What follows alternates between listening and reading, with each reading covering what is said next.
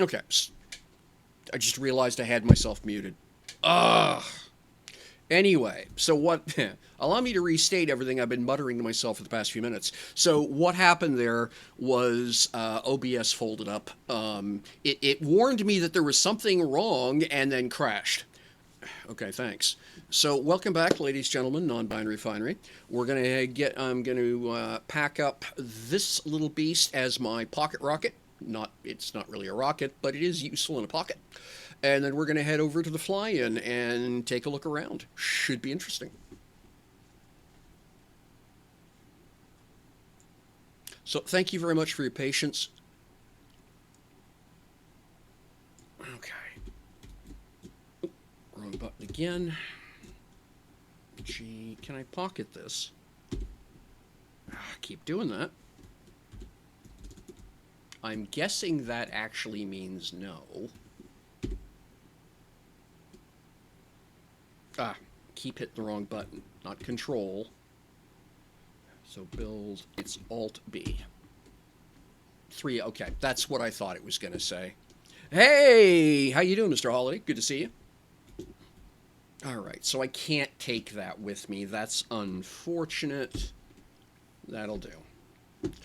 All right.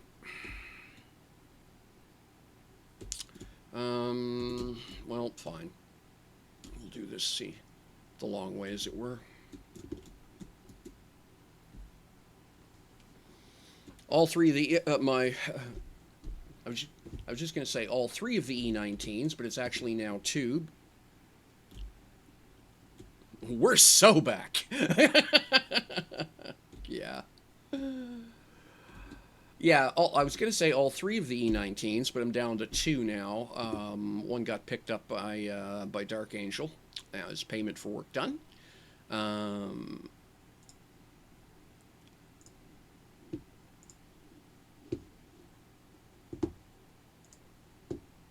all right, and where are we at here? Okay.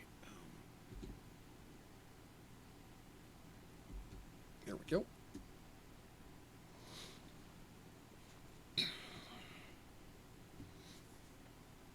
Still on the first cup of coffee. Yeah, I'm debating number two. And by debate I mean I'm stalling. I wanted to get a little bit of the live stream in before I did that. So, all right, let's get some music on the go.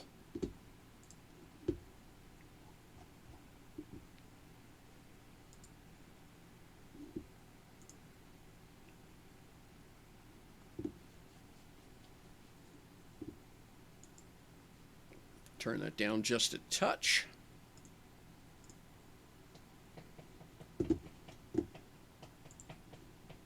All right. So with the two E19s, two remaining E19s over at the show, I'm using my pickup truck to get myself over to 10 so I can shuttle down.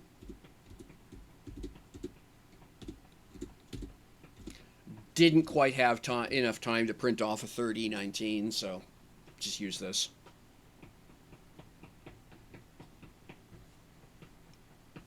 Turns out the E19s are a lot cheaper to build in parts than I thought, which is actually good news. Less than 2 million in parts, so that's nice.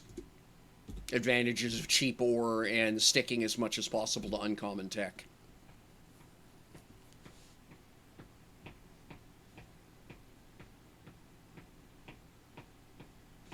All right.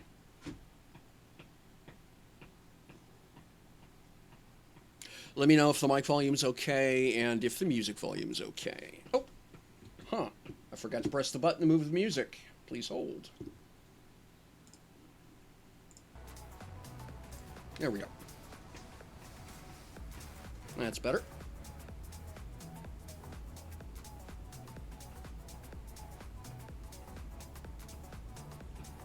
Turn my headphones up a bit. There we go. You guys should be able to hear game sounds and the music now.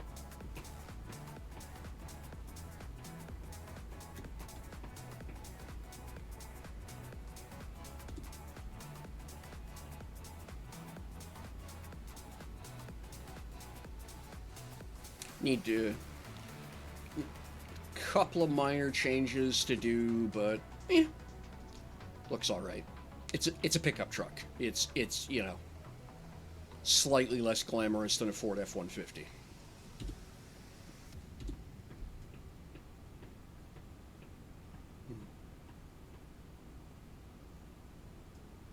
You can still hear factory sounds. Don't stand so close to your factory.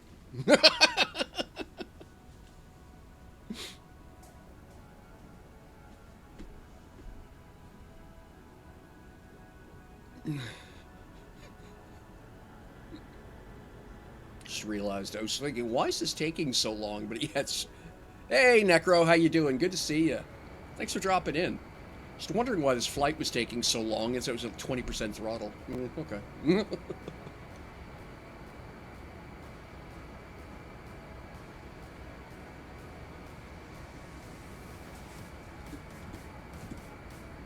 It's a 6 minute. It's a sub 6 minute flight, right?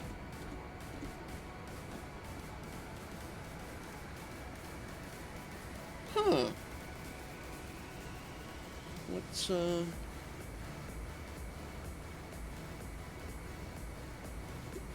right. Ah, it's going okay. Life is keeping me busy. Don't particularly mind that. Why is this watermark way the hell down there?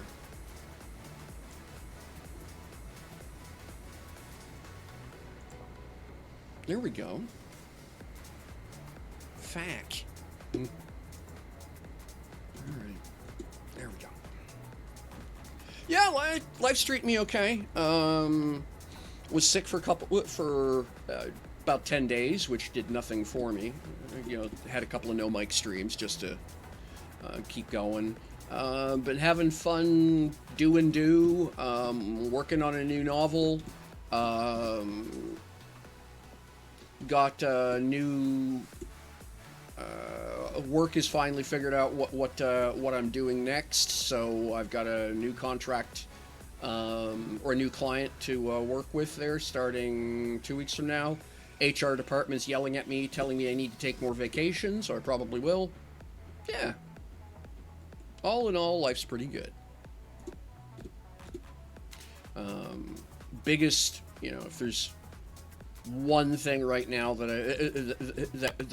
I'd love to have a wish to fix, it's my father-in-law is very sick right now, so my sweetheart is over spending time with them basically doing in-house care with as the doctors desperately try and figure out what is going on. Hello, Kestrel. Good to see you. Thank you very much for dropping in. Do appreciate you.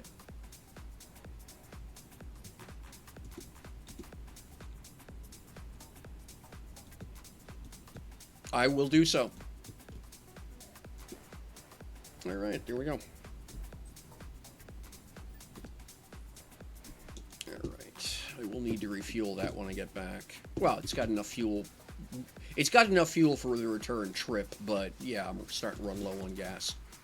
Boop. There we go. We'll do so, Necro. I think actually, with his sense of humor, he'll probably find it quite funny that, quote, some people on TV were because that's what he sort of looks at Twitch as, is it's the new TV for him. So he's of a generation where, you know, TV was new. He remembers when TV was new, and so for him, Twitch is the new TV, right? And so yeah. All right.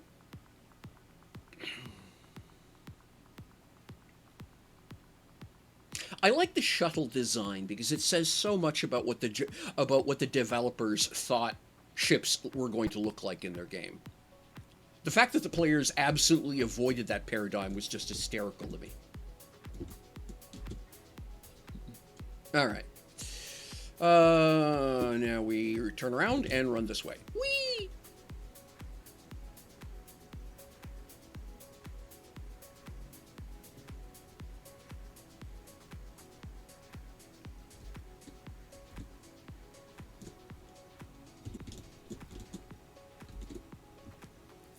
Gotcha.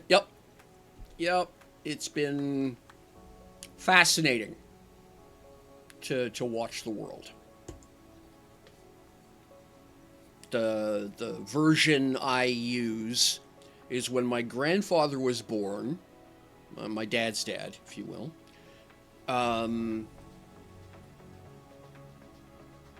They hadn't crossed the Atlantic yet in a plane. Spirit of St. Louis hadn't made the flight yet. Thank you very much, Necro. That is awesome. Five stream streak. That is fantastic. Lindbergh hadn't crossed the Atlantic yet. Spirit of St. Louis hadn't been conceived yet. By the time my dad was born, they had fighter aircraft. By the time I was born, and by the time my dad was born, they hadn't broken the sound barrier yet. When I was born, man had just walked on the moon. My son has never known a world without the International Space Station.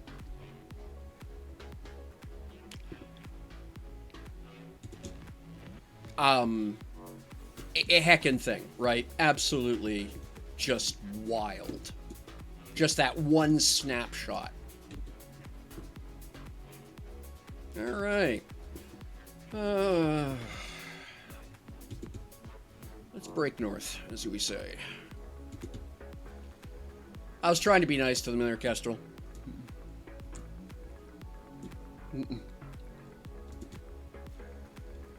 Yeah, absolutely, MNCDK. Which is wild.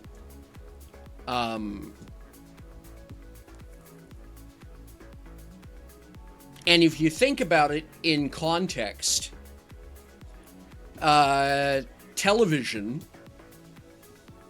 is half the age of air travel, of aeronautics. Television is half the age of aeronautics. Think about that. The internet is less than half the age. The internet is half the age of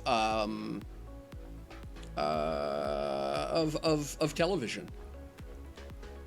So potential, right?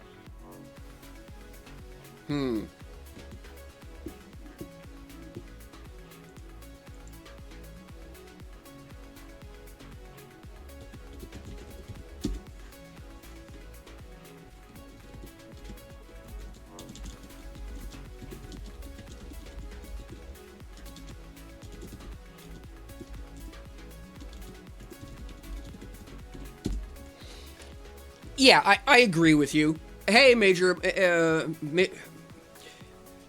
is that more experienced in life? Yeah, that's my joke. I'm not 56. I'm 20. I'm 27 with 27 years experience. That's my official line. Major Mayo, good to see you. Thank you very much for dropping in. Do appreciate you. All right, let's take a look around here. How's that for an intro? I mean, what a heckin' skyline. Walk out the door, just, and turn in place.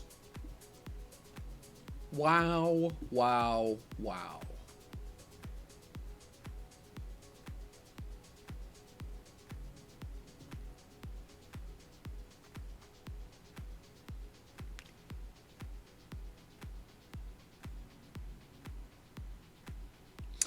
Yeah, MNCDK. So it depends if you're saying internet lowercase I or uppercase I.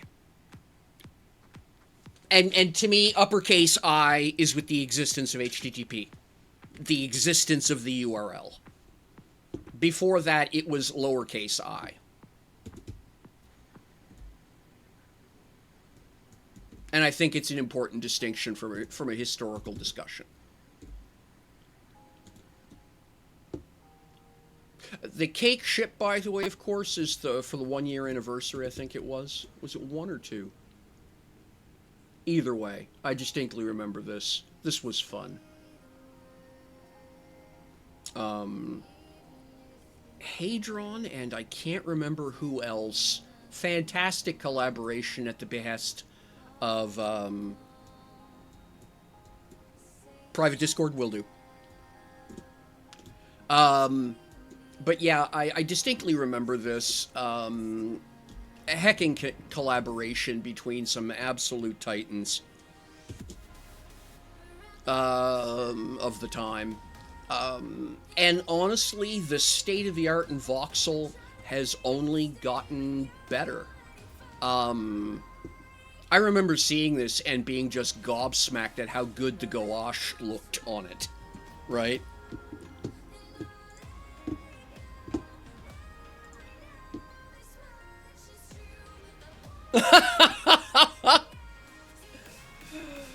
Okay, Necro, that's funny. I have never seen that before.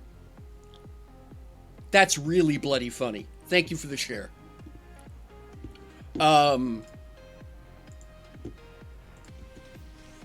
Yeah, so I'm just excited.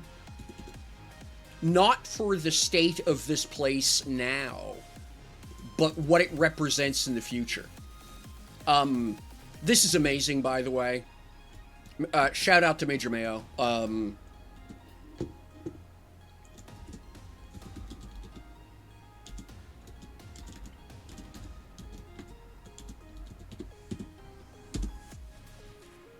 This is just bloody amazing.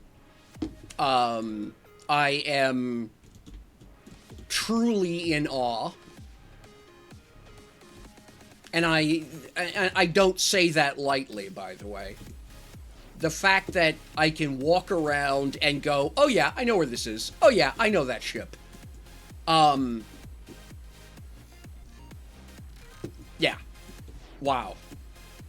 And this to me is, it's actually the reason that I dropped off 2 BPs, by the way.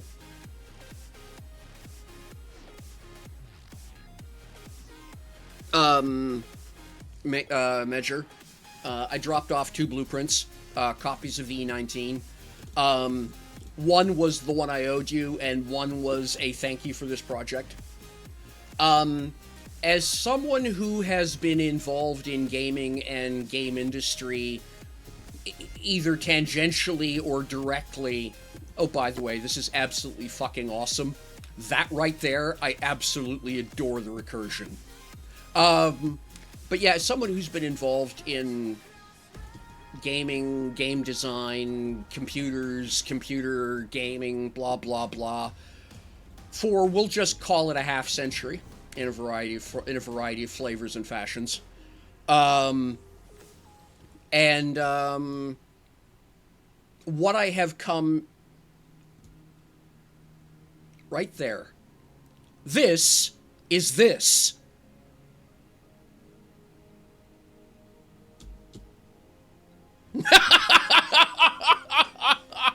I love it. Absolutely love it. But this, I think, is probably the most important thing here at the fly-in.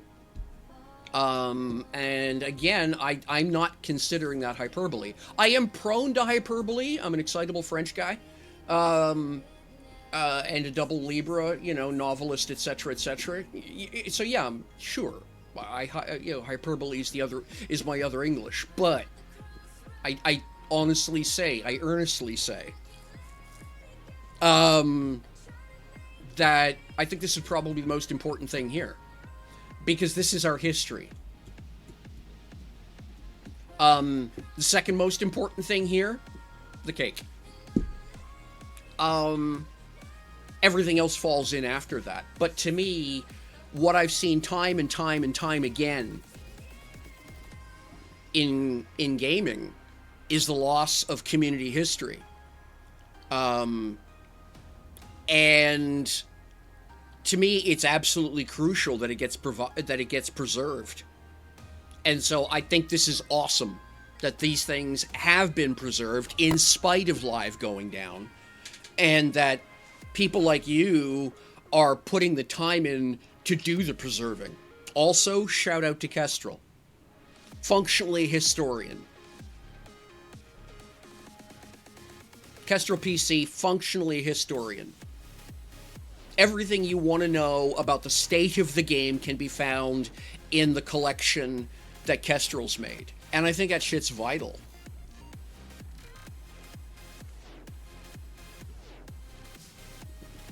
Let's look around some.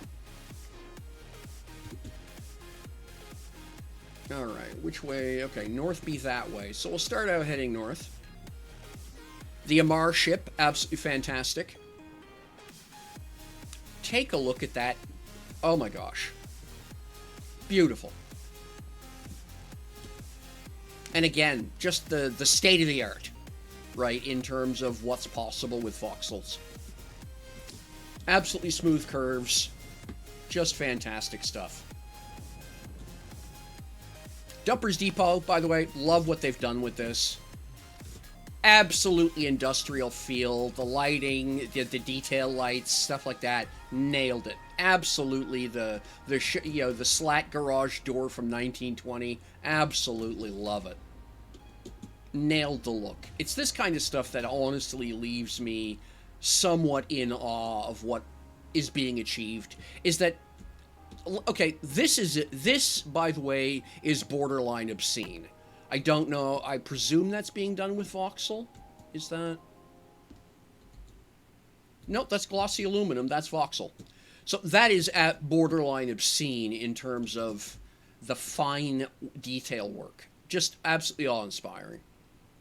But to me, the real artistry is in nailing the look. This is completely convincing to me. It's completely anachronistic. Let's be honest. You wouldn't ship that ship on a wooden pallet. You wouldn't. But it feels right that it's done that way.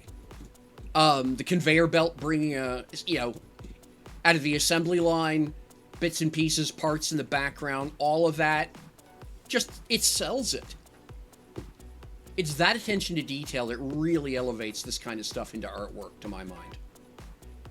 I've heard some people complaining about all the, quote, RP stuff in hull designs these days. I laugh. Like, that's literally the point to me. Like, why would you not build with that stuff? Why would you just make a pretty box?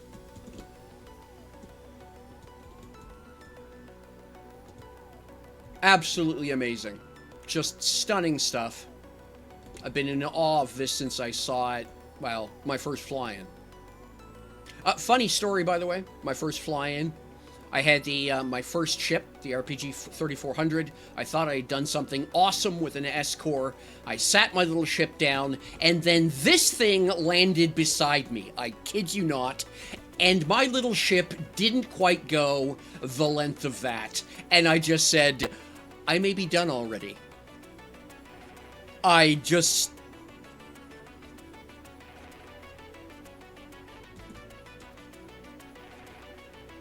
Yeah, I noticed that, by the way. So I just had a fantastic laugh. And then, of course, the Arcadia. Yeah.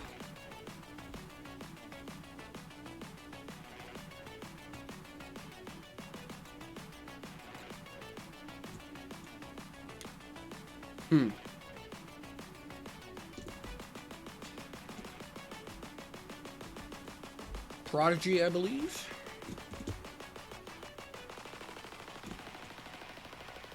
Yep, Prodigy 1418 basic.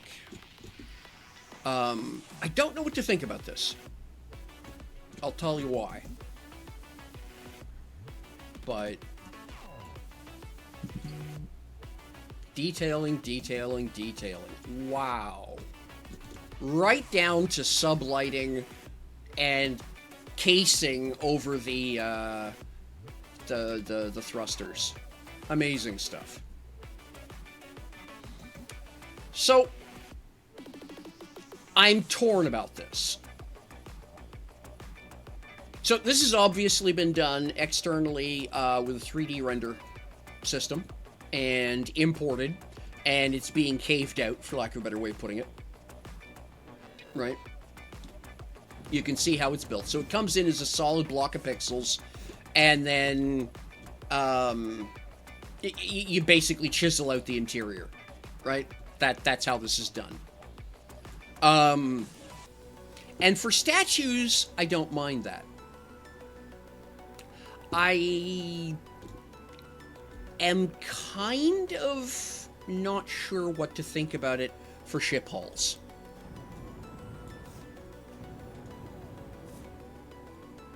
And here's why.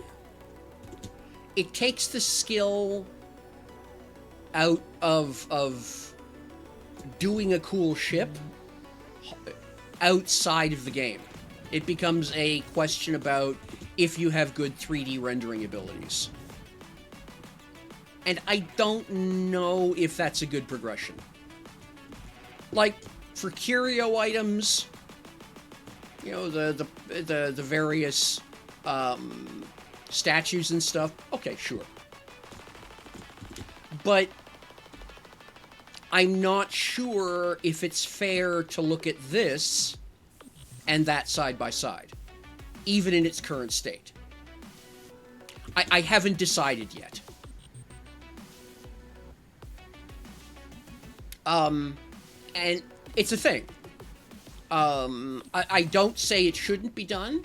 I'm saying I'm wondering what the long-term effect is going to be.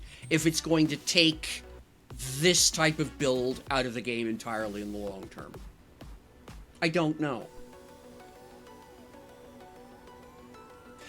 Yeah, and Major Mayo, I think that's what I want to see. It's kind of like yacht racing with and without hydrofoils. It should just be you don't race hydrofoils against non-hydrofoil yachts. You just don't. It's not fair.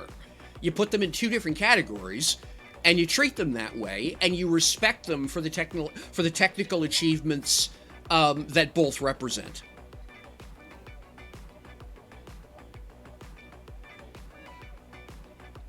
Yeah, okay, that's cool.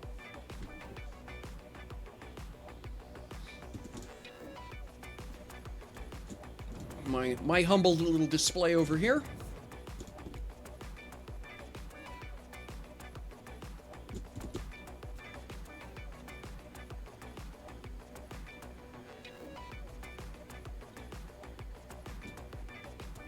This kind of looks cool.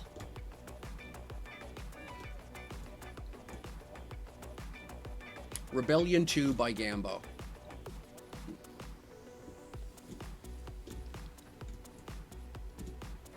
It really does look like he had. It really does look like this ship had a bad day on the on the way to Telios or something.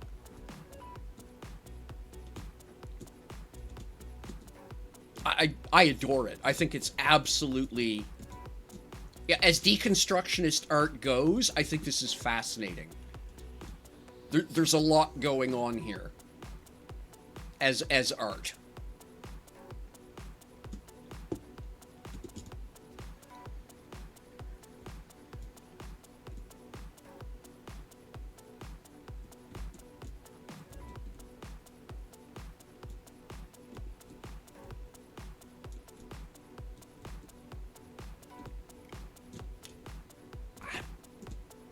Not sure what to say about this one.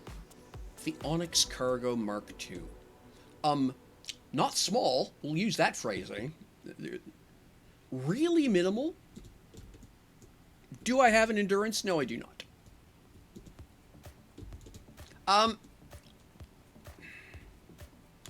For lack of a better way of putting it, I wouldn't fly it. There was no point in taking one.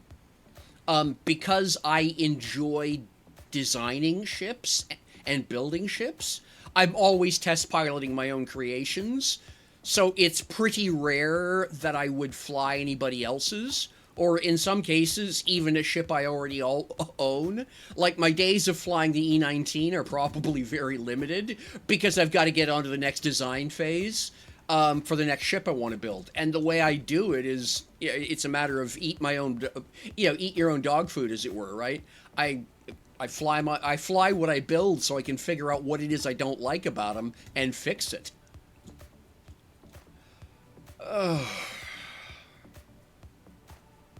Whoa. Woe is me. Wall of Engines. On the other hand, monster. What a monster. That's an L core without a lot of fat left. Yeah. Full-sized L engines for maneuvering jets. Love it. Yep. Vertical boosters. Large...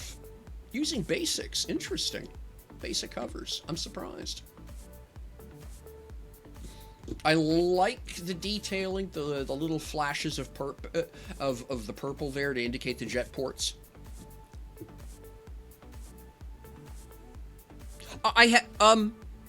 Oh yeah, the Horizon XL is ridiculous. How do I do it, Major Majo?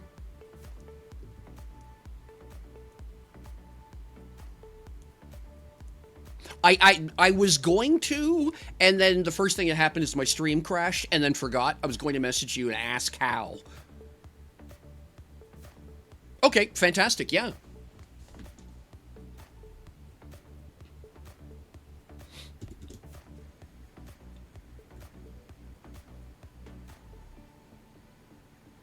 This is one of my favorite configurations. Just elegant. Not overdone. Still lots. Yeah, still lots, but not overdone. The duck. Yep. But again, whoa.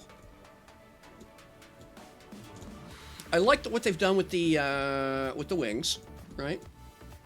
It's a good way to, cover up your sins, for lack of a better way of putting it. Whoops.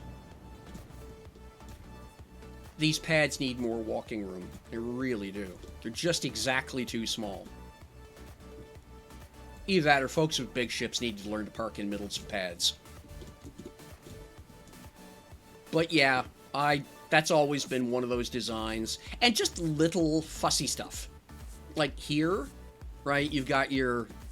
What are those? Okay, that's advanced retro brakes. And this is done at 3-angle slope, right? You can see. And then they've got that outsides ever so slightly pared back. And I just think that looks slick. It's just nice details. The grilling over here, fantastic. It's stuff like this that I always have difficulty thinking of when I do my designs. It's not that I don't know how to do it, it's that I just never think of it. And again, large core with not a lot left over. And personally, if you're gonna go large core, yeah, go brute.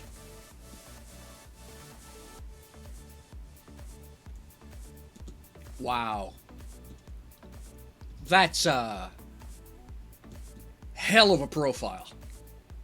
Nothing quite says you're looking at the wrong target like. What a front end. The Hercules 10 kiloton. Yeah, I bet you that leaves a mark if it hits you.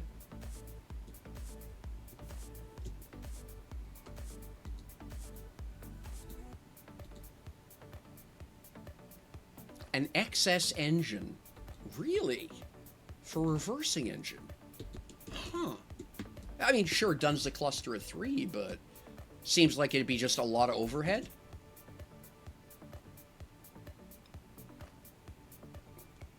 Dank. Yeah, of course. Effectively, dank works. Yeah, okay.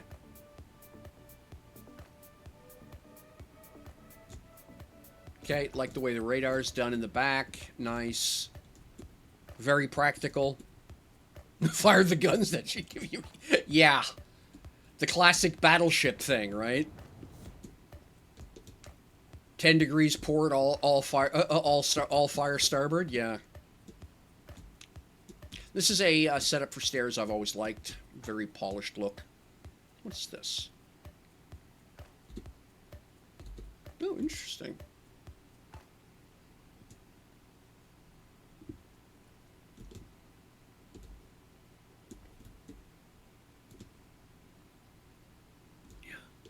Yeah, it's a beast.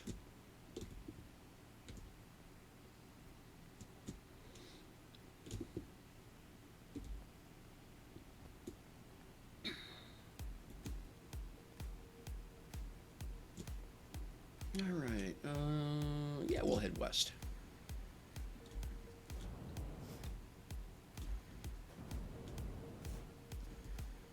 Okay, I like that. Good choice using the voxels for the landing gear. I like the light detailing on them. Little side cubby, almost a porch here. I like that. That's cool. And I can't go visit. Okay.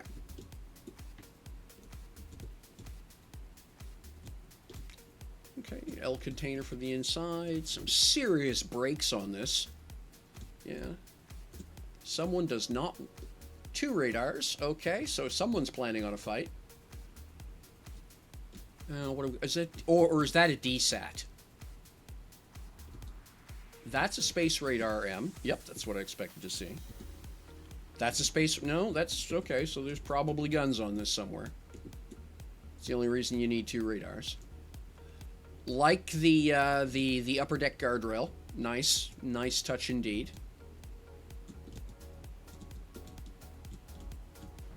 DSAT inside. That's actually clever. Because, yeah, it doesn't need to see outside.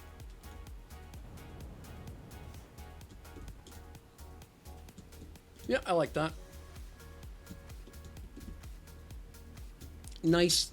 I like the just little bits of Loomy, the stickouts. On a ship this size, that's some really nice small detailing to give it a bigger feel.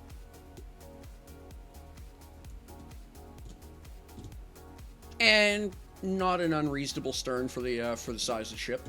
You do get into...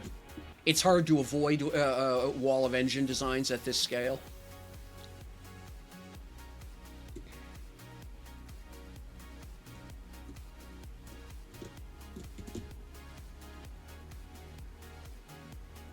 What the heck? This has got to be a multi-core. Oh, is this the RSI Caterpillar? by North Does Gaming. Sky Carrier.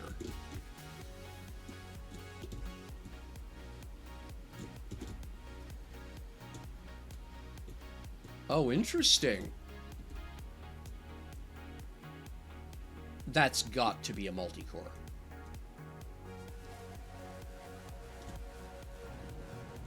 Or it's an XL. Good grief, that thing's massive.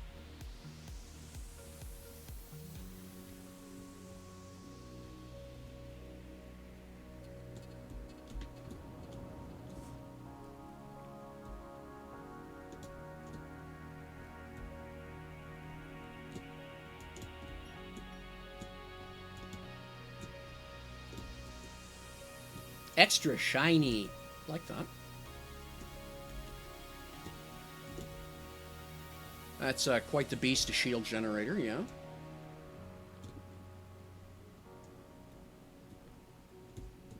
Everything else seems so small up here. Nice. Transparent screens in front of glass. Nice.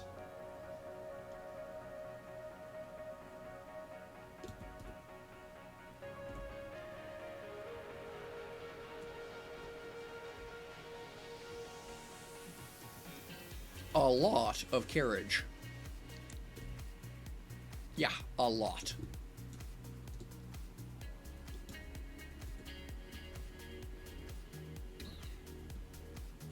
What a surprise, they have anti-grav.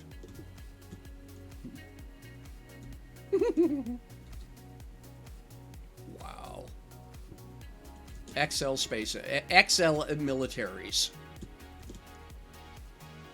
When your fuel budget is not the object of discussion. Yeah, all right.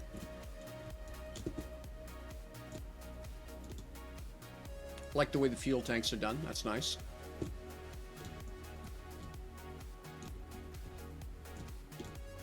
Oh, dude. And then some.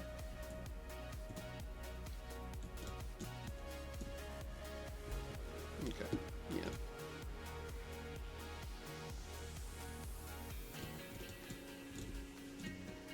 Wow.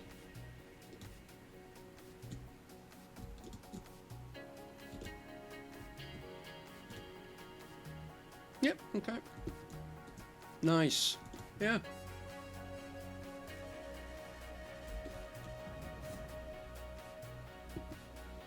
It does suffer from from the usual problem with a ship this size, though. It's big and it's empty. All right, does this go up? Yes, it does go up. Here we are on the flight deck.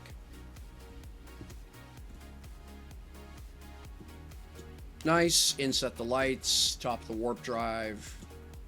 Yeah.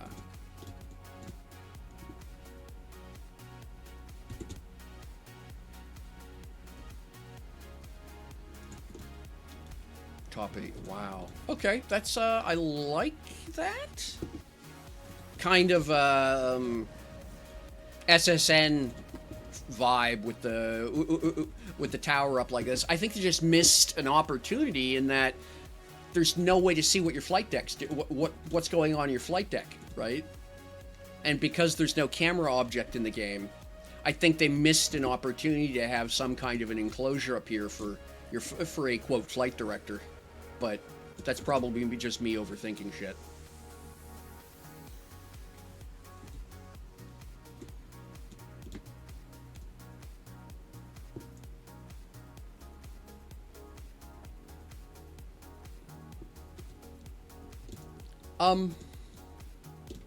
I really like that. The little jut out, the non-wings. That's a really nice look. I really like that. Yeah, I really do like that overhang. That's just good styling. Oh, good use of the heavier doors. Sky Manta. Oh, that's an air brake. I thought that was a small gate. Nicely done by insetting it like that. It looks like a cargo door. That's really cool. All right. Somebody else who believes in not everything has to be an L container. Like that. Okay, good. Like the little detailing. Good use of these. It breaks up that big, vast empty. 2 full pilot chairs. Interesting choice. Suppose if you want to go left-right command. All right. Good visibility from the cockpit, too. Really smart layout of screens. I like that. Warp capable. Nice. Yeah, right there.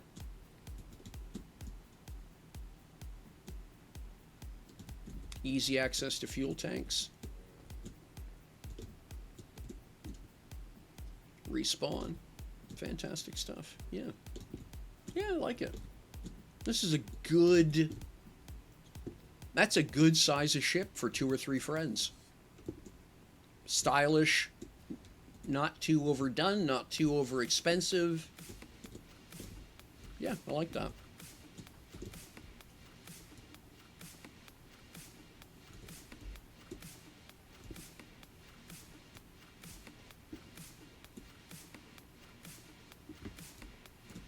A certain part of me, like, don't get me wrong, that is awesome, right?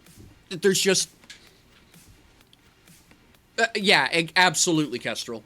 Yeah, if you're worried about a fuel budget, wrong ship. But that's actually sort of tags into something I was going to comment on. Its relevance.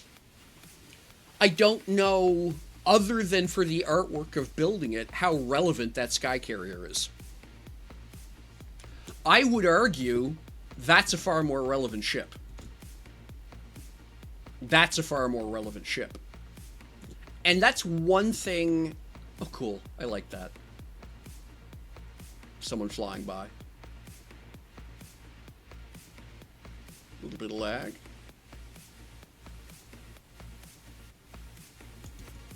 But to me, there's 2 categories of ship design in Dual Universe. There's useful and artwork. And a lot of the large L-Core builds are artwork. They are not useful. Or I can't understand how they would be useful for any size organization that we currently have. Even on live, I question how useful that carrier or the Titan, for example, is. I just don't see it. This, by the way, if you've ever seen... This is a fantastic recreation of the channel of... Yep, display ships. Absolutely. It's a fascinating example of artwork. Yeah, no, this is a reproduction of the hovercraft that crossed the English Channel for many, many years before the channel was built. Absolutely. I lived in England for a year. And so, yeah, instantly recognized it when I saw the profile from a distance. Love it.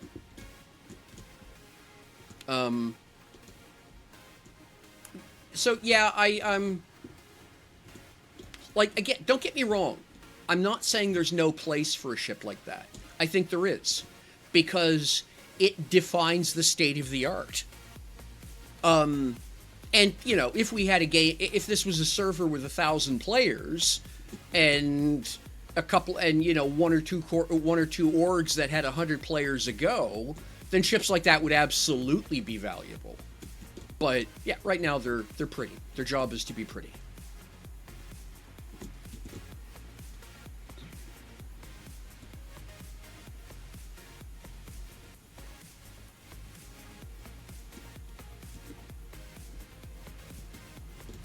Nicely industrial looking.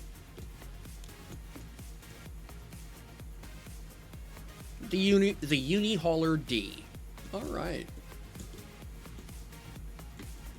Oh, I like the caging for the... Okay, I like that. Nice, nice voxel work. It's subtle, but gosh, is that cool.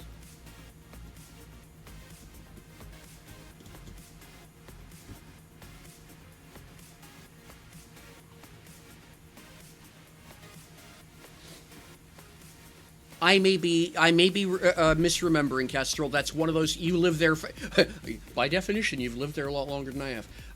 So you probably are remembering more accurately. I was pretty young when I took my trip across the channel on one.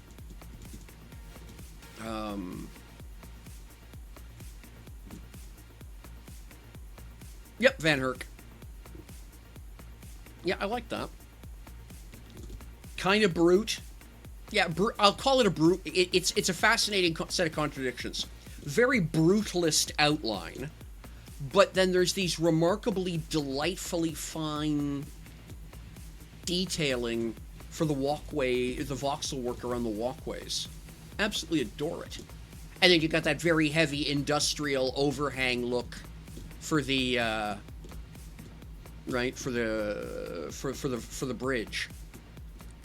Really does, you know, the heavy, you know, the heavy, you know, the combine harvester, or that heavy equipment look to it. I like that. Yeah.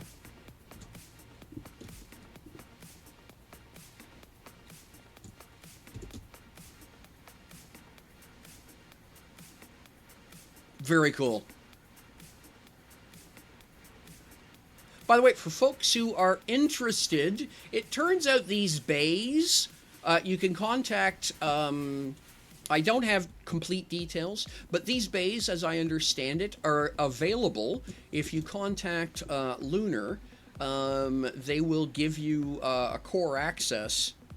Yeah, Van Herk does amazing stuff, agreed. They will give you access, and you can literally set up shop here at the Fly-In, which I think is cool. Wow. What the hell, George? I missed that one.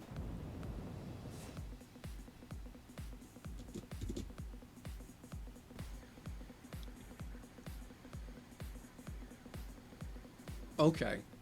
That's impressive.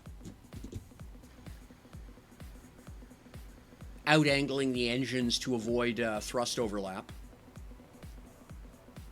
Wow. Okay, like the grill work. Nice. What a brute.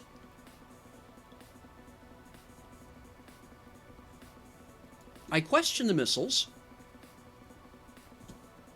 By which I mean, I can't tell if this thing is actually intended to shoot somebody, or if that's just supposed to look fucking awesome. Which, by the way, it does.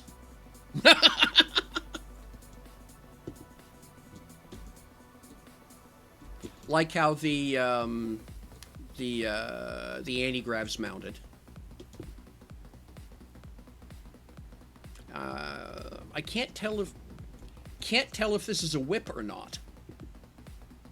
It's, yeah, the front of the ship compared to the back of the ship, yeah, certainly does feel work in progress.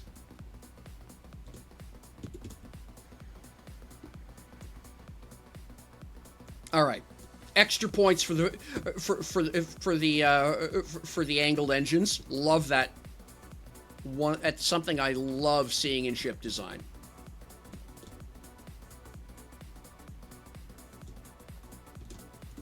Okay. Wow. Huh. Nice work. So it's a redraft of the Stalwart. Amazing. I didn't recognize it. Fantastic shit. Oh yeah, that's lovely. Using a good blend of colors to cover up some of the sins. Yeah.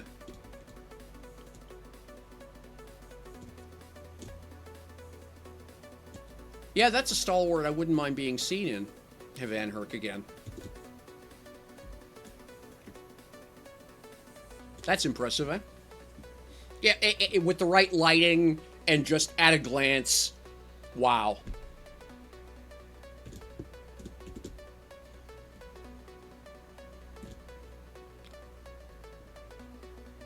Cute. So cute.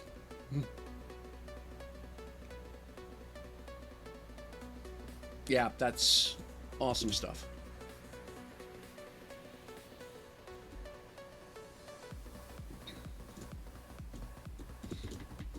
When I grow up, I want to be just like Van Herk. As a DU shipbuilder, at least. Dark Angel. Don't even have to ask. We all know.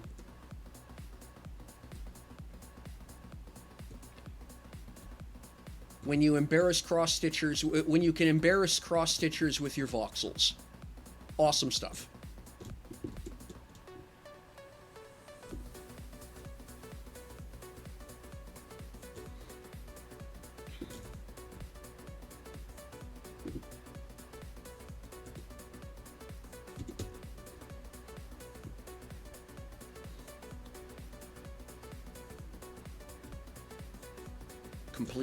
Completely reasonable reproduction of the Defiant. A little small, but yeah, instantly recognizable. Again, with the relevancy conversation, right? I think it's more relevant at that size than if they built it full size. I love the idea of having a cargo skiff. As someone who's watched way too much Time Team, yeah.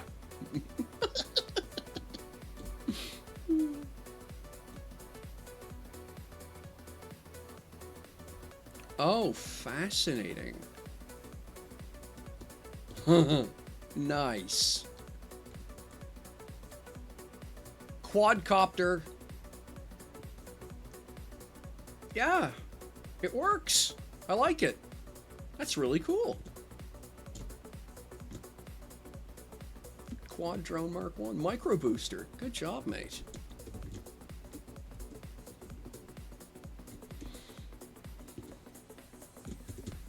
And then the party bus. Gotta have a party bus, right?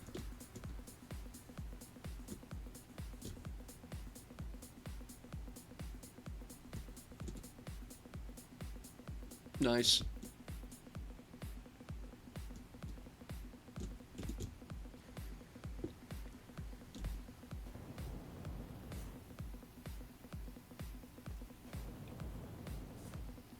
Yeah, if I can get past...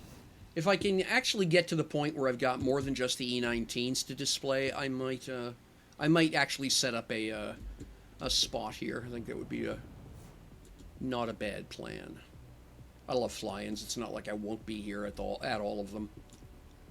I love the Lego stuff. It's silly, it's goofy, it's meme, and it's delightfully well done. Just, yeah. It absolutely has no place in a serious role-playing game. Fine, fuck off. But yeah, love it.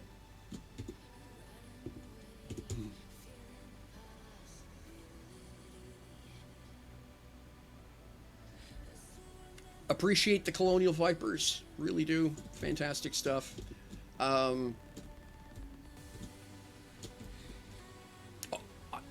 I'm guessing... Actually, I can tell by looking at the guns. Oh, they didn't... Okay, they didn't do that much. Oh, no, there it is.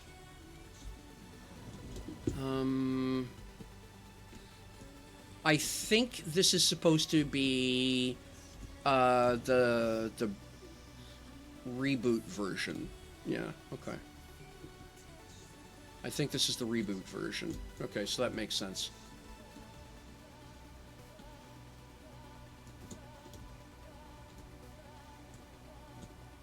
Angry Angels. Nice, Grev. Good looking little runabout. Now, given Grev's fascination with fast... yeah, that's what I thought. This, by the way, ladies and gentlemen, London Refinery, is fun as hell. What a great way to do...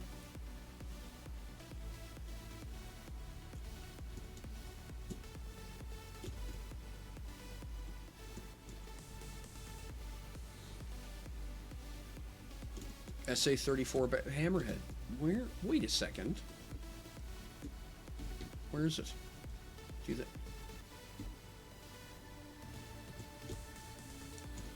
Oh, I didn't recognize it.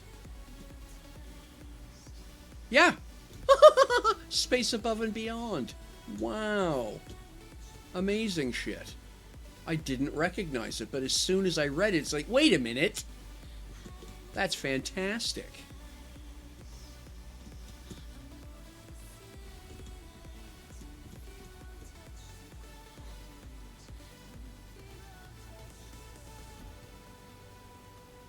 Exotic overclocks.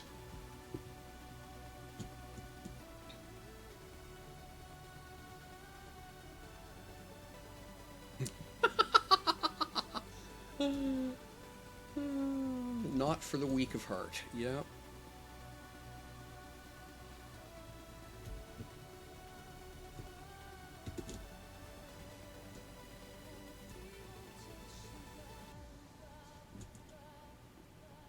That's the Corvus. Yeah. Good looking ship. Yeah, that's quite pretty. Oh, I like the rudder. Okay.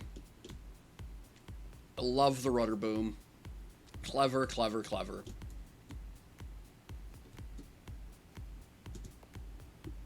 Oh, nice job on the interior.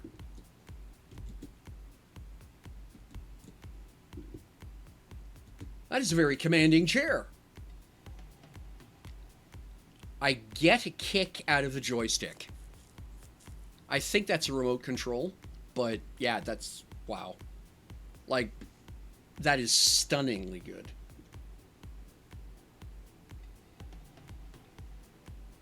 I like embedding the chairs in the pillar like that. I hadn't thought about that. That's a good look. I like that.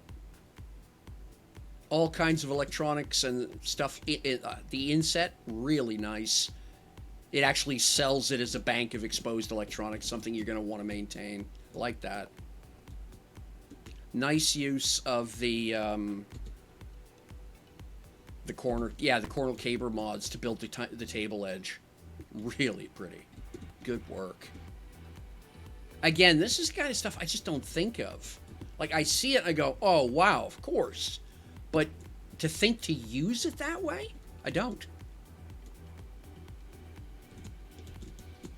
Check the engines. Okay, first off, wow, I do not know. I guess that's a screen put over the engine. Wow, is it cool to do that. And then that super fine texturing there. I like that. Now, what kind of engine is it? Exotic military space.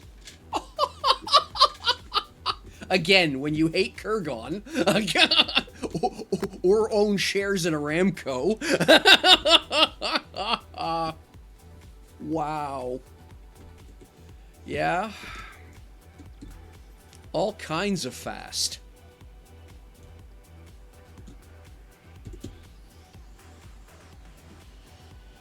And the Aquila Rift, of course, is a classic. Yeah. Just hard to argue with it. Early generation ship, but wow. Oh, interesting. What the hell?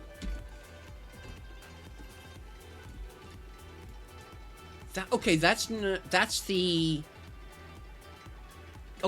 camo pattern. That's not a textured surface. That's okay, interesting. What is it? Geometric black camo. Interesting stuff. High HP, low weight. Yeah. Okay. So a modern update on the old icon. Okay, I'm good with that. So the Aquila Rift, not the Aquila Rift Classic, if you will. Yeah, I like that. The Domo.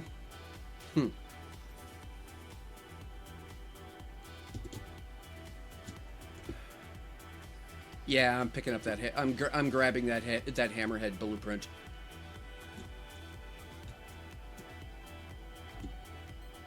Yep, I will gleefully take that, thank you.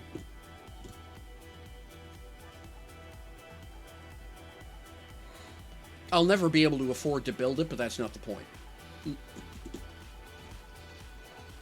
This is the ship that on live basically told me to just be content. I was so far behind the curve as a ship designer that I was just never going to catch up, and there was no point stressing about it. Relax, have fun, chill out. Make ship that you think is pretty, and don't worry too much. This ship right here.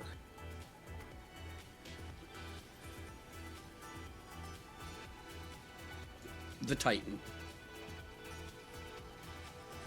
Everything about this build is nothing short of spectacular. As an early era design in terms of voxels,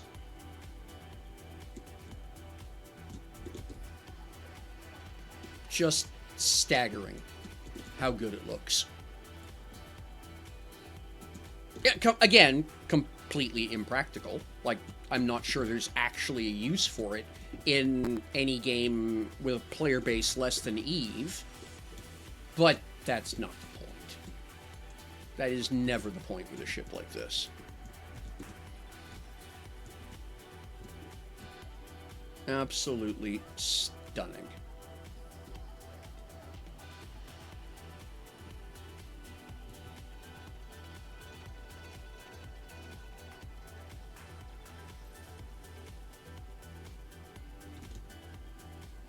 But yeah, the existence of this ship was sort of the point at which I realized there was just simply no catching up. By arriving at the beginning of live, I was 5 years too late.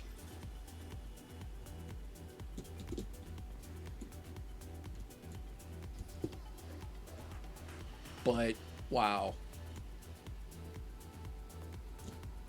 Just everything about this ship is amazing. Whoops. Again, learn to park by the edge in the middle of pads, please.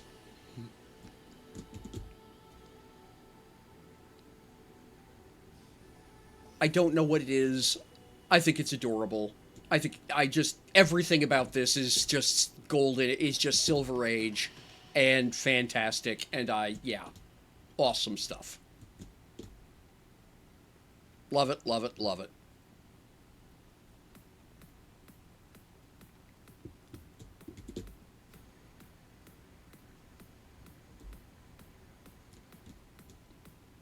Wow.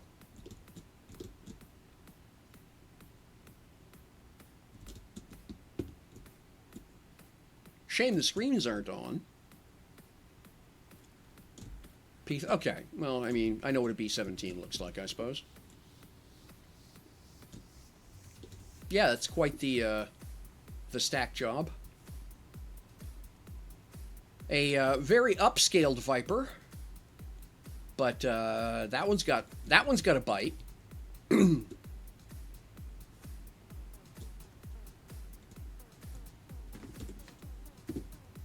Yep, I do.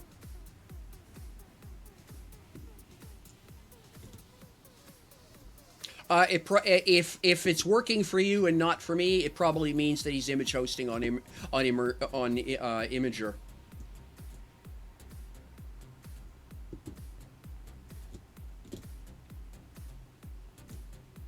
That is amazingly clever.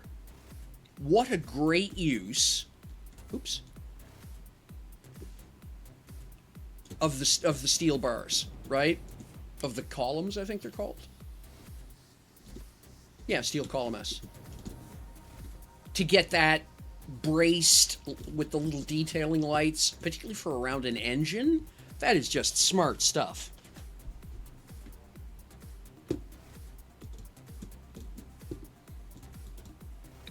Yeah, Imager has notable issues in North America. Yeah, that's super clever. Like, points. And of course, for those folks young enough, I'll use that phrase, in the ironic sense, to remember it, Firefox, the MiG-31. The original stealth nightmare.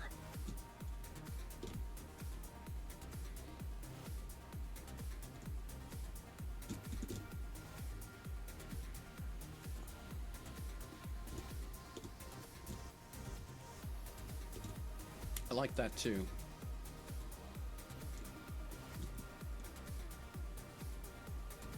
Ah, it is visitor friendly. Very nice. Appreciate that. Yep. Now this, yeah, I like it. Cargo containers stacked up on shelving units like they're cargo containers. I mean, what a novel idea. These kind of remind me of Hibernoculum, right? The sleep chain. Think in Russian, absolutely, Kestrel. Which, by the way, is funny. Is actually a language thing. It's one of the hardest things to overcome. As someone who, by the way, has learned Russian once upon a time, it was actually a comment made by my my Russian instructor of the day. Was that I was actually, well, what he told the class this, but his comment was you'll really know that you know the language when you start to dream in Russian. And I had no idea what it was he meant. Like, why would I dream in Russian? But it's a level of comprehension that is just, that's really the point that, wow, that's nice. Oh, good job on the bunks. Sweet work. Yeah. Yeah. That is actually one, that's a point of actual, when you're getting fluent, because that means your brain is equally capable of natively processing. Because the reality is that we don't speak English, for example, for English speakers. English speakers don't speak English. What they're, and this is going to sound really weird, if you actually look at what languages, we just make noises that our brain understands the symbology of. And so, to be able to translate, if you will, you have to think as fast as the gibberish. And so it's that's the definition of fluency, if, in an abstract kind of way. Welsh, yeah. Touche. By a vowel. I mean, by a vowel.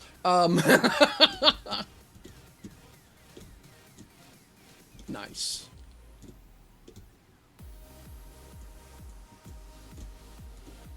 I like a carrier that carries ships. What a great idea.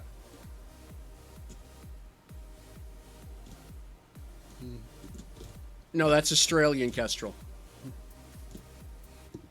But yeah, it's been fascinating to me, at least, to, in my own journey, as it were. Yeah, just language is fascinating to me.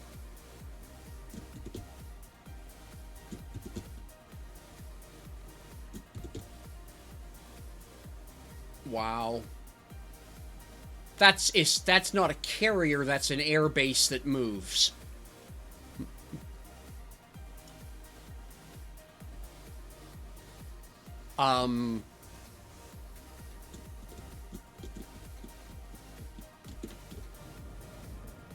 This is where you need an excess core roll-up ramp.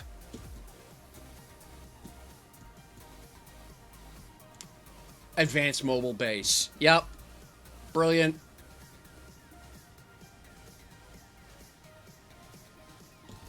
I was waiting for this. This is going to be so important. This ship is actually relevant. If it's actually kitted internally the way they're discussing, that ship's relevant. Because real soon now, we're going to be going to a brand new star system. Oh, really? Oh, that's too bad. But yeah, we're going to be going to a brand new star system soon where a mobile base ship is exactly what we're going to need. Because if you want a starport, you're going to have to bring it with you. If you need factory supplies, you're going to have to bring your own factory. It's actually the one reason that I'm even bothering to try and... I've had to start my factory ship project all over again. But yeah, that's fantastic. Mobile base, repair unit on top. Yeah, love it. Exactly what we're going to need for the next step of the settler server.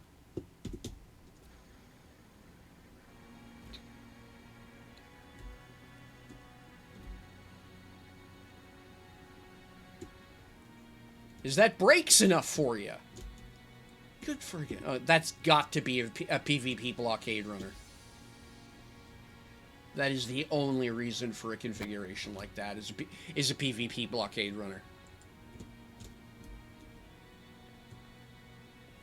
I don't need armor if you can't find me, if I'm not around long enough to shoot. Woe is thee. Woe is thee. But still, L-core that doesn't leave a whole lot behind. Love the piping. That heavy, it sells the idea that, big engines need big fuel. Yeah, I like it. Good use, good positioning for the anti-grav. It breaks up, well, it does a good job of decorating that part of the ship while being useful. That's an M-core? Wow. That's an M-core. Holy crow. Didn't leave a lot behind. Vector Voyager. Okay. There's so much bulk to it. I just presumed it was an L. That's impressive. I'm used to M-cores looking either looking like lawn darts or bricks. This is really well proportioned. Yeah. Hey, Omadon. Toby. Oh, okay. Toby won. Yep, got it. Again, this is just one of these places where because I came in, quote, so late. Some of this stuff is just sort of common lore to everyone else. But yeah, no. I've seen it before. I've always thought this design was an L-core. Glad to see it back in the game. Again, preserved history, right?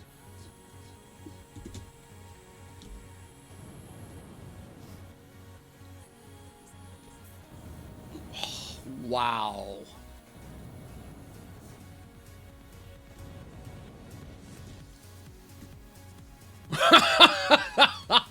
The Muncher. Do you asteroid process much? Woof.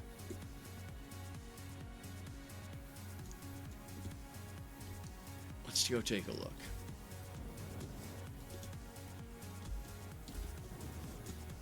Okay, glass. Can't go any further.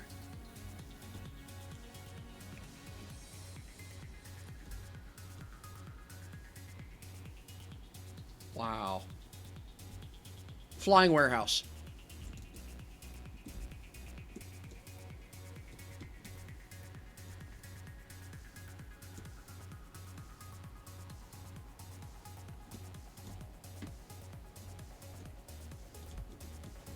Flying warehouse, I think. Okay, there we go.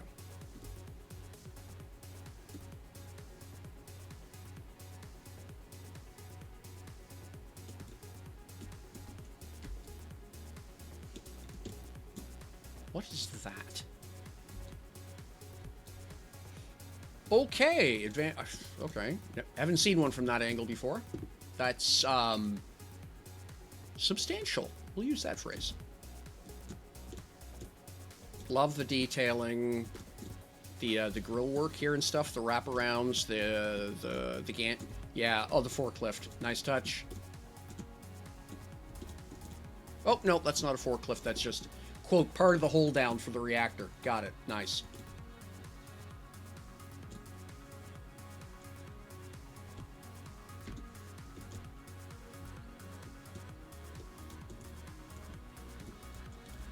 Warp drive, of course. I cannot begin to think about what warp cells for this thing cost to move this thing even slightly.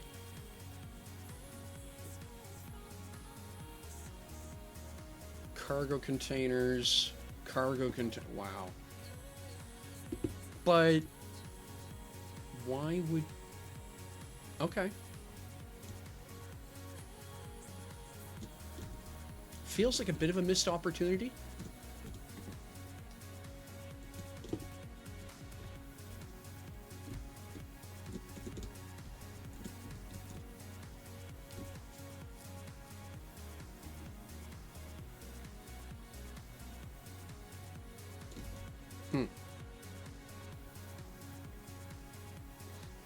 No shortage of fuel supply.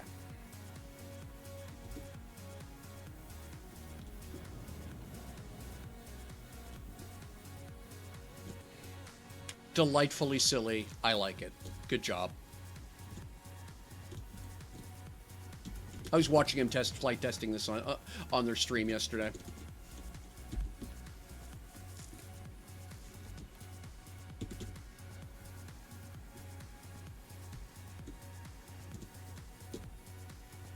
Very polished, like that.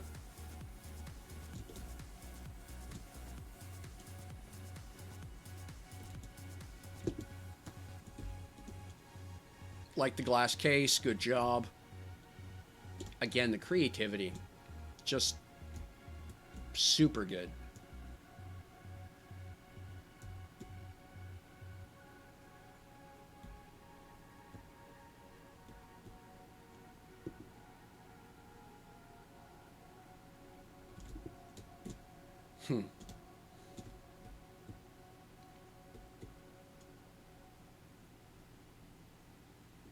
Wow, nice work.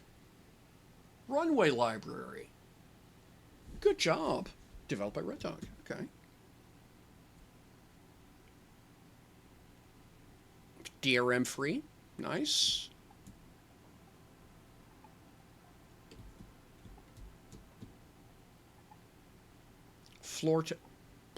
Ready to go for floor texture pack. Nice.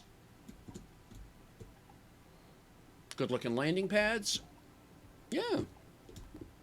All kinds of good stuff.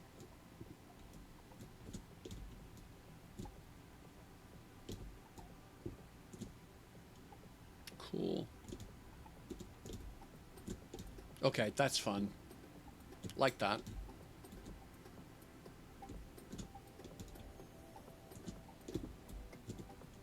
Nice decoration.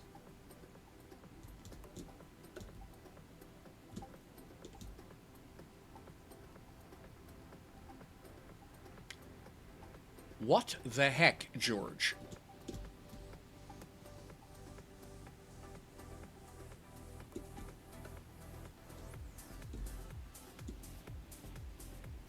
I don't know what it is. For some reason, I find it vaguely offensive. Oh, okay. I get it. Never mind. The lights just came on. Okay. That's the build skin. Okay, got it. Never mind. Build skin. Right.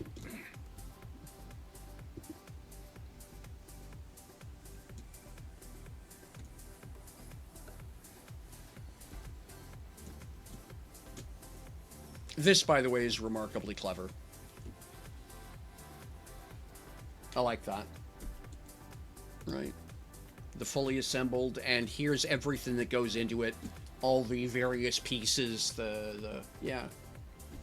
The deconstruction, so you can see all of the voxel work and everything that goes into the detail of the ship. I really like that. I think that's a public service, honestly. Ah, that's his floor kit. Okay, I like that. Yeah.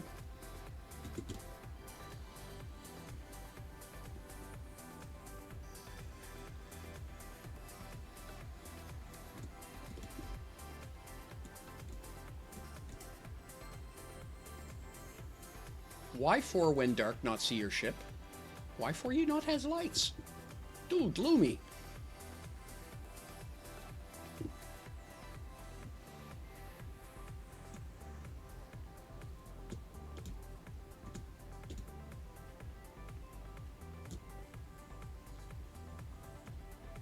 Talk about stark contrast.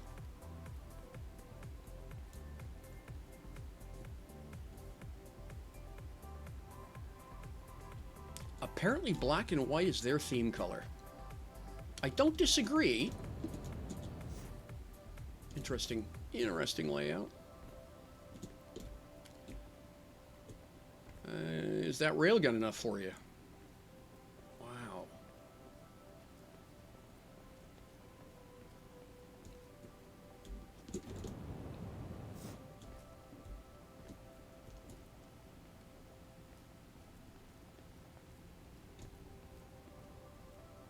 Okay, I like that. That's clever. That's really clever. Using the projectors as, quote, detail end caps on the engine nacelles. I like that. That's clever.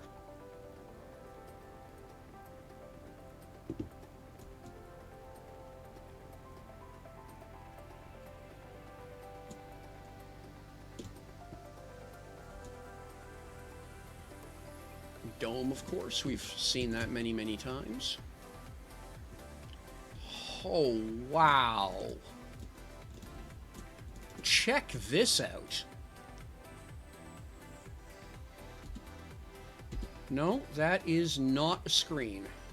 That is... Wow.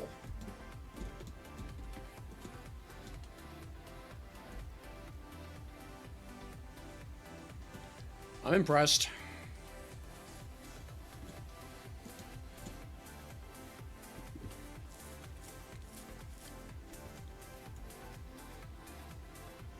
Nicely done. I like that. Big visibility.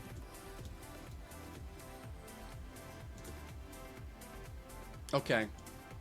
Nice. Nice aesthetic.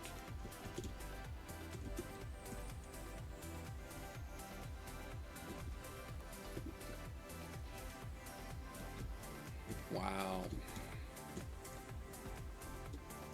Love the wood accents. That's always something I love seeing in just for the pure anachronism of it. That hex pattern is just gobsmackingly good.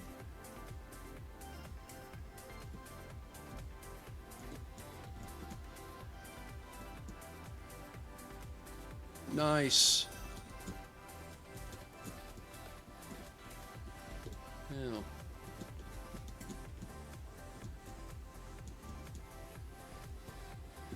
Can we talk about how clever this is? That is some pretty styling. Good job. Yeah, really nice view. No problem with landing that, I would think.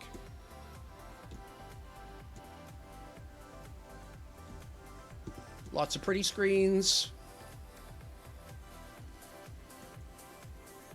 Hey, Taylor, how you doing? Good to see you.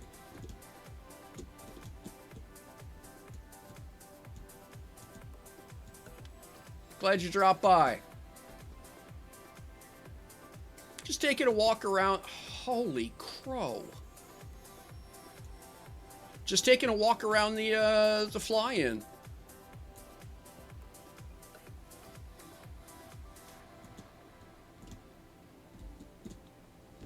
Broadsword Indy. There we go. I'm kind of annoyed someone beat me to it, but I can't say, wow, what a great... yeah. Everything about this is amazing. Just... yeah.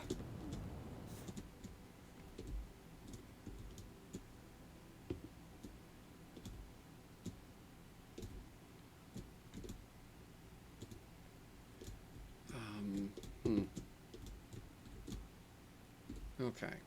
Someone needs remedial design skill, design work in lighting, but okay.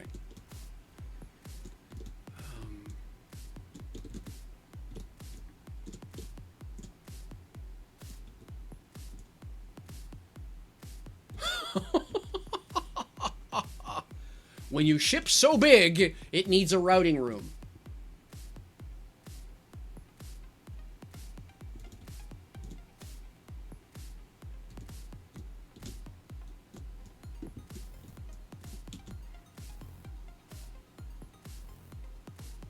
Take the middle lift. Okay.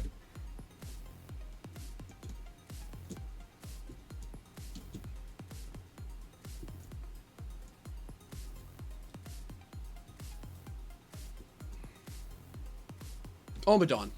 Okay. Yeah, I can't feel bad about this. This is amazing. Awesome work. This is exactly what the game needs.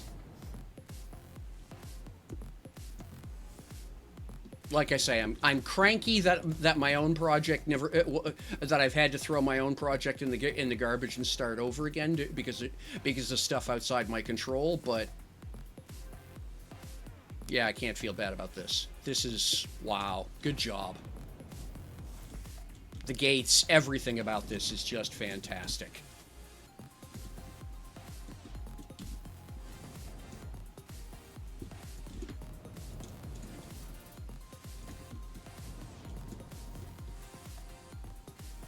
Yeah. Love the glass. The fact that, yeah, the wraparound glass, the cargo containers inset, angled with the bracing, that just sells it. This is so good. Yeah, this is so good.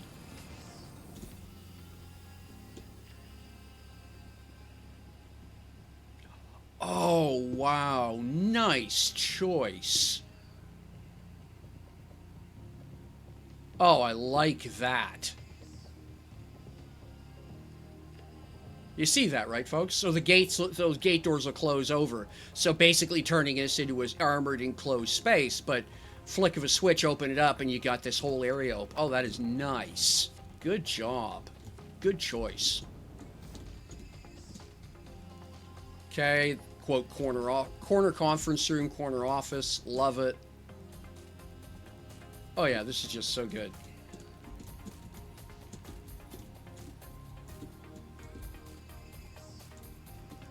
Wow.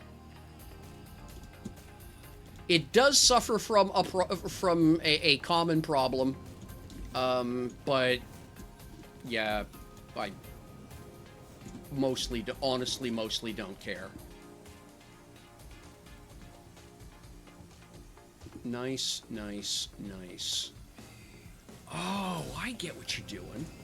No, that's encased. Okay, no, fancy. Love it. Yeah, okay. Yeah, no, it does suffer from a common problem, but it's not designed to be maintained. Like, it's obvious that people aren't supposed to go here.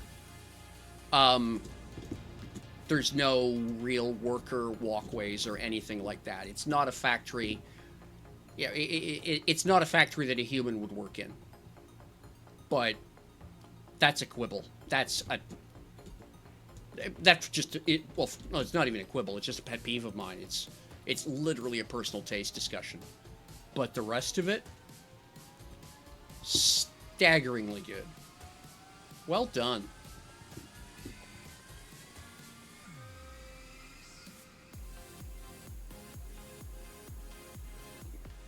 Lobby at the back of the factory. Let's see if I can find that. Okay, there it is. Yep.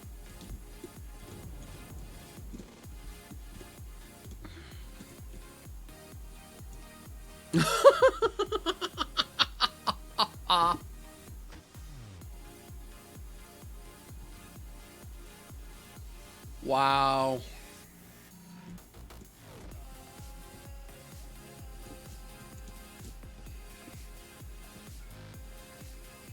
My compliments on that lighting, on the the voxel floor trim.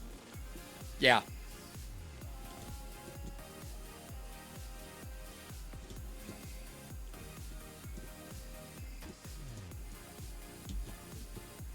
Come back here. Lagging a little bit here. Sorry, folks. Come out right at a mission terminal. Fantastic. Some color screens. Door controls. Nice.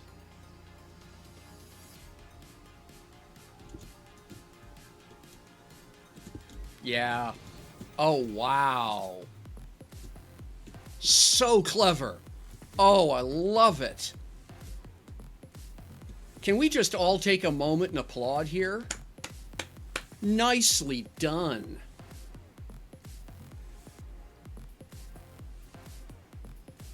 Yeah, sincere. Nicely done.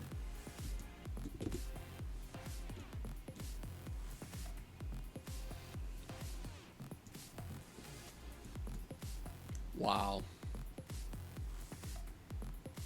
Bravo. Yeah.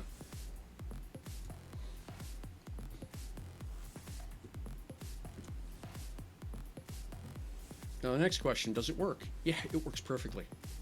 It's not just pretty. Bravo. I didn't even notice it the first time. That's how subtle that is. Without the light under it, that just I hadn't even noticed it the first time I walked up. Well done. Yep.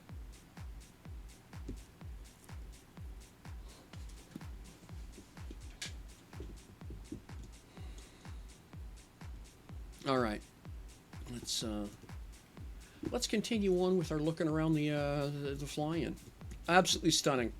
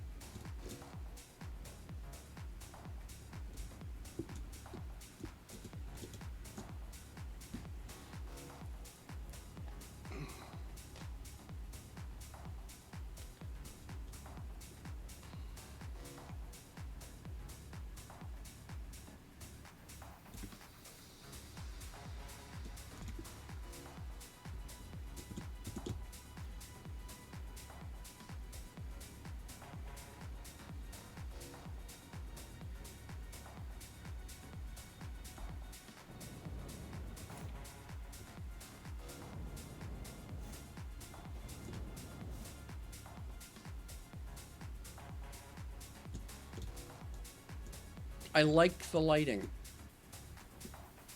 It's a small thing, but a little bit of clever voxel work just to add some flavor, sure. But what I really like about this is the lighting. It just takes an otherwise very typical backyard design and just steps it up a notch. Really good job.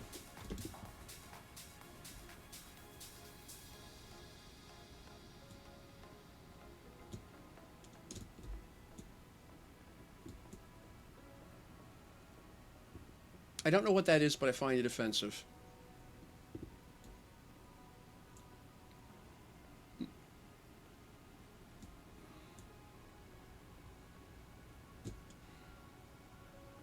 It's the equivalent of a hammer spoon.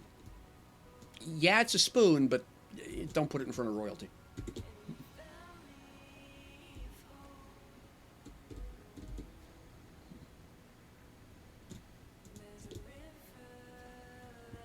This thing over here is...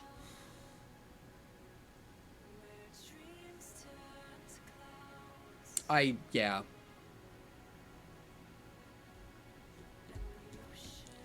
So, it looks to me like someone really speaks Russian space program. Because to me, that looks an awful lot like a mid 1960s Proton.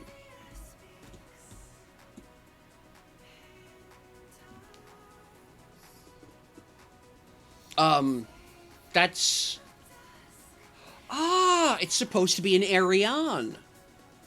I had never noticed that before. Okay. But he's saying, okay, so I had... so I didn't to me, the first time I saw this thing, I looked at it, it reminded me of a 1960s Russian Proton.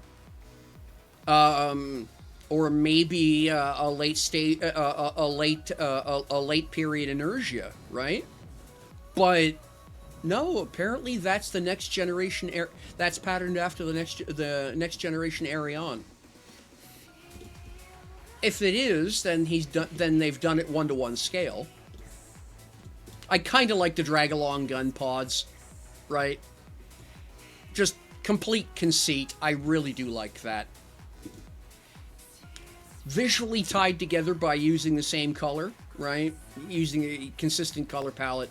You can just sort of say, yeah, it's supposed to be there. Yeah, they just follow along by hover. Or, magic, whatever. So I like that. Cute little shop. Spirit Chaser. Okay, cool.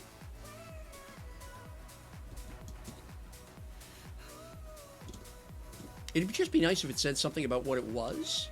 See, is there an example kicking around? No. So I can buy a ship that... Oh, that must be it over there. No, it's not.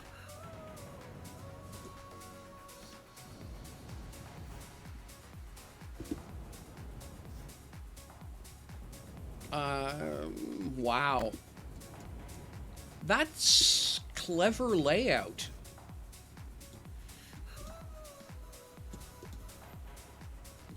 Seriously minimalist.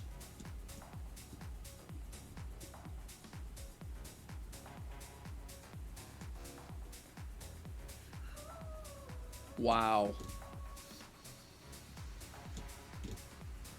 The combination of the lighting, the shadows, the color tones, the detailing takes really blocky, ham-fisted details and turns them into subtle accents. That's... bravo.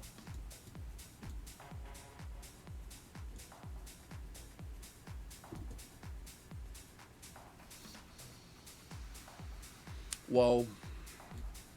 Woe is ye. That's the Spirit Chaser. Holy crap. The image that they're using on the kiosk makes this thing look like it ought to be an S-core at most.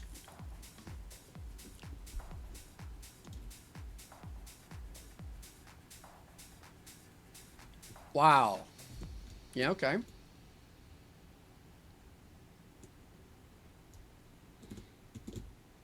Is that half a Spirit Chaser? Yep. That is clever. I guess it's just a spirit. No. Okay. Spirit Chaser X1. And then you've got the the catamaran version, if you will, the 2-hull version, which is the X2. That, folks, is how you tell a design story. That is absolutely how you tell a design story. Love it.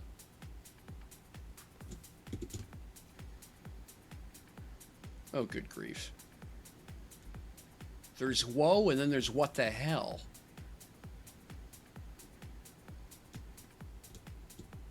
Okay. Points for the Lumi to break up the black expanse, right? But yeah.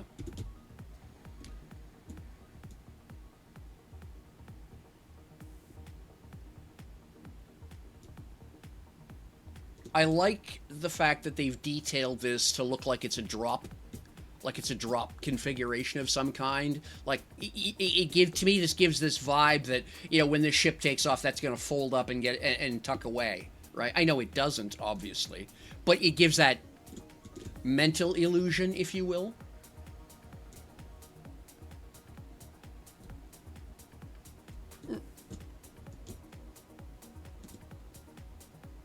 The Azure line. Okay, sure.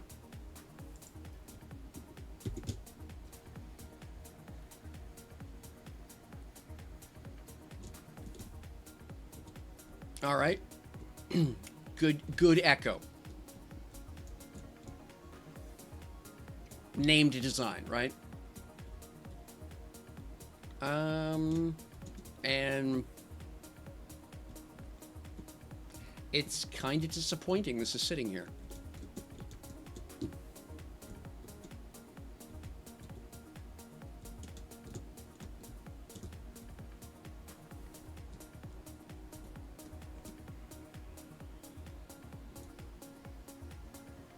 Yeah, complete vibe killer right there.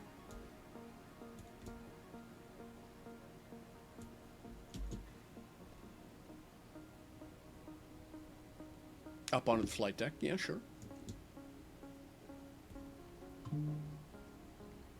Slightly over busy for the landing pad, but okay.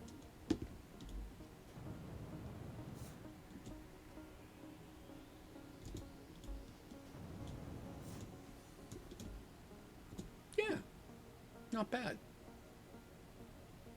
The best thing about this ship is I don't recognize that name. I have no idea who this person is. That's fantastic.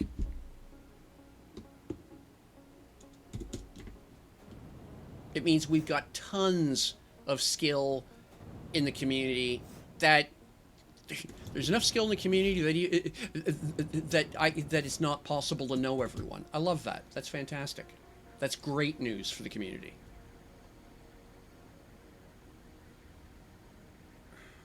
George?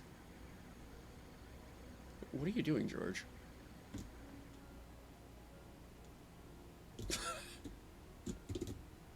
Lunar, of course. So this is an XL core.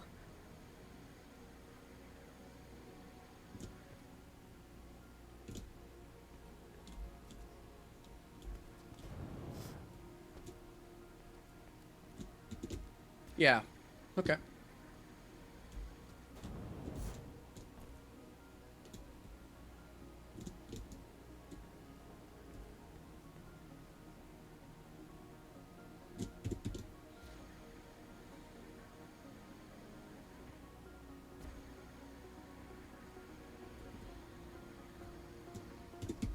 I'm not keen on XL cores for ships. I think they're a community. They're a community level mistake. I know all the players want them. I think they're dumb. I think they're a bad idea.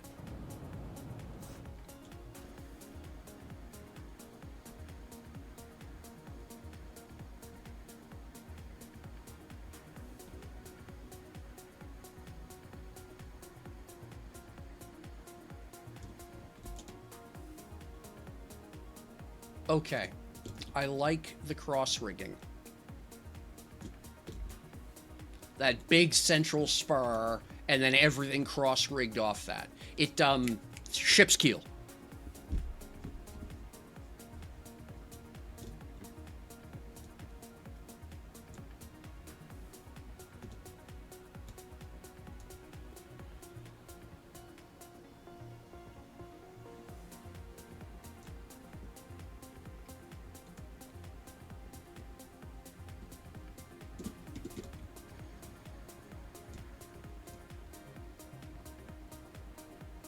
Okay, really like the droop snoot. Katano. Again, another name I don't know. But again, yay. Oh, nice.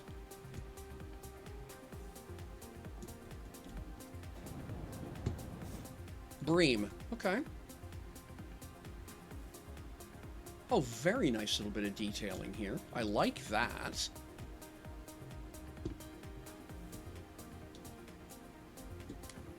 At the risk of sounding like Christopher Walken's needs more Lumi. It's a ship that's not designed for being seen at night, and unfortunately, with this game, half the time it will be seen at night, right? And so there's just a lot here I'd like to look at, but can't see. Oh, good. I like that. A little extra detailing there with the winglets.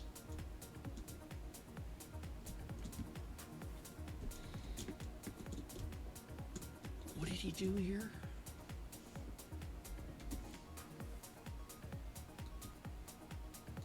Those wings are... Okay, yeah, wing variant. I get it. So the back plane... Okay, yeah, I see it. Okay, clever. I like that. That's actually really clever. Again, the insetting, right? Just to minimize the visuals on the wings. More space than plane.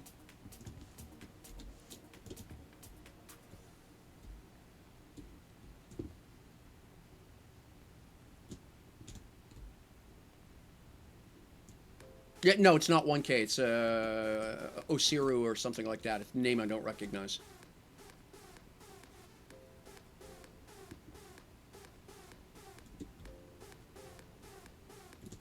Yep, like that. That's one of my favorite things for people to do with ships. Thank you. Oh,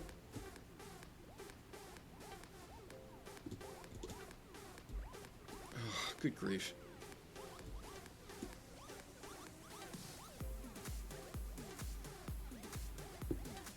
Absolute classic, of course. VFA4 Lightning, yeah. Warp shuttle. The Warp Sport. And yeah, when we talk about woe, here we go.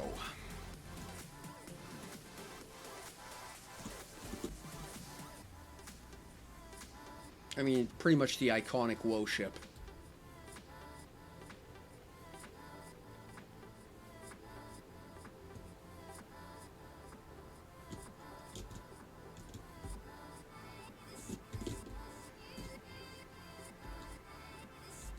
The Horizon, yep.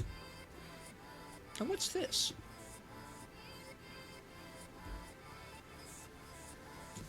This is a perfect example of you can take things too far. Okay, that's really clever. I like that.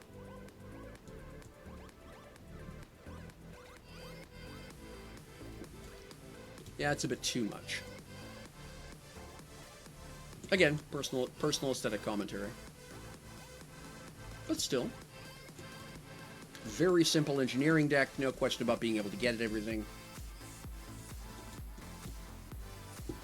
Dirt simple flight deck. Nice screen. Everything you need to know in one go. Lickhouse by Browser. Alright. Lichthouse? Lichthouse.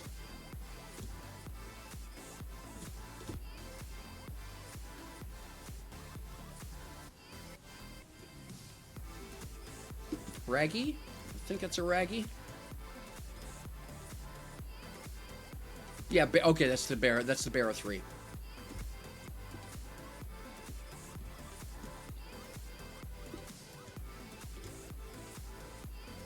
Fantastic. Love it, love it, love it.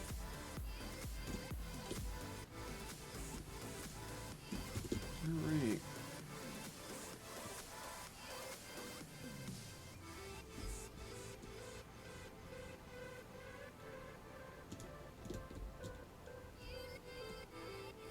Oh.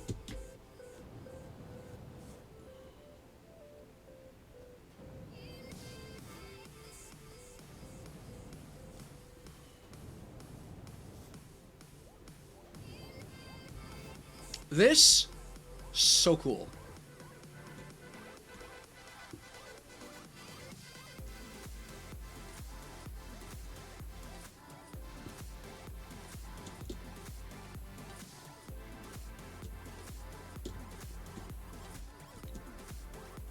Nice.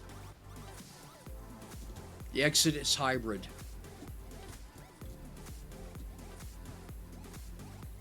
I like that. That is a genuinely novel-looking design.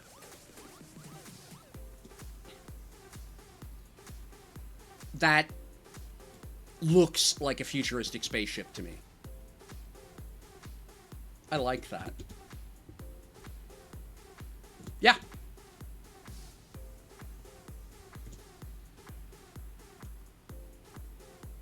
Yeah, it's got an airship aesthetic to it. Like, it reminds me of, you know, Zeppelin, that sort of Zeppelin aesthetic where the idea, you know, you're up high, you're looking down, your concern is not what's above you, right? Settlers VC if I want to join. All right, I will pop on in. Just give me a moment here. Actually, what I'm going to do, folks, is I'm going to take a quick break. because I just realized I've been streaming for 2 hours straight. I need to refill my glass. Then Major Majo, I will join you over on your stream. We can team stream, and you can explain to me how it all works. Okay, so I will park myself. Oh, this 20. Okay, cool. There's so much to look at. Ah. Doo-doo-doo-doo-doo.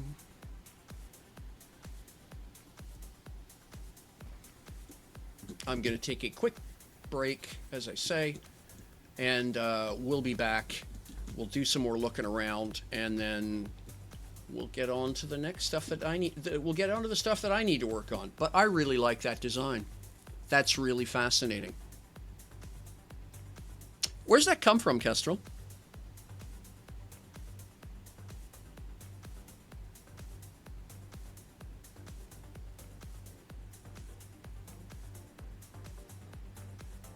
Okay. Do you remember? Okay. Do you know who the original architect was by chance?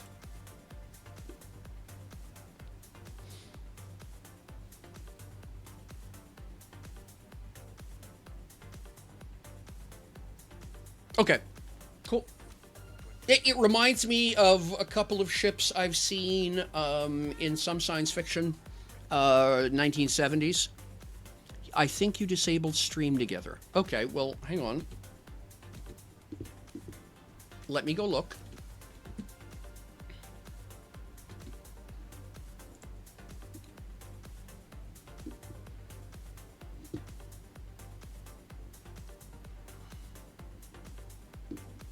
I don't even know where I would find that.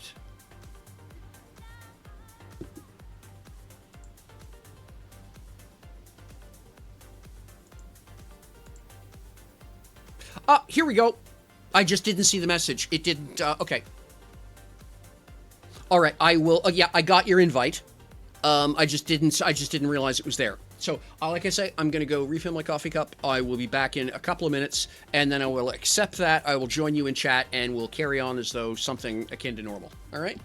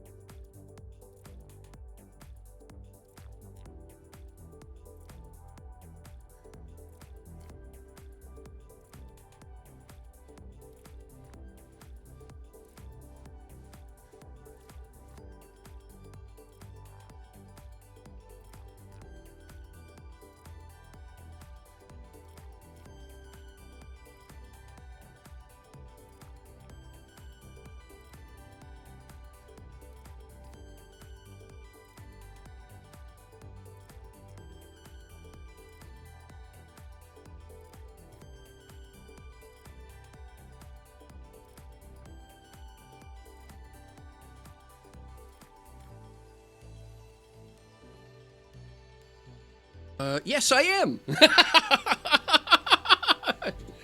Yep, I was. Yeah, just like highly trained professionals. Not quite, but just like.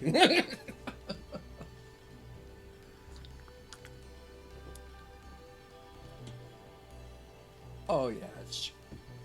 There's just so many buttons to keep track of, you know. So, all right, cool.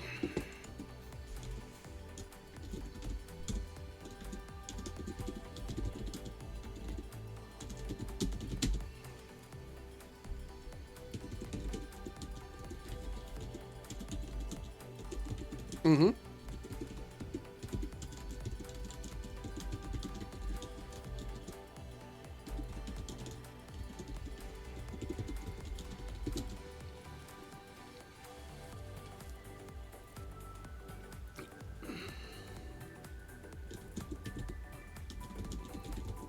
Yeah, that's exactly it. And because I've got my desk is kind of cramped, the actual mixer I'm using from my XLR microphone is just off to my left. And so when I'm looking at chat, I can't see the status light from my microphone.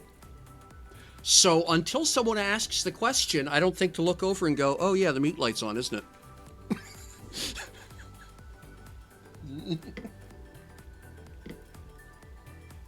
Mm-hmm.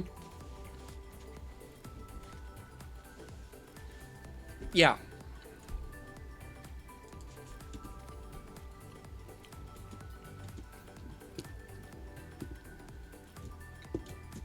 Mm-hmm. Yeah. I really like this stuff by Behringer, by the way. It's not too expensive. It's a good mid-grade. It's a high-end hobby entry-level pro set of gear.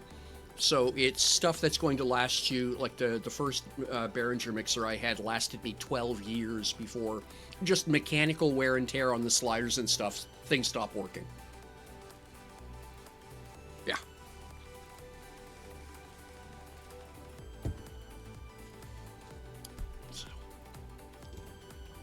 So yeah, um, I'm just absolutely delighted by the whole fly-in. It yeah. I mean, to me, like I was saying earlier, this is us documenting our collective history. You can't have a community without history. That's what memes are. You know, that's why we bother with memes. That's why we bother with in jokes. And so to me, getting here and doing this stuff, it's like I was saying earlier about the work you're doing. That's how you keep a community, is by preserving that history so that we don't forget where we came from. And that's why I think some of the older designs, you know, the rougher voxels, the stuff that was even done pre-VPT, for example, that's a whole generation of time and of history in the game, right?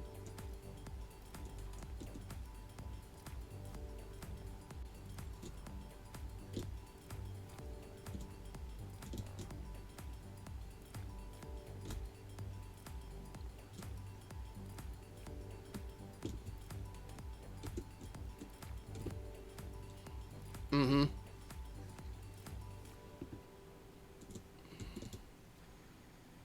Yeah.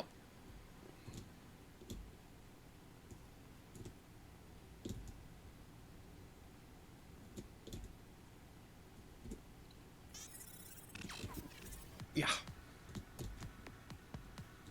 Yeah. I love the deconstructed ships. That's for those of you who want to know what goes on underneath the skin, right?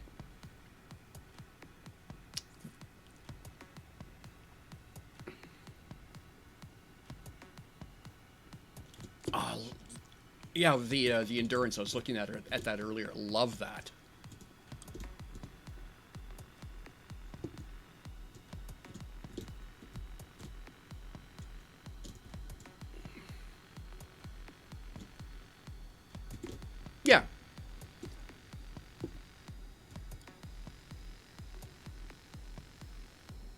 But like I say, for me, one of the biggest things is just that it gets you as someone, for anybody who wants to take on the idea of trying to design a ship, it gives you that look at, both the engineering of what it is, as well as it doesn't look like much. The Endurance does not look like a complicated design, but when you see that exploded view of it, you realize just how many layers all get neatly stacked together to give that final effect. It's like there's a lot going on there. Yeah. Yeah. Take. Yes, exactly.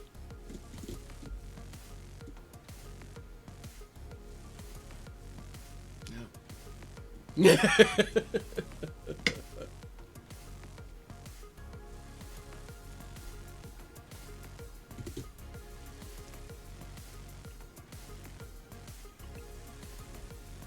Mm-hmm.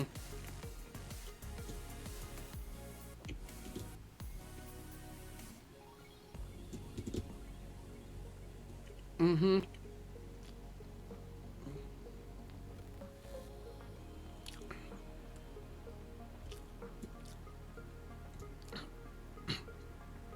Someone had a bad landing. That's an awful lot of smoke.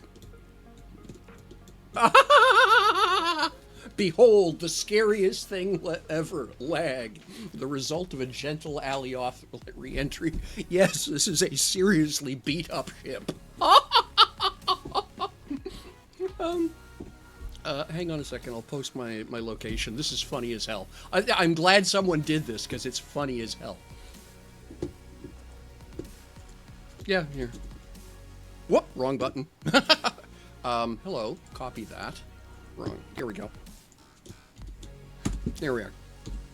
Yeah, if you get a chance, pop over. It's funny as hell because you walk. As I was walking over to it, I was thinking, "Wow, someone had a really bad landing. There's a lot of smoke pouring out of this thing." And then there's the little sign up at the front saying, "Yeah, behold, the scariest thing ever, lag."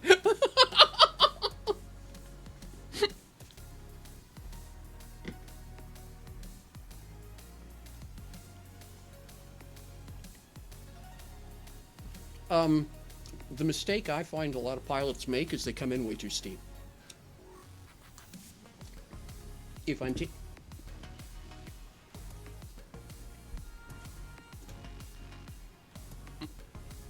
mm-hmm. You know.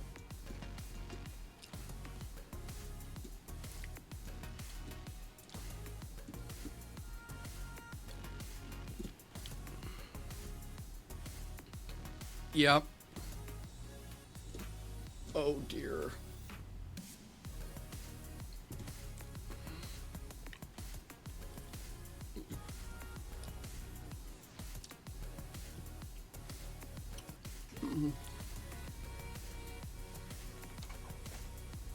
Yep.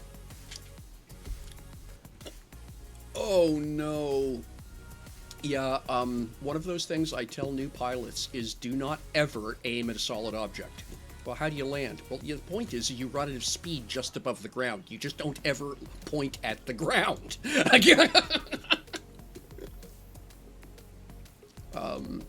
The only times I get myself into trouble with any of my builds is if I break my own rule about not flying to the horizon of a planet. It's actually something I wish that people who are building I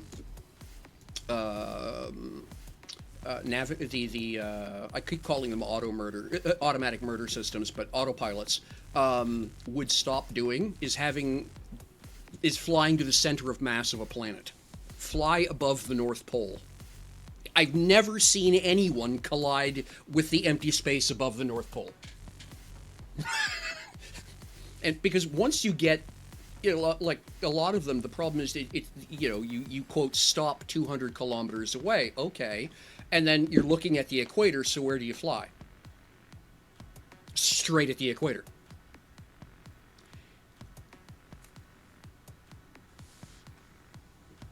Yeah. Yeah.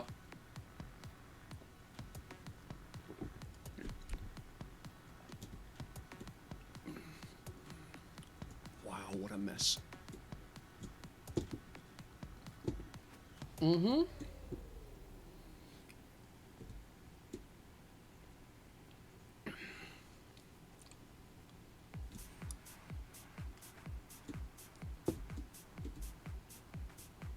Mm-hmm. Yep. Yeah, it's one of the reasons it takes me so long to decide I actually want to sell someone anything I build. This is a really interesting design. I kind of like that. I really do wish. Oh, it's a calico. It's a calico. Okay. Um,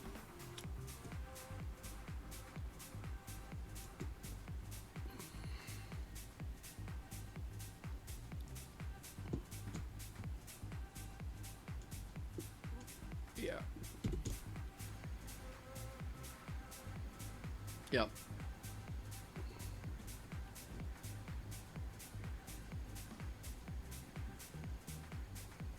Yep. Yeah. I jokingly call them auto murders. Interestingly enough, so my background before I got into Dual Universe was primary actually flight sim. I did a lot of micro, Microsoft Flight Simulator, X-Plane 11, stuff like that. And so you get used to doing long flights, stuff like that. So I actually always thought it was really funny to be people hearing complaining that, oh my gosh, this flight is so long, I'm going to be going for 45 minutes. And I was thinking to myself, dude, I've got planes that takes me 45 minutes to set up and get up off the ground. But when you start talking about block time. But interestingly enough, you know, most of the flight sim community don't call them autopilots; they call them auto navigators, because the difference is a pilot does not want to fly into a mountain. The navigator doesn't care.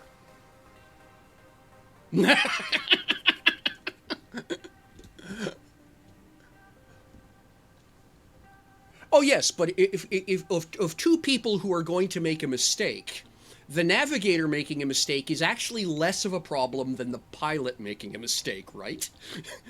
So, you always have to be the pilot, and you have an automatic navigator.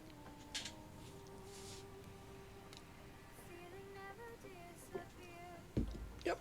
So, yeah, I'm really liking this. This is cool. Yeah, this is seriously cool.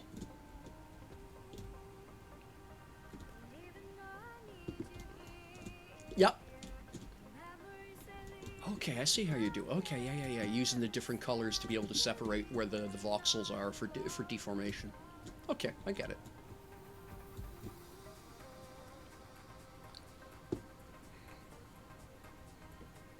Absolutely, yep.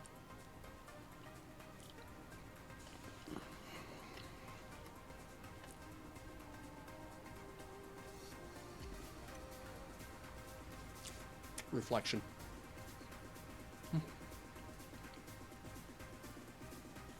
Yeah, that's actually really smart. No, absolutely. Yeah, that makes a lot of sense to me. I was doing something similar, but it hadn't occurred to me to use really hard primary colors like that for separation, and to use matte colors to make it essentially regardless of lighting to make it very defined. That's actually really smart. Hey, look, I learned a thing.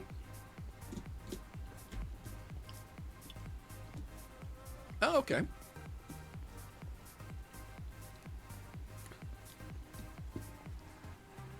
Yeah.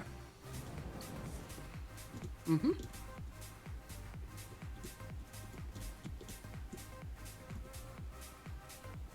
Yep.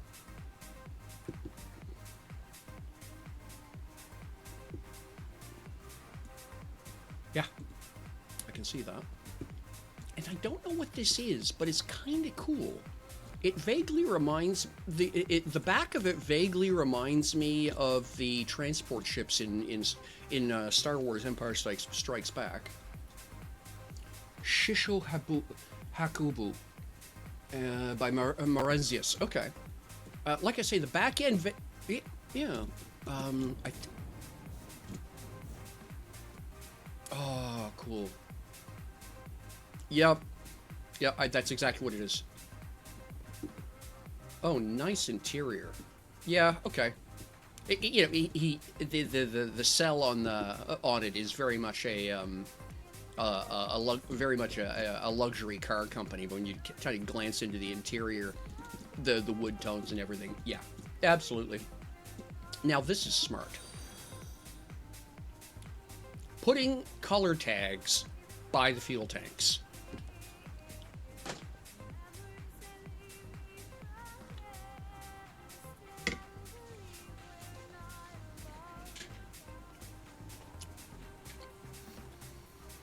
Mm-hmm. Yeah. I don't know why I didn't think of that. That's so smart. Okay. Yeah.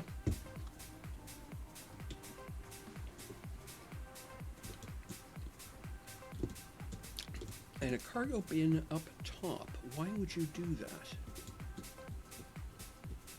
Unless this ship has a very, very low center of gravity. Yeah.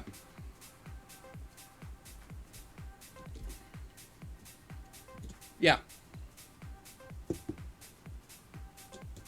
Yeah. Yeah. Just again, it just, I always like looking at other designers' design decisions and going, you know, what would be the reason for it? And this is just one of those things that it's convenience. As you say, it doesn't make enough difference to have it down low. Why not put it up here and make it easy? I like that.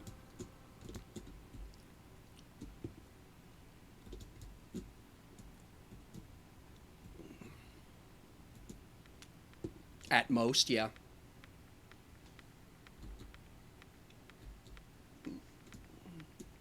Yeah.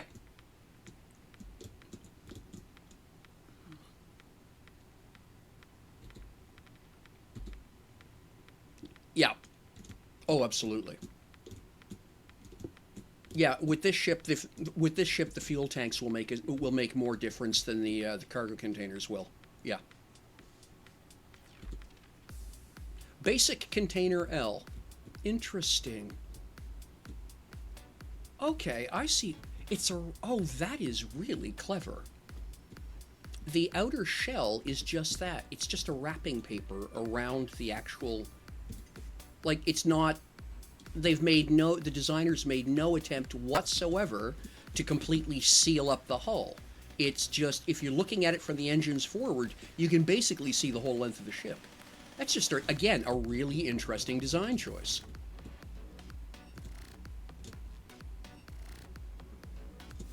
No. No, exactly. Yeah.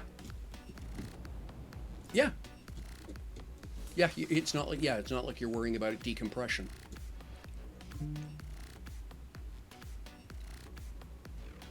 Okay. Yeah, sure. So everybody, for those of you hanging out on my channel and for some reason not on, how do you say your name properly? Mayo Major?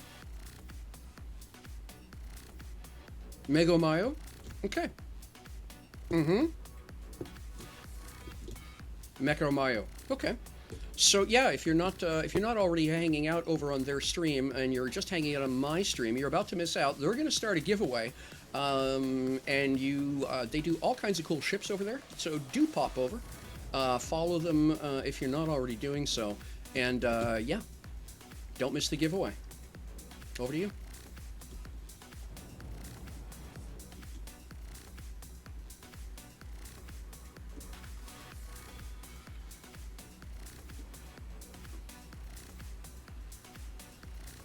Yeah.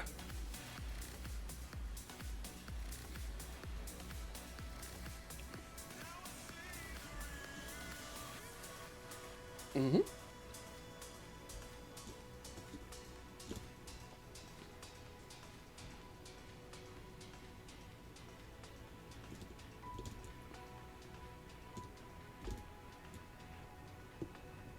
Ah. Mm-hmm. There we go.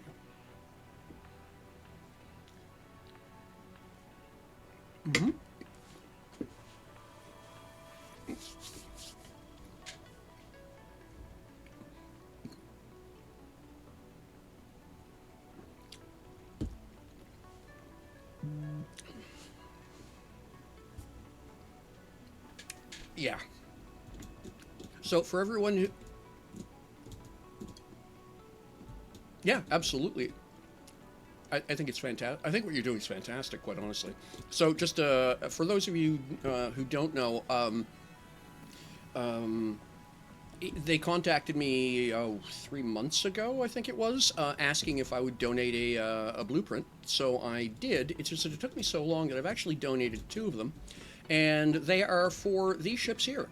The E-19, which is inspired by the 1970s television show Space 1999. It's a DU, a DU adapted design. Um, they are actually perfectly. The only thing in them that doesn't translate outside the settler server is the mission terminal and the overclocks. Everything else should. So that yeah, so it's very much a entail with the MMO, but they're S-Core envisioned as an S-Core party ship. So if you got folks you want to hang out with and play, there's plenty of room, plenty of cargo. So yeah, there's two of these that available for them to give away. My pleasure. Oh, by the way, they also I made a late again with just the number of times I've had to stop the design and start over again because just the constant rate of change on the settler server. The first version I actually put up for sale didn't have mission terminals. I had to actually take it. I had to stop take the ship apart. Come up with a better place had to redo this bulkhead area here and put a spot. It was the only place I could find in the design to be able to set a mission terminal. Yeah.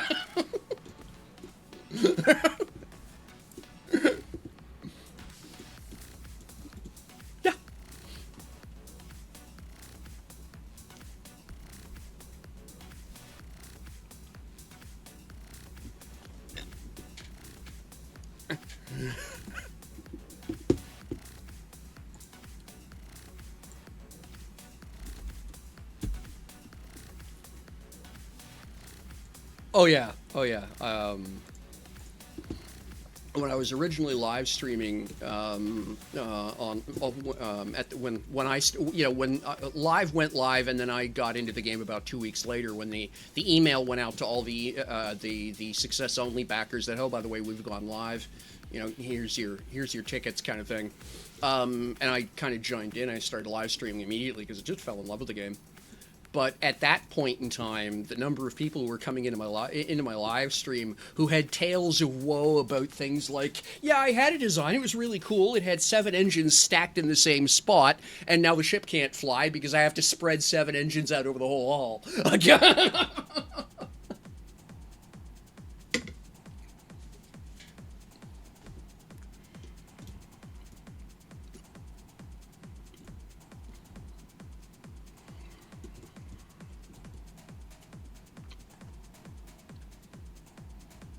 Mm-hmm. Okay, that's funny.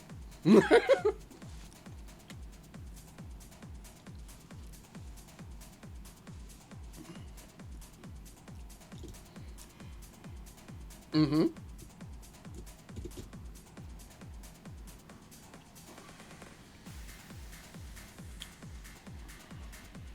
Okay, yep. Oh gosh. Mm-hmm. Oh, yeah, of course.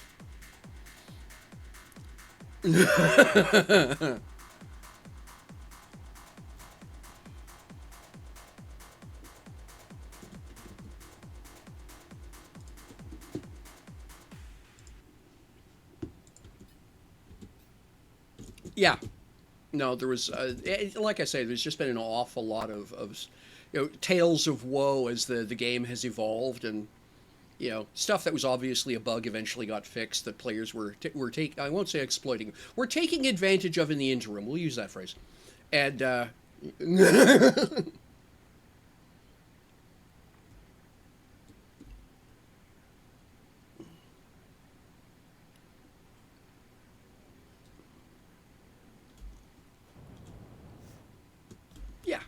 yeah.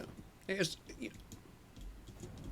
yeah, like my take on it has always been, you know, if you do something, if you're, you know, if you're taking advantage of something that you know is going to get patched out, enjoy it while it lasts, and don't complain when it gets patched out.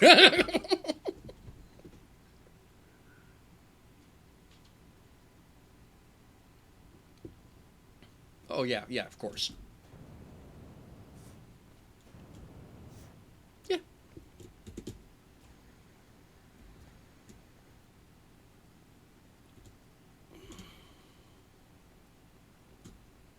Mm-hmm.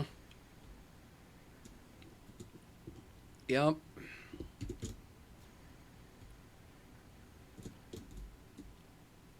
Yeah. You can't lock onto the target. Yeah. Yep. Oh yeah. Uh, to me, I guess the thing about it is, okay, this is kind of cool. All right, this is fun. Yeah, the Pioneer Chuck Wagon design. Okay, this is cute. I like this. Uh,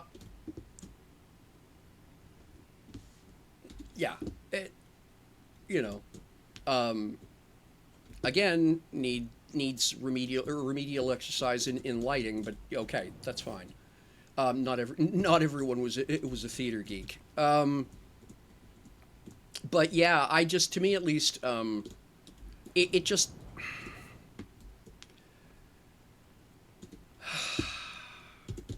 there's a difference between pointing out that it exists and yep, screwing up everyone else's fun with it, and you know showing up to a PvP fight where no one else can lock onto you doesn't sound like fun.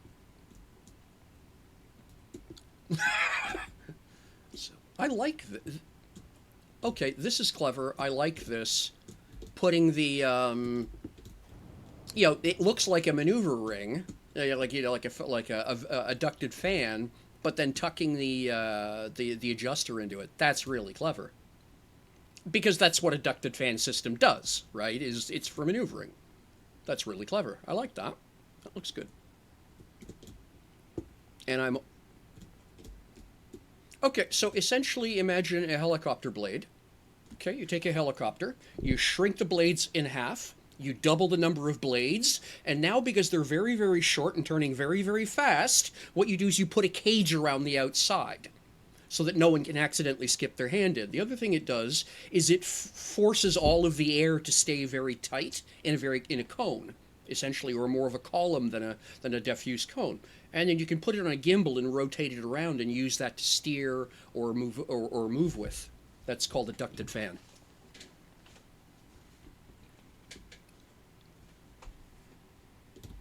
Yeah, and again, I absolutely love the overhang look for the bridge systems because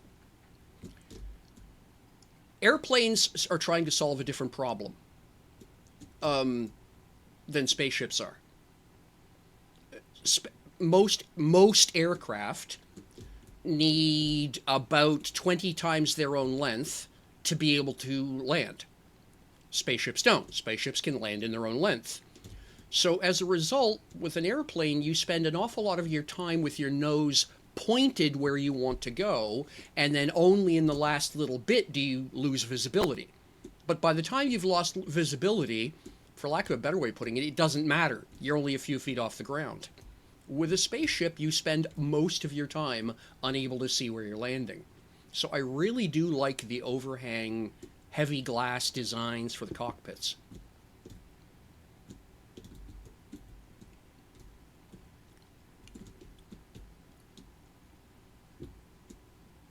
Yeah, yeah, yeah, yeah.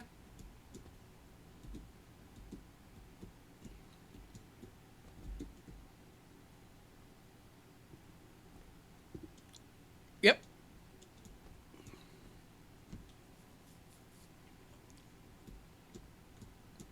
yeah.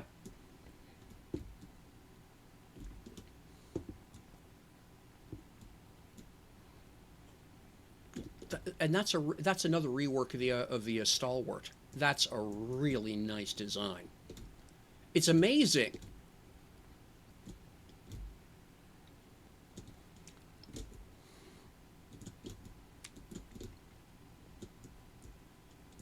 Well, I was just going to say, part of it was that they're very mid in terms of performance, but then they were also very mid in terms of look, and so it's not that, it's not that they couldn't have been good, they just never quite got there, and the Stalwart just came with so much good stuff in it that, yeah, you're right, it's turned into an incredibly popular modder ship, and I think that's fantastic again.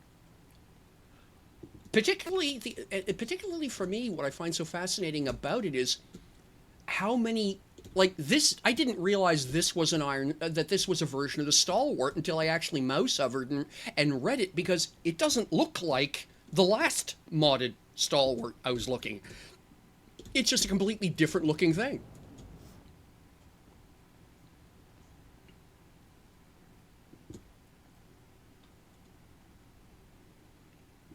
Yeah.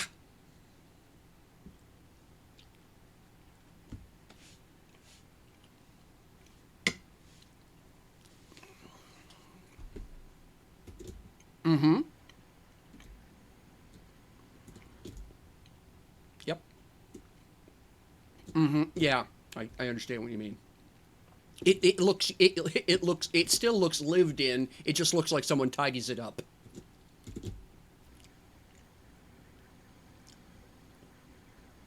Mm-hmm.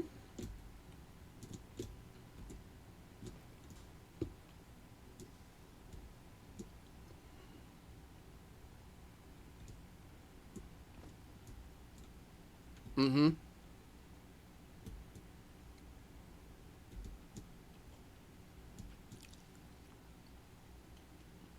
Yeah. Yeah.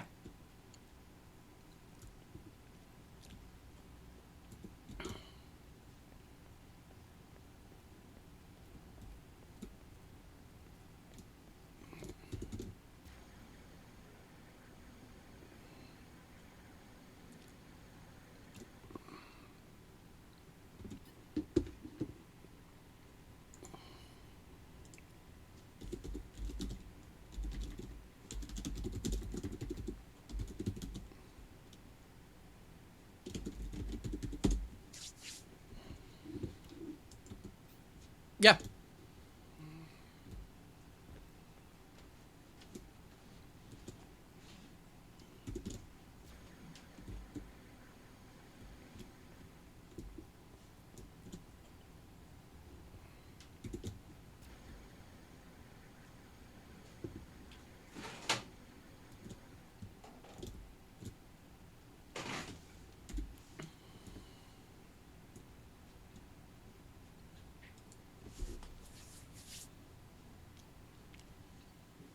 Mm-hmm.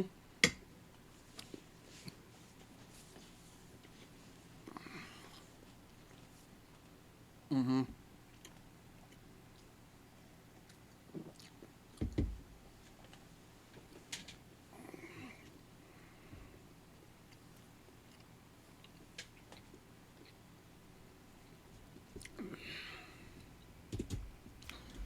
Yeah.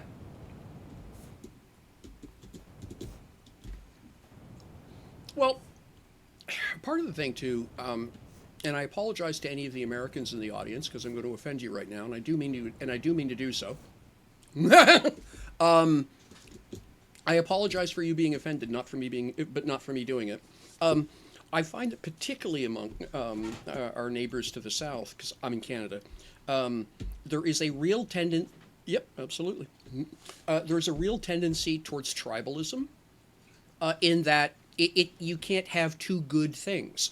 One has to be better, and one has to be worse. And you can't say that I like apples and oranges. You have to say I like apples because oranges are bad. And I've just never understood that mentality. Because ultimately, I play both games. For lack of a better way of putting it, Star Citizen scratches one itch with me, on the odd, when I can make it work. And I don't mean that as a slam against the game. I mean, my machine is just a touch substandard for it. And I play Dual Universe for a completely different reason. Likewise, Eve is a completely different game, and it provides a completely different experience. And when I want that experience, I don't go play Minecraft looking to get an Eve experience, I go play Eve. So,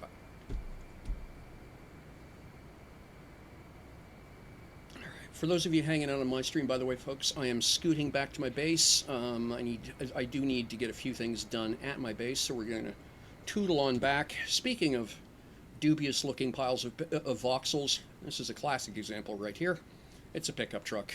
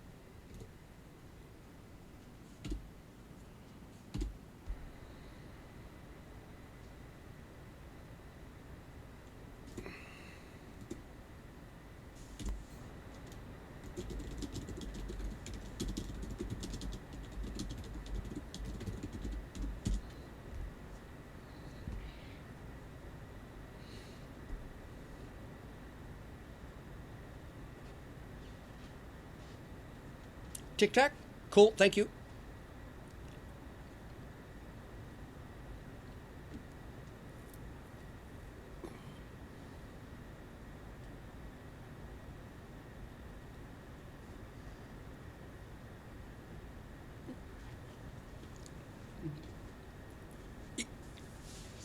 Lalafell, yes, completely.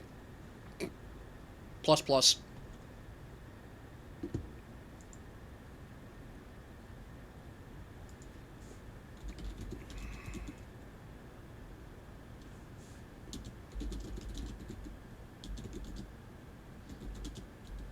Mm-hmm.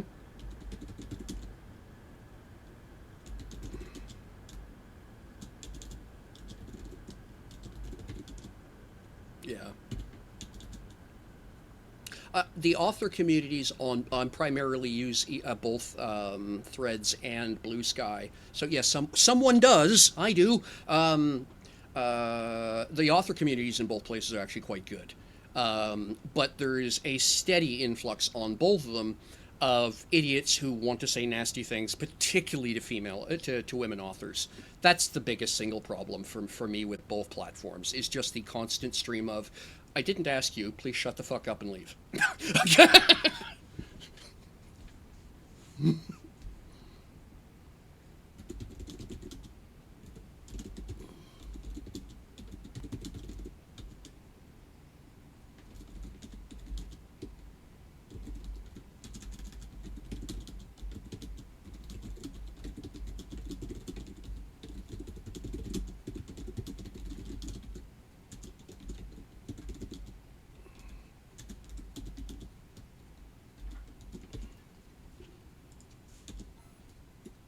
Yeah.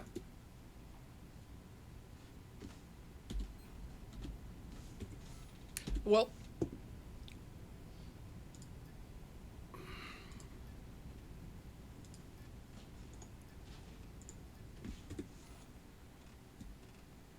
well, and that's because, and it's a, it's a conversation I had with my son early on. Um, when he was very young, is I'm disinterested in any argument whose primary job is to save face. That's literally a waste of time. If you want to actually teach me something, I'm happy to stand and talk with you. If all you want to do is make me look bad or you look good, I'm bored already and I'm going to go do something more interesting.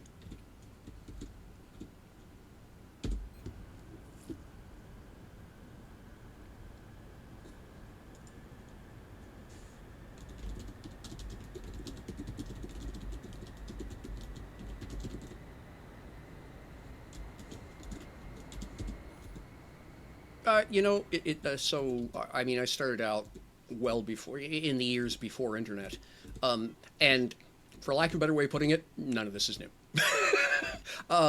FidoNet, which was international conglomeration of independent bulletin boards that literally just, everyone had a map built up of them of who was a not a long distance call from who, and so every call message could be moved by local calls. That's how the whole thing ran. Volunteers literally phoning each other up and dumping databases by phone call from one machine to the other. You could get a phone call from Halifax, Nova Scotia to Frankfurt, Germany in a day. A message would make its way across, and it wouldn't cost anybody anything. It's quite clever. Most of those messages were people arguing over who was right.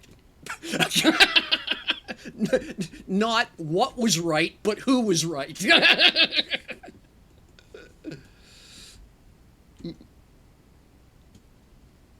Yep. It's a fascinating behavior. I'll use that phrase. Landing mode engaged. There we go.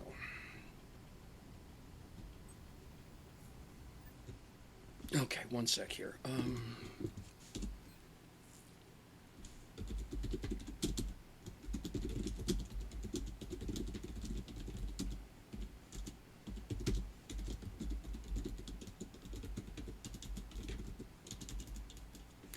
Oh, dear.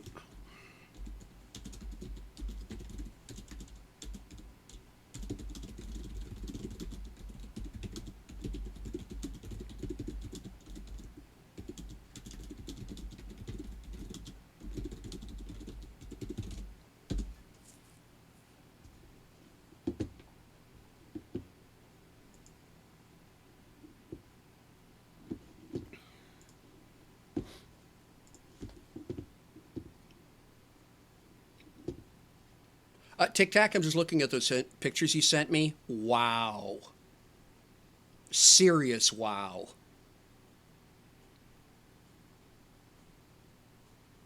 I can see why you didn't get it done in time for the fly-in. That is I'll use the phrase ambitious project. Absolutely lovely.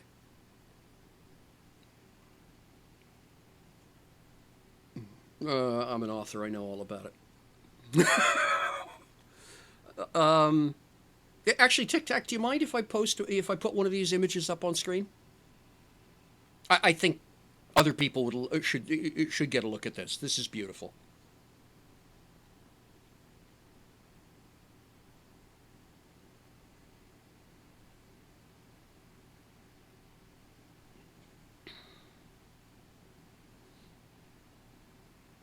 All right. Well, no, that hurts, but I'll certainly post a picture.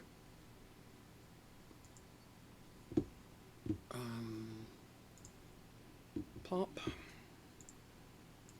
and drag.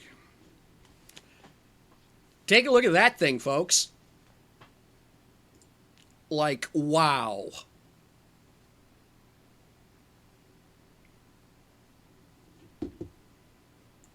I'm guessing it's um,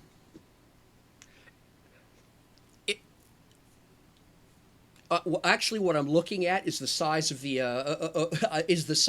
large adjusters. That's an L-core. Oh wow. Okay. Yeah, that is lovely. Again, the detailing is just as. First off, good use of colors. Um, Thank you for not using black, black, black, and more black with a slightly different shade of black to accent the black, and then a little bit of red. Thank you for not doing that. we have enough. We have enough Sith designs. Um, yeah. No, good use of color. The white and the gray. Yeah, it's a spaceship. It looks like it looks like something that's going to have its paint periodically flayed off by 1,000-degree reentries. I like the use of the triangle canopies. That's good. Like, that's really nice. I like that. The engine pylons look amazing, including the little indents around the leading edge, around the quote scoops. Yeah, I like that. And then, oh yeah,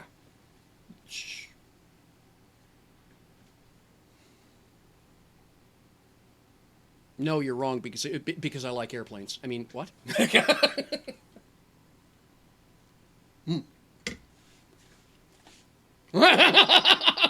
Yeah. I mean,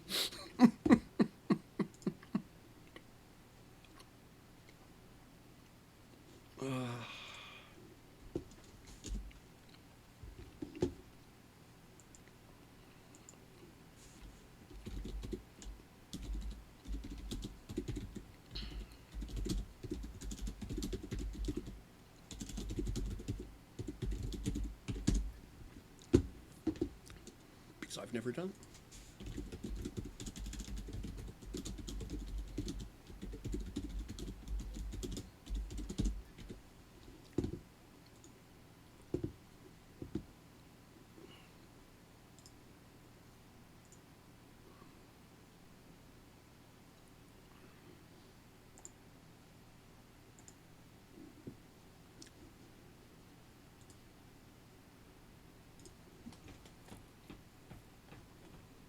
Server guides.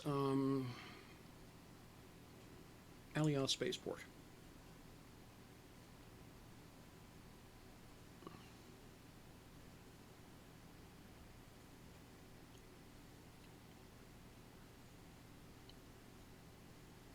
Mm-hmm. Yep.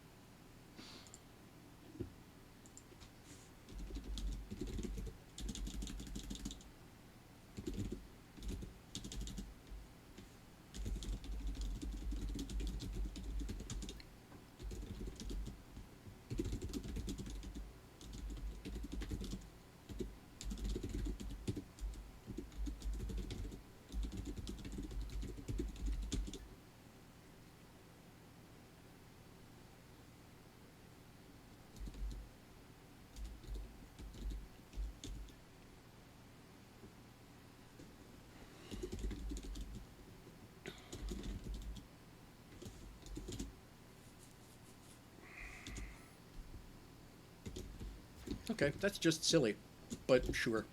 All right, let's go take a look at my industry here, which I'm sure is ground to a halt. Yeah. All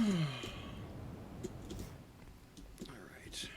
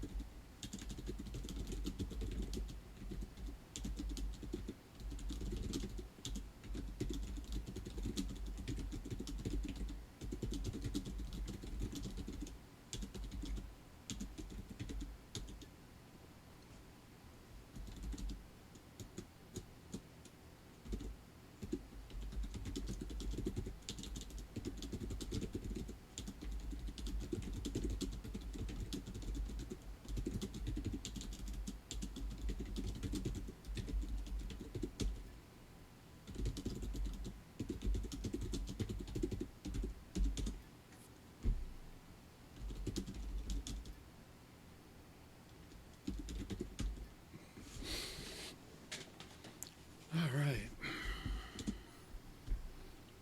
Hey there, RG Katano. Thank you very much for joining us.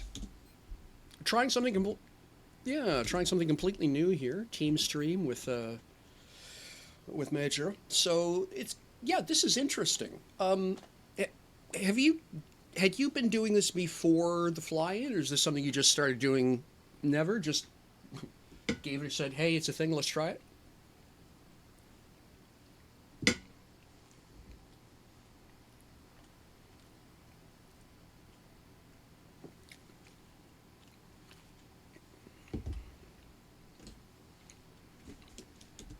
Mm-hmm.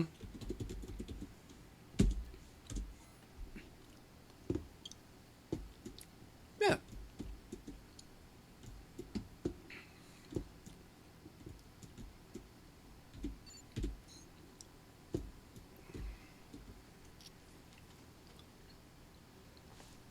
Yeah.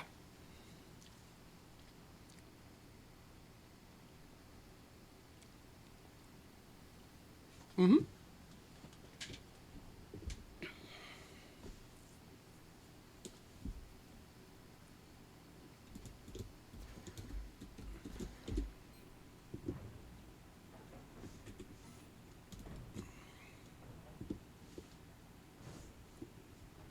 Yeah, for sure.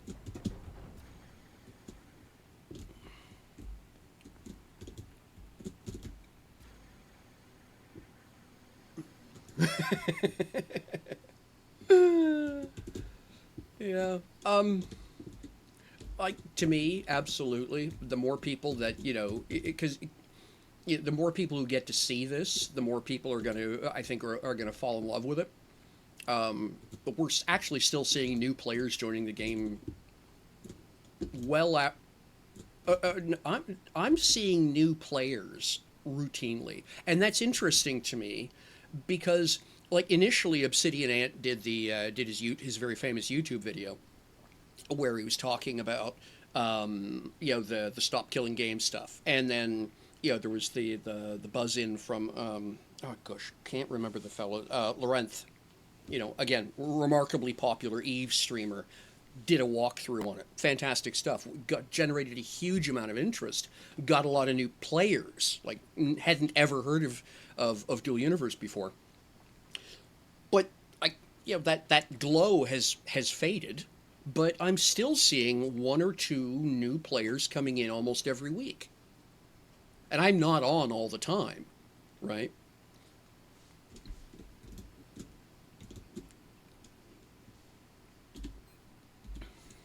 Mm-hmm.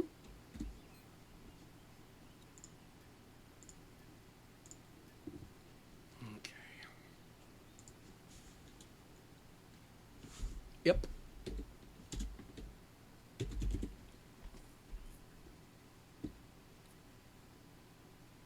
Mm-hmm. Okay. And the static core.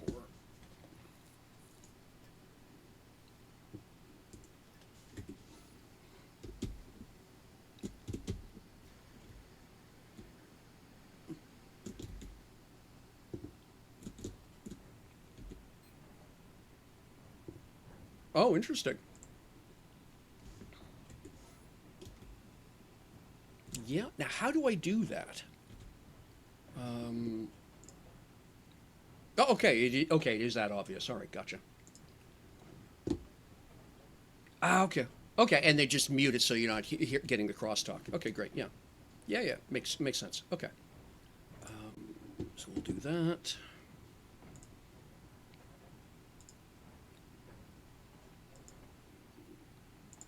And I'll just mute that right away. Oops, disconnected by server. It happens. Um,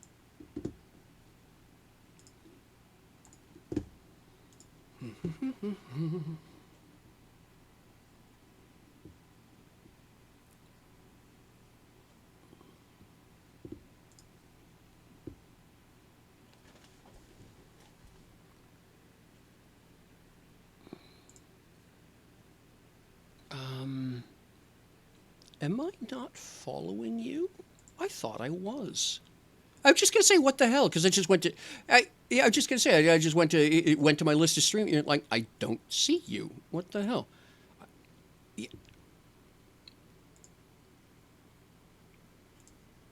Yeah, that's exactly what I'm doing. Like I say, I just wait a minute. What the hell? Um, you're not listed as online right now. Oh, I see what's going. Okay, so there's. Okay, well, I'm just gonna say. So it's actually coming under. Okay, so I see what it's doing. It actually presents us as one stream. I. Okay. Okay.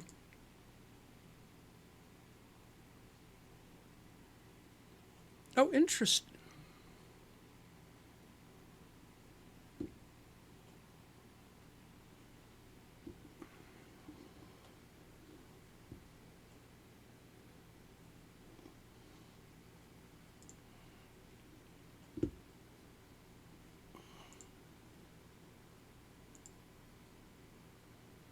Okay, I see. Okay, I see. Okay, I think I figured it out. Okay.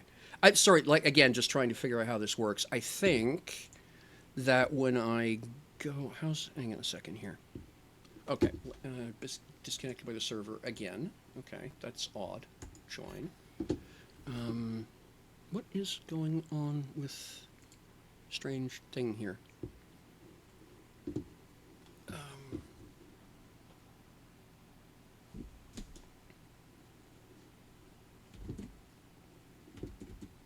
Mm-hmm.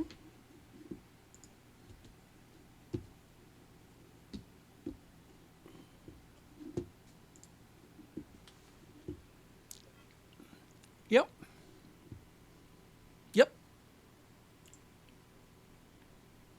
Yeah. Okay. So following, and then so that's okay. Close that. So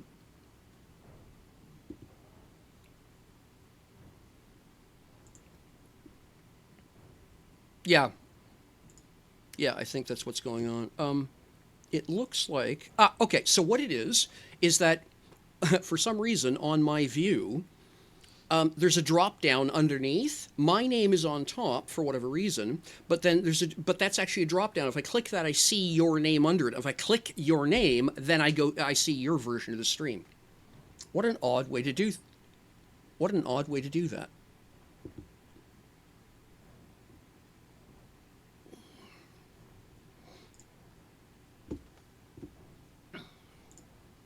Mm-hmm. Yeah.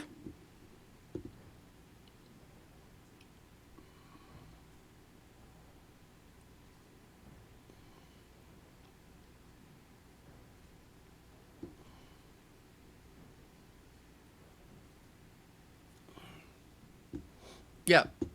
Yeah. This is. Yeah. He didn't hijack my stream. He invited me to come play too.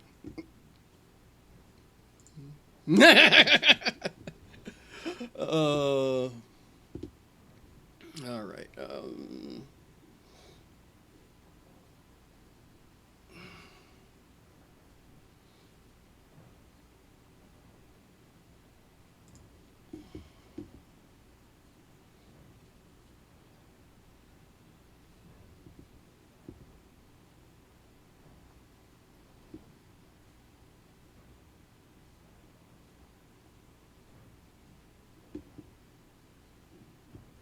Yeah. Fascinating stuff. Okay. Cool.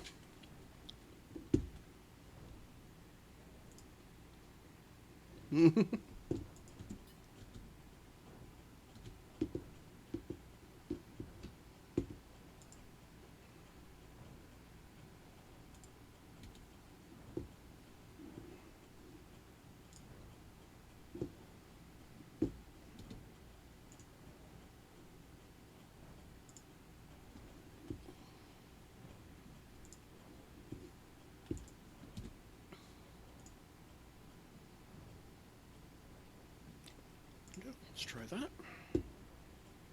I'm wondering if it's just because I'm doing 27 other things in that browser already. So let me just take a moment here and then browse and then make that go away. And then following, here we are, categories, Dual Universe, 29 people watching. That's awesome. And there's you and I. And then yeah, it gives me this mouse hover. But and I can't actually get to. Okay, it's not letting me grab it for whatever reason. But yeah, I'm interesting. So it may be a Firefox thing. I'm not. But anyway, that's fine. But yeah, okay. All right. Mr. Holiday, it is actually a purchasable. If you go to, they cannot be created. They are a purchasable only, relatively rare injection into the game. Special events only, basically. So what you have to do is go to the fly-in, and around the tower, you will see a set of three vending machines, whatever they're called. Um,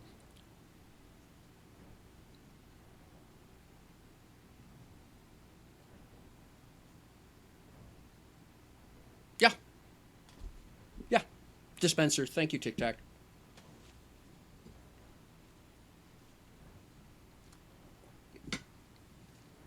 Mm-hmm.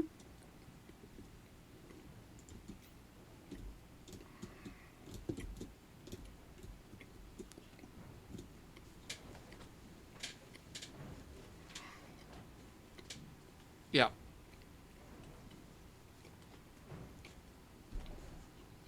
Mm-hmm.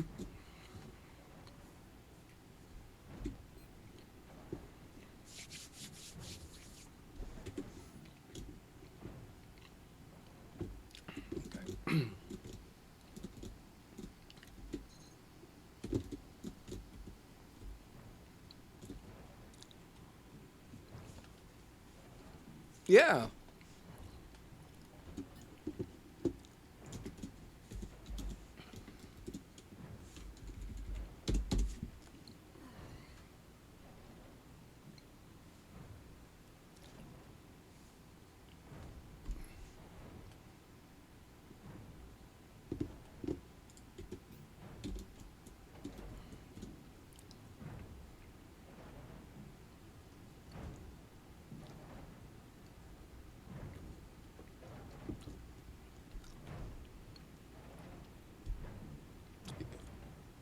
All right. Take care of yourself, Canadian. All right. Okay. Yeah.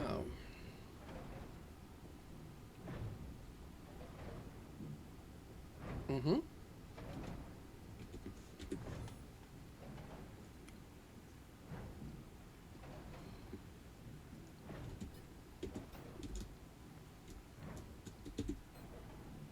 All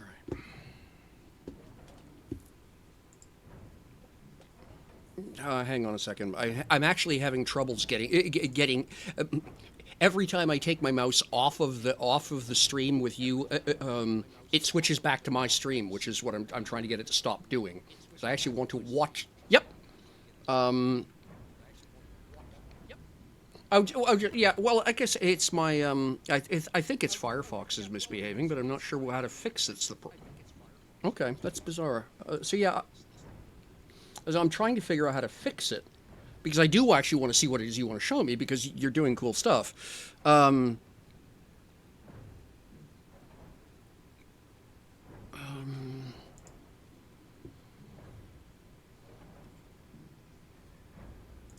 Got it. Okay. Okay, there we go. Got it straightened out. Pain in the ass. Okay. So to get those gaps Yep. out, so you have Mm-hmm. spaces in between. Oh wow. Mm-hmm.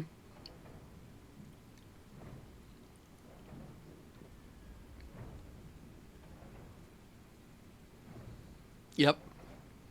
Yep.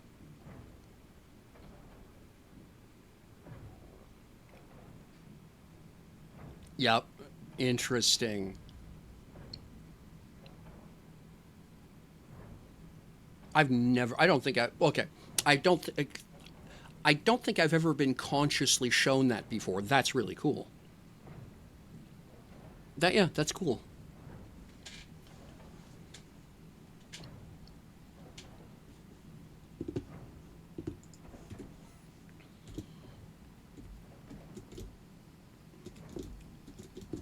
Yeah. Yeah. Oh yeah. They're currently muted, but yeah. Yeah. Absolutely.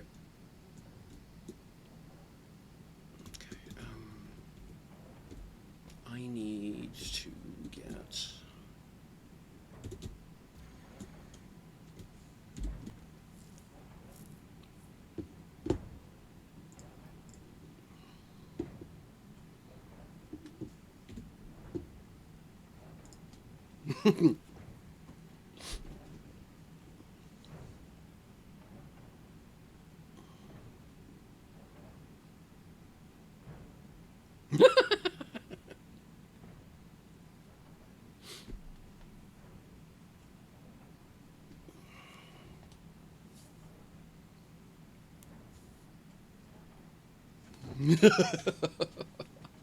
Yeah.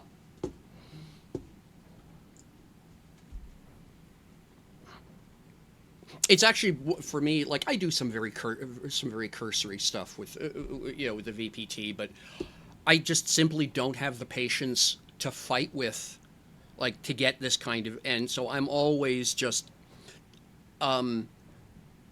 always impressed by people who are willing to put the time in to get as good as this with the tool and do this kind of artwork. I think, yeah, amazing stuff.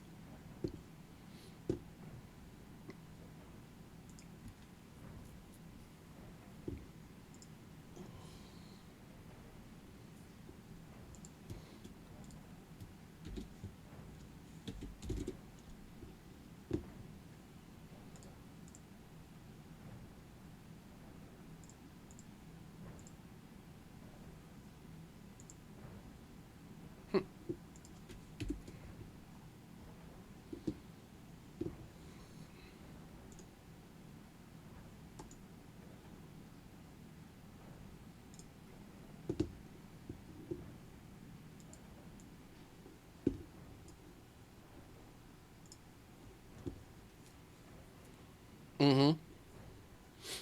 Like I say, for me, one of the biggest challenges is that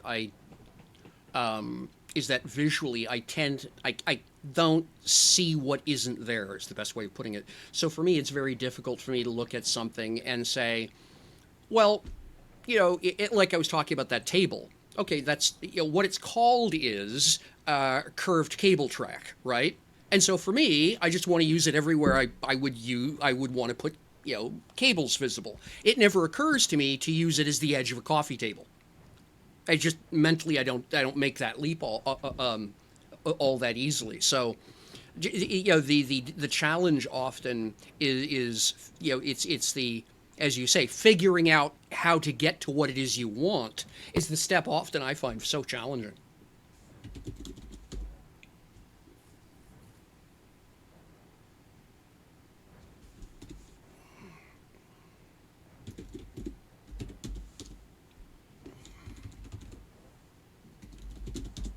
Mm-hmm.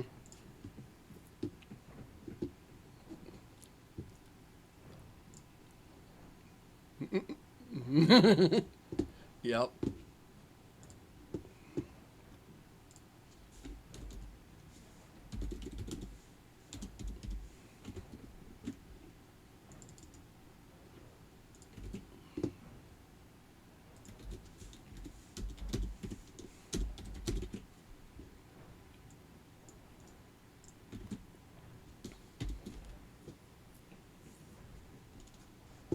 Right.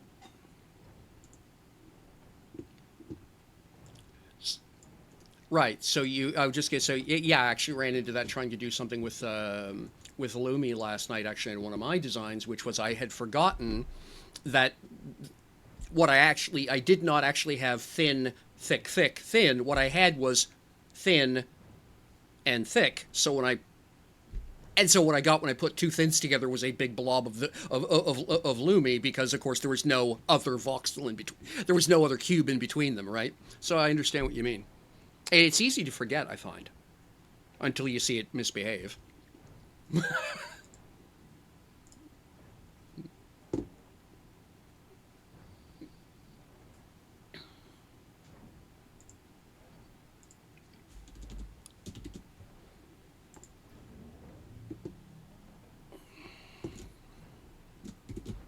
Mm-hmm.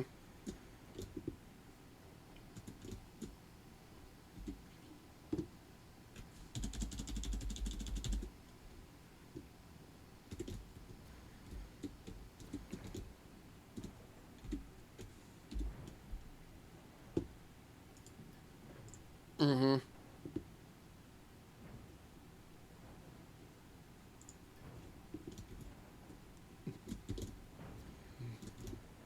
Right. Okay.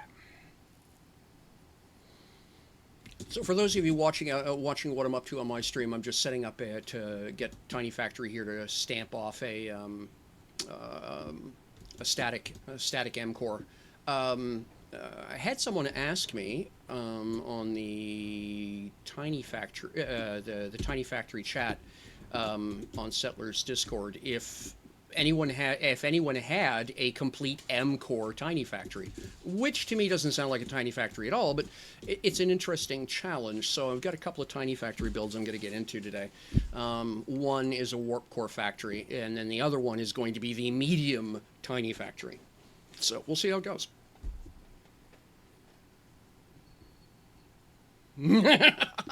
Well, the thing is that the tiny factory software, as written by Squiz, fixes the single most aggravating problem of running industry casually.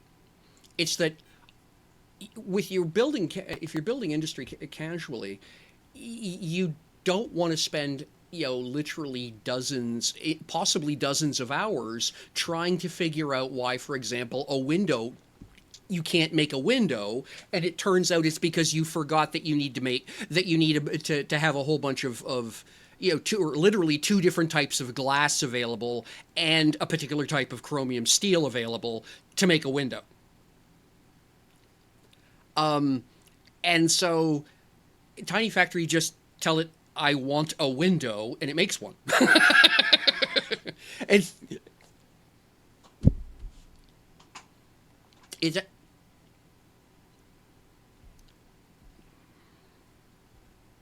well, actually, and it's kind of clever. What it does is that it's an API call. What it does is it actually asks the assembler, "Hi, assembler, do you know how to make a window?" And assembler says, "No, I'm a large assembler. I don't make small windows." Okay, and it just asks every piece of equipment it can find. The chef does, and eventually, I think it's the small assembly line says, "Yep, I make those." Okay, what parts list do you need to make a window? I need these things. Okay. Can you make one right now? In other words, it sets a maintain, and it says, no, I'm missing the following parts. And Tiny Factory basically copies down the list of missing parts, puts it into a database, a memory table, and then asks all of the various line cooks, can you ask all of the equipment plugged into you if anybody knows how to make part number one and then part number two, and it just recurses down, asking every machine, do you know how to make this? Yes. What parts do you need to make that?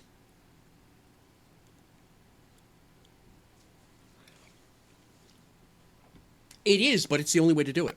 Because there's no existing database that's easily workable unless you want to spend an awful lot of time writing down every recipe in the game. Right? Because the only other way to get that data as a player is with your nanopack. Literally say, I want to make a small window, go look up the recipe for a small window, and then figure out what all the parts are, and then figure out what all those parts are, and write it all down. Essentially what a crafting calculator, the crafting calculator does. It's just interrogating a bloody big database of all of those relationships, and that doesn't fit on a programming board easily.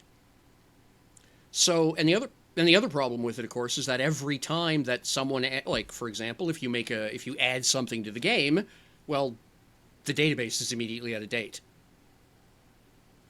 If they patch a recipe requirement or something like that, right? So when Squiz, the original developer for Tiny Factory, got going on it, they just decided that the least aggravating way to do it was just recursively ask every piece of equipment and then write the answers down onto a memory unit, onto one of the data units. And so the first time I ask, do you know how to make a window? I will write down the name of the machine that says, yes, I know how to make windows. And that's how it keeps track of it.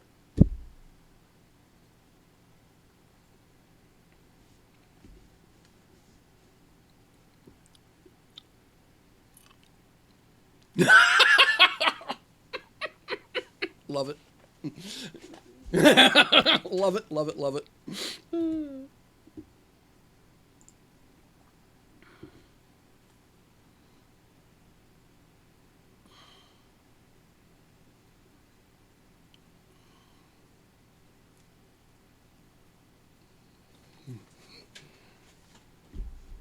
American style. Okay, Lullafell, that's funny as hell. Thank you.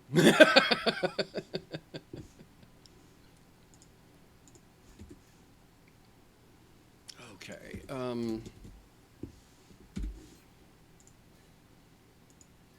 we go. Okay, that's better. Now I need core static.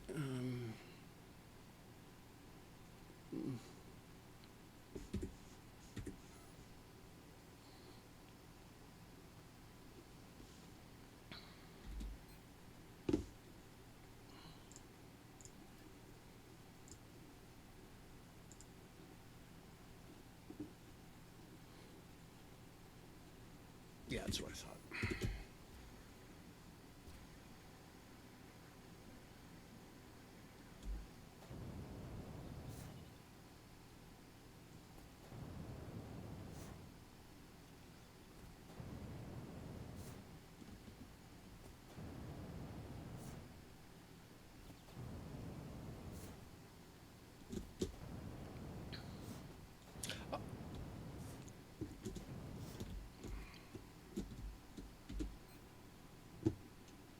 Okay.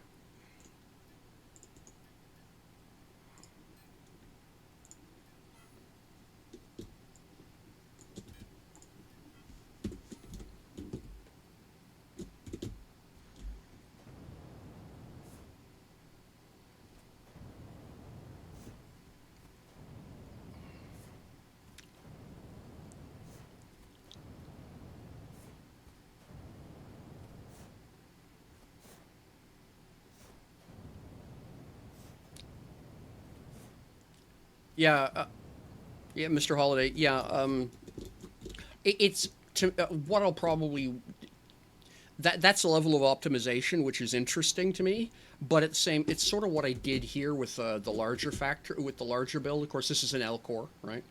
So what I've done is that as opposed to every tiny factory and they're all color barred, so that's one, that's two, that's three, that's four over there. Instead of each of them having a refiner and smelter set up, what I have is them all clustered over here, loading all of these and then using transfer units to make sure that enough raw stock material is in each of these bins that it can get, that it just always has what it needs without the lag time associated with just making more. That's, but for the purposes of a standalone deployable, yeah, I'll do it so that basically everything's in the front end. Again, the classic design for Tiny Factory is pour ore in this bin, take what you wanted to print, wanted to build out of the other bin, right?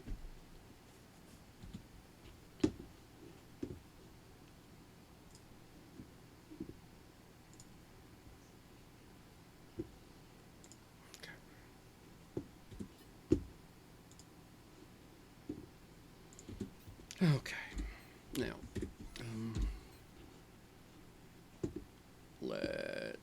where'd I put it? Oh, there it is. There we go. And what am I missing?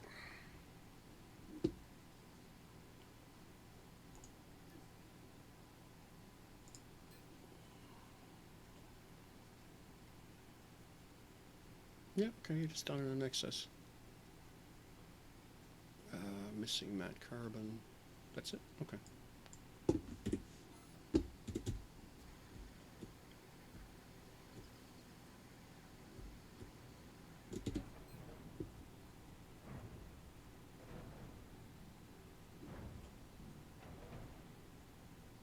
Apparently I do not have any matte carbon. That's odd.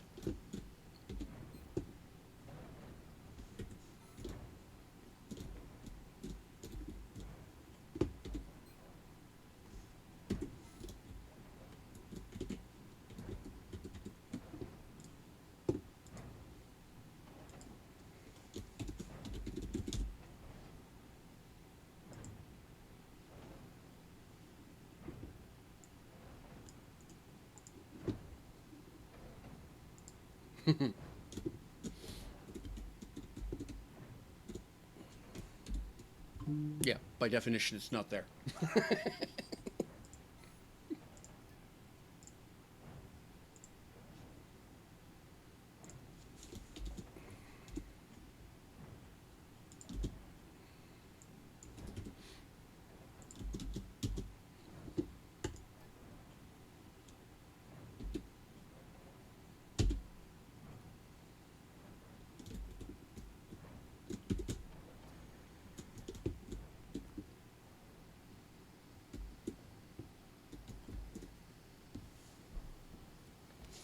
Okay.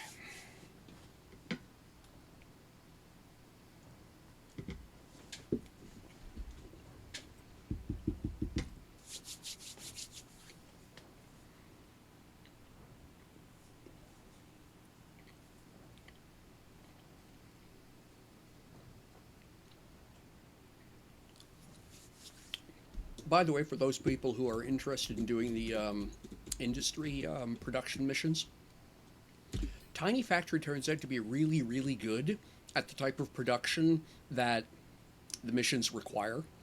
144 buttons, you just drop it in, turn it on, and you don't have to build an entire production line just to build buttons, particularly if you've no idea if you'll ever see the buttons contract again. So yeah, if you are running a traditional industry, but do want to be able to, but want to be able to more easily take part in the industry missions, a small tiny factory module off to the side is actually a really easy way to handle that. Okay, got it, Mr. Holiday. Well, you're about to see me build the warp cell factory. We're going to take that apart and put it. I'm going to build a just basically spawn in a regular tiny factory unit, and then do the change arounds that are required to build a the warp cell system, which largely involves ripping out the assemblers and replacing them with glass furnaces. Okay, I'm just waiting for the material for the to make the carbon I need. Which reminds me.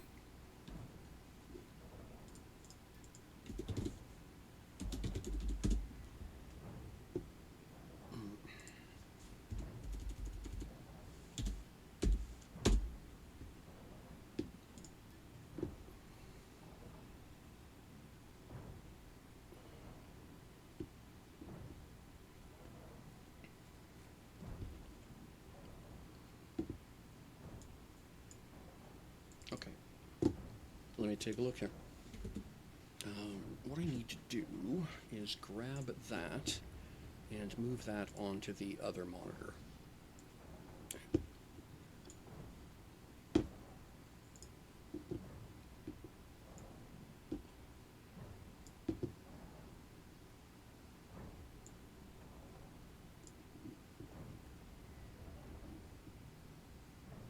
Yeah, I like that. That looks good.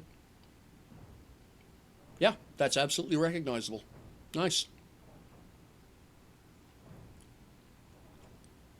Yeah.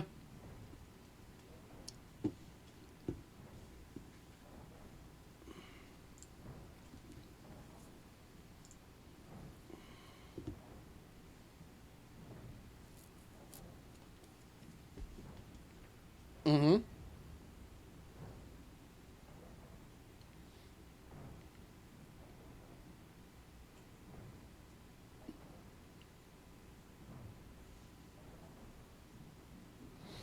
Mr. Holiday, actually, I am running Tiny Factory. So what but, and this is the devil is as in with most commentaries in the details. So individually, each one of these is just running Tiny Factory. All right, so that's a Tiny Factory, and the keyboard here is the customer unit. Everything else is a programming cube, right? Just to make it easy to find the customer unit. So these are just the standard. There's nothing particularly special going on here. The difference is that over here, is all of these are being run by another piece of software that I write, and being managed from in here, which is the Poor Man software. And what it does is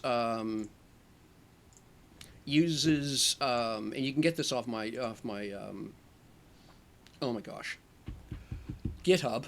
And there's basically a checkbox list, right? I'll show you what that looks like. So if I go advanced, edit lower parameters, tick, I can set how much ore I want to keep, how often it checks, and then what it's actually going to run just by checking these boxes. And then it just handles, and then depending what it's plugged into, it handles the production of, or either the peers or the products, and then that gets piped into here, and then essentially the same, a very similar piece of software, just make sure that all of these all of these bins have the right amount of material in them, 1,000 liters, whatever it is, so that they just keep running. They always have enough of the products and pures. So, but that's the only custom thing that I'm doing is just that one piece of software, so that I don't have to have a smelter and refiner connected to every tiny factory line.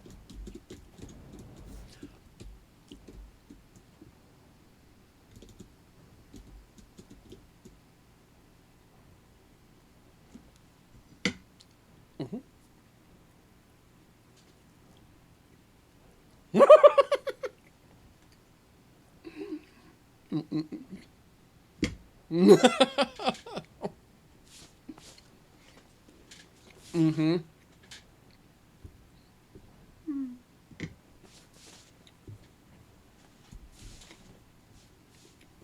That's funny. Yeah. Yeah, if you want to get around quickly, that will do it.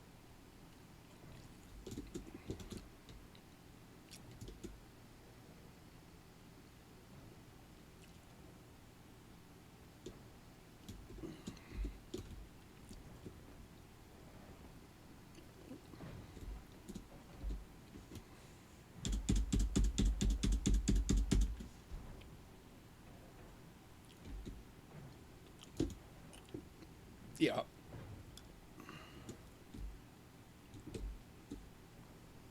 Mm-hmm. Oh yeah, absolutely. Stretch the legs, etc. Yep.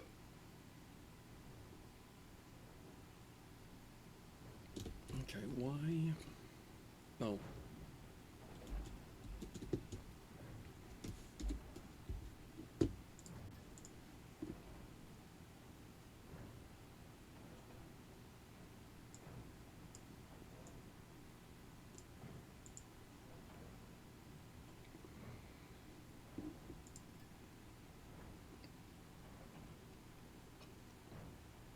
Yep.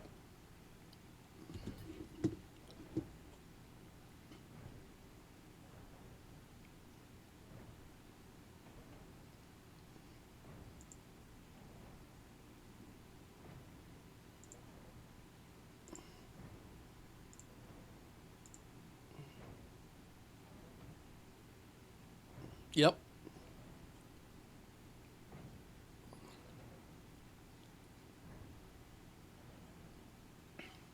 Wow. Yeah.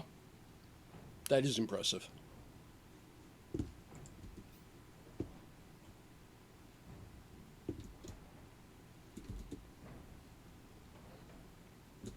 Yeah, it's okay, that is cool. Yep.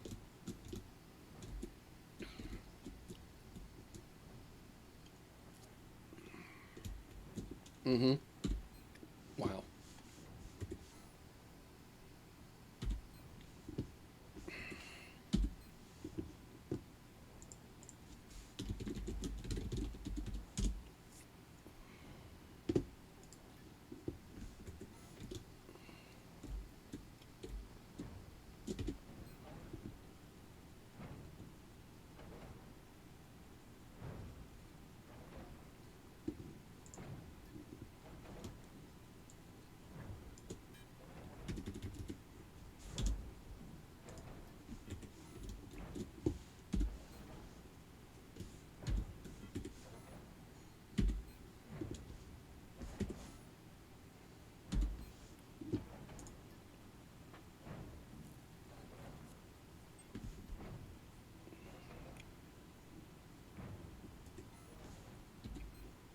Actually, that was kind of silly of me. But okay.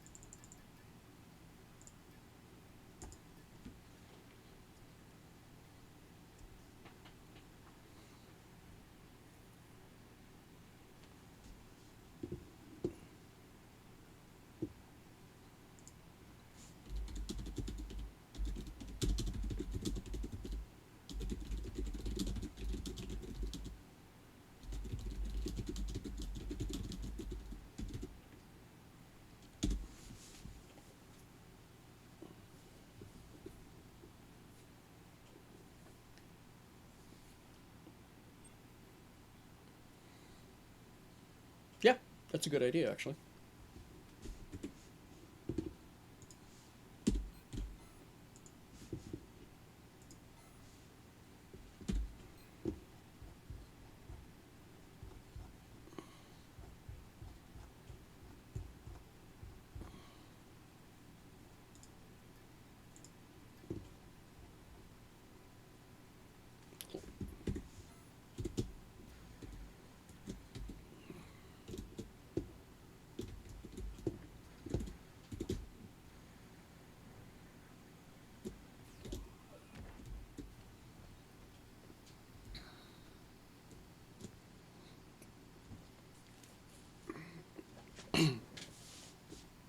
Sure, for sure.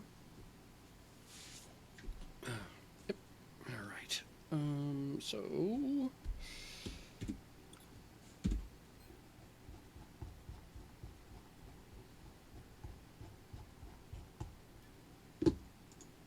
and equip.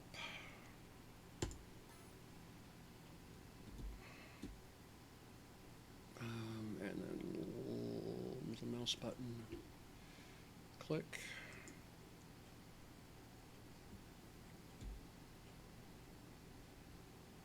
Oh yeah, sure. Of course.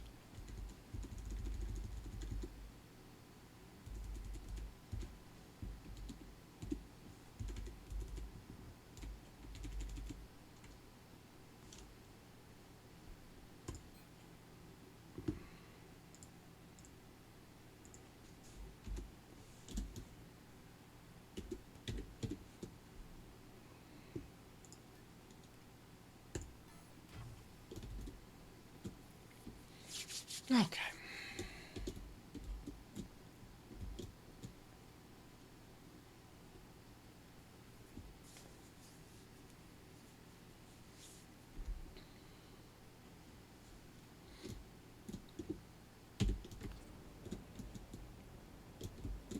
Some elements are colliding and have been deactivated. Well, that's not good. When did that change? Okay. Okay. That's interesting. That's a new one. I mean, it works out I'm going to be tearing those machines out, but still, it it wasn't complaining when I built it to start with. All right, so there we go. You can go away, and you can go away, and you too. All right. Now, what all do I need?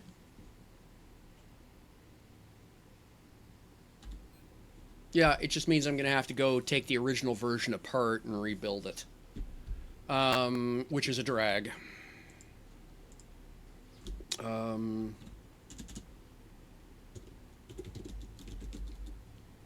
Okay, so what do we need? We need quantums. Okay, so that's... Okay, that's glass, furnace. Yep, that's all good. I know how to make those. Quantum core, no. Uncommon quantum core, no. Advanced, same problems. Okay, nothing there I need to worry about. Antimatter cores, all right. That's just a refiner. Basic components is electronics, okay. Antimatter capsules are glass furnaces, okay.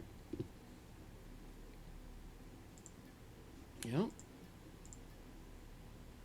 That's glass. So I don't need, according to what I see here, I don't need metal workers or 3D printers for this, so they can come out.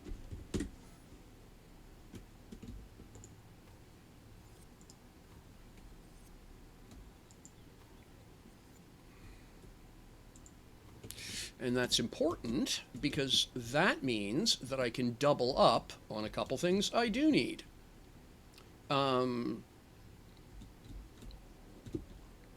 So All right. So now, elements, and then functional, please. All right, I've got 2 spare chem.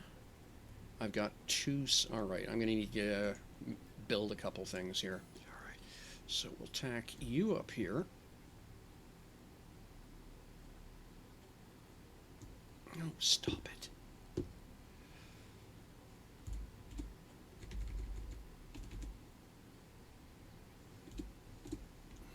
Okay, you go there. Yep.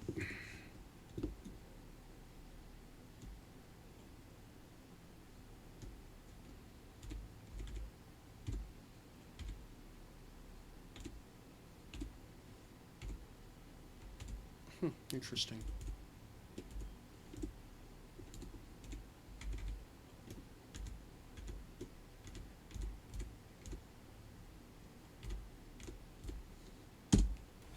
Okay.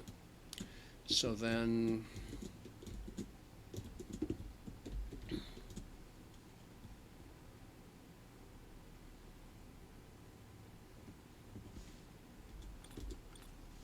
okay, that's what I thought. So you go there, and you go there. Right. Let's get those 2 electronics installed. Equip.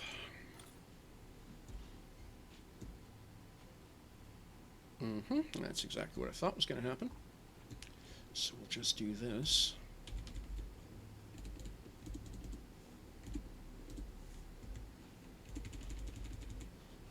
No, he's taking a break, so he's just restreaming my stream for now. When he comes back, he'll put his back on.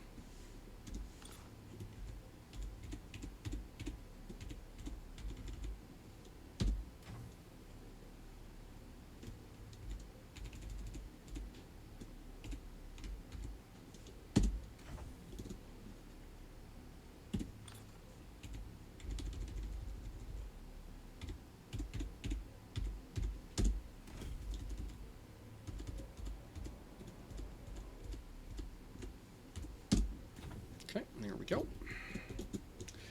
And then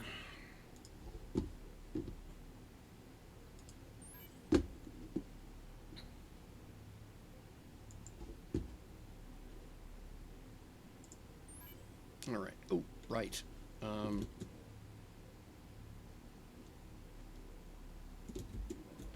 Need to plug in the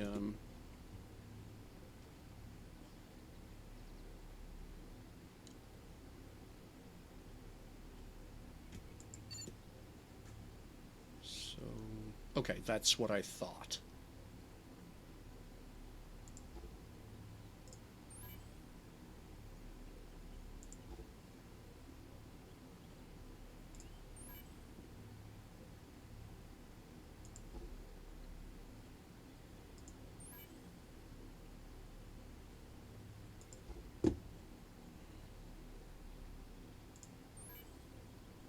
Okay. So now I need a lot of glass furnaces, ultimately. And it's just simply going to take too long to make more. So what I'm going to do is go get them where I have lots extra. So come along with me on a magic carpet ride.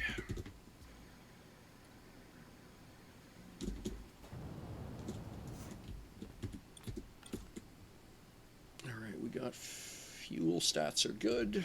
All right, cool. Oops, wrong button. G, and we are green. Whoops. And I need to fix that.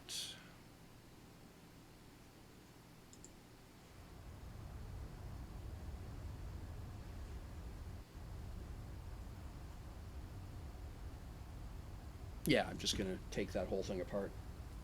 That doesn't do what I want anyway.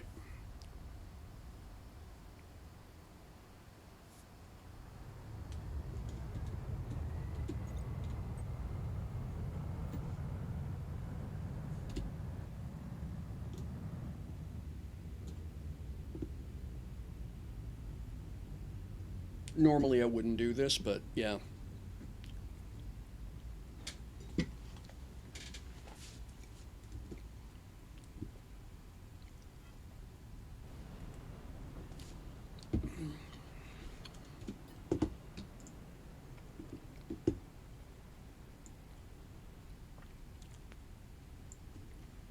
Okay.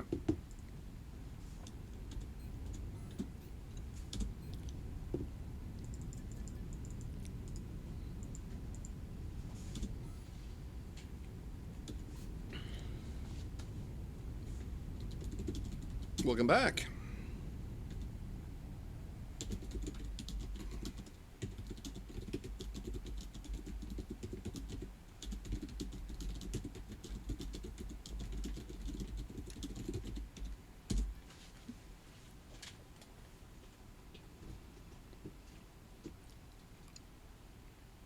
No, it's just when what happened was that it wasn't looking at the screen, came back, and your screen was showing my screen, and so was thinking that and had missed the part where you'd left. So yeah.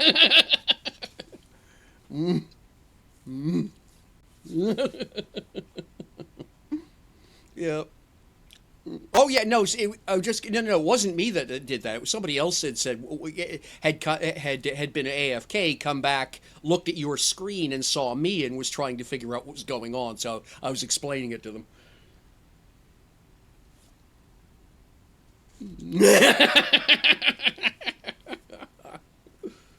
I think this is great, by the way. This is a great idea.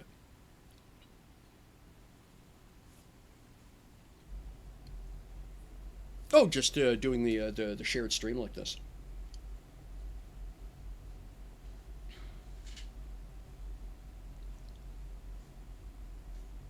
All right, here we are.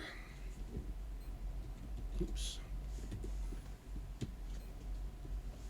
What is going on? Oh, it's because I'm pointed at the. All right, yeah, that's just silly timing.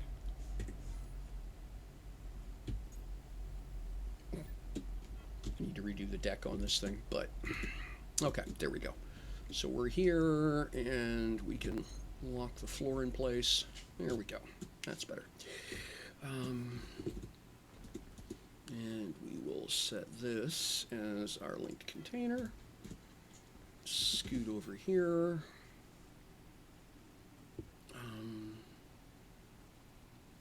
I don't know why. Okay, yeah, I remember what I'm doing.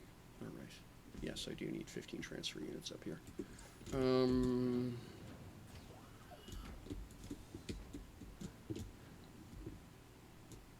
Doopy doopy doo. All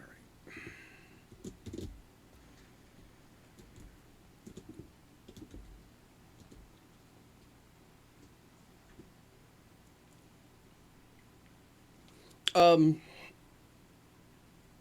Yeah, the problem with Lua is that because they're trying to keep it very, very small in terms of its memory footprint so that you can use it for things like running a game, they've made some really, as far as I'm concerned, bad compromises that actually make it, even as someone who's been doing programming since the early 1990s, Lua is just a pain in the ass to work with.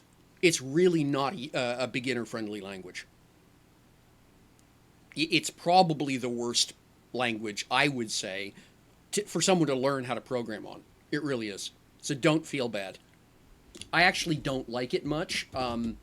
It's just that unfortunately, it does what it does very well, so people keep using it, whether or not everybody else in the world would like them to do that.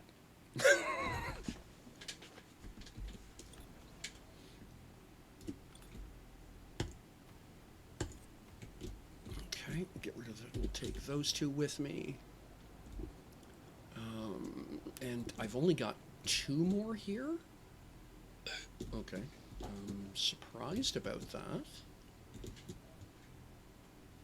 Well, I'll grab them.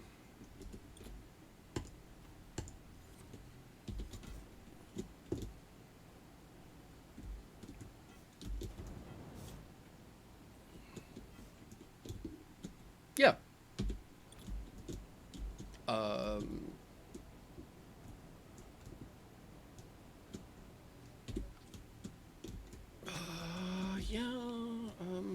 lots of chem and not much glass. How odd. Okay.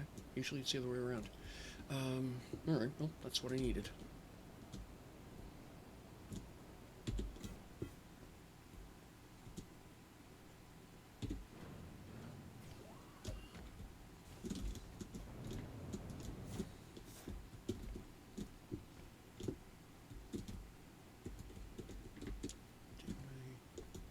Am I sure?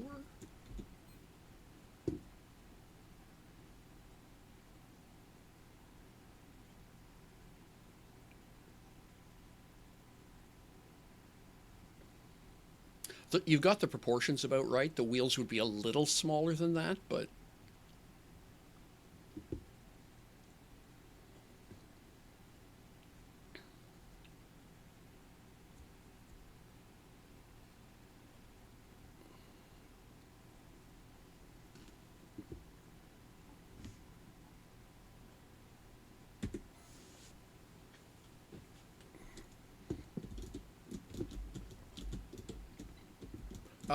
so the trick to the design that they're copying there is the wheels are as the axle is on the bottom of the wagon, and the top of the wood is the same height as from the axle to the bottom. So from axle to ground and from axle to yeah. So yeah, it's a really awkward size to try and match.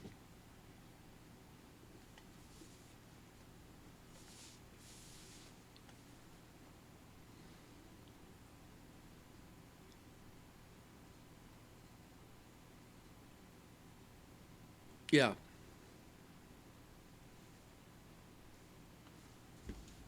Okay. And back we go.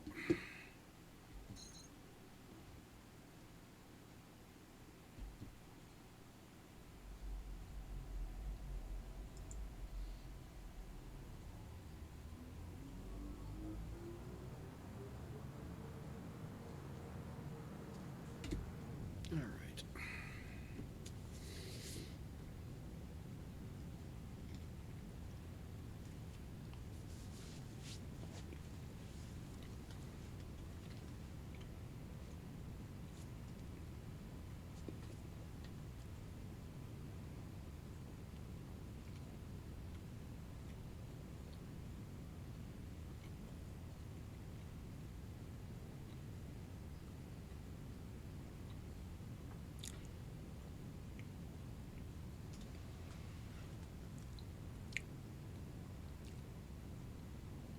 Yeah.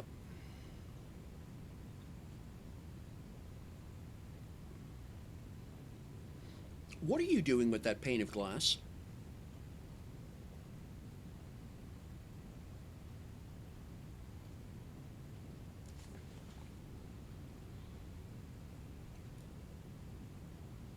Mm-hmm.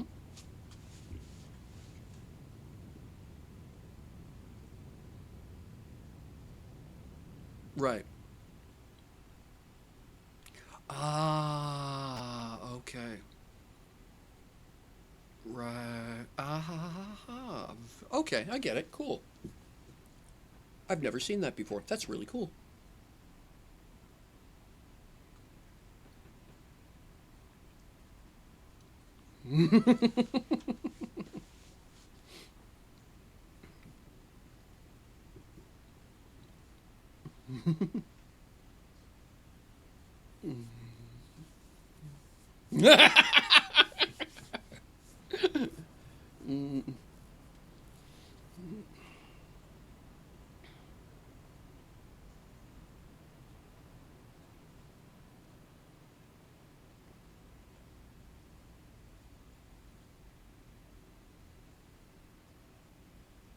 Yeah, the trick with the elevators, and I prove it here on the ground, is one, don't use them on the ground. The doors, it just causes more problems than it solves. But for the orbitals, um, the trick is that the point that the ship flies to has to be within a couple of meters, but quote above the doors. so that the telemeter sees the doors slide underneath, but the doors aren't in the way otherwise. Yeah, it's a bit of a. It's finicky. Very, very detail fussy. Hi, Diabatania, how you doing? Welcome. 07 to you as well.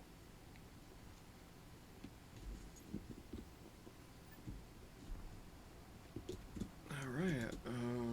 So, bop the boop. Yeah.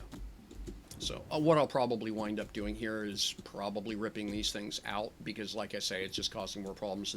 I was trying to do something clever here, but yeah, apparently I'm not as clever as I thought, and it's just not working. So, when in doubt, take it apart and pretend you never did that. Okay,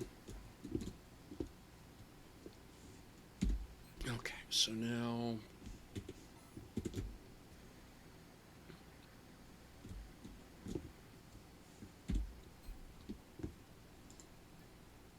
Yeah, and you haven't given away yet.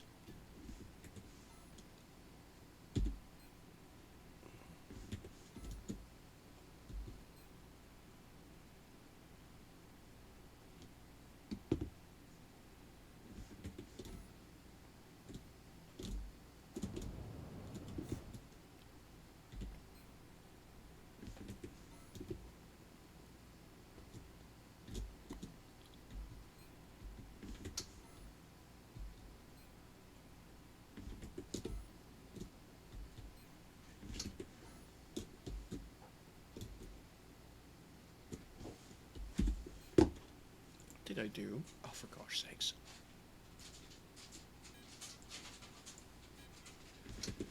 And they let me drive. Wow. Okay. All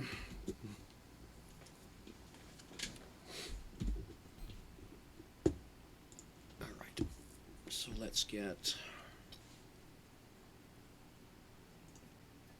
equip. All right.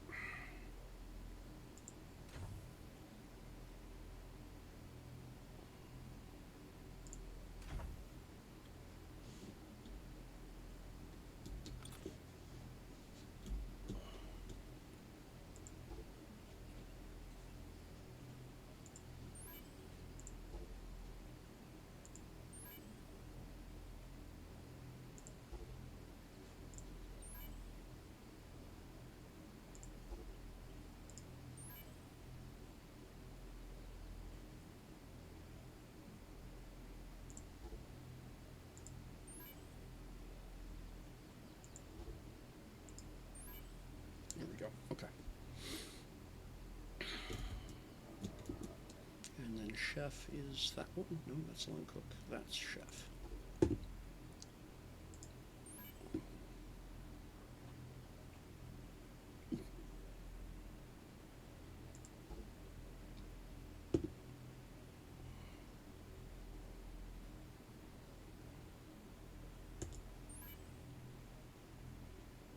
Oh, very cool.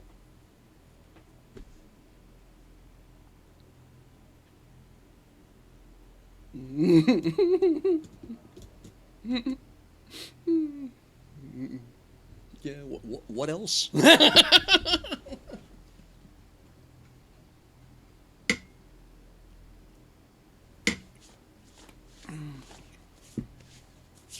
Okay.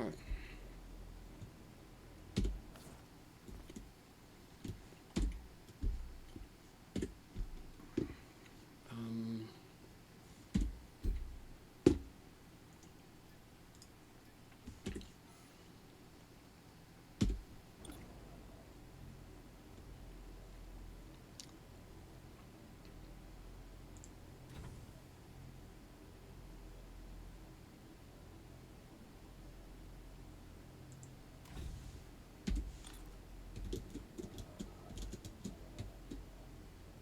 okay, 25, 24, 25, 30, 24.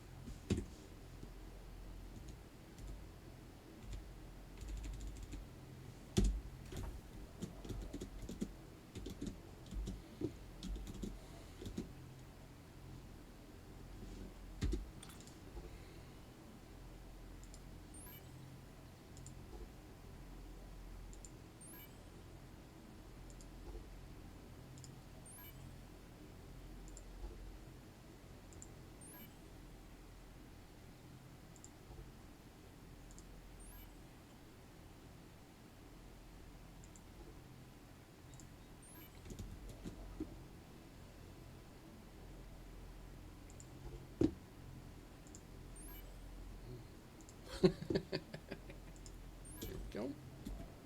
Okay, cool. Welcome back, Canadian.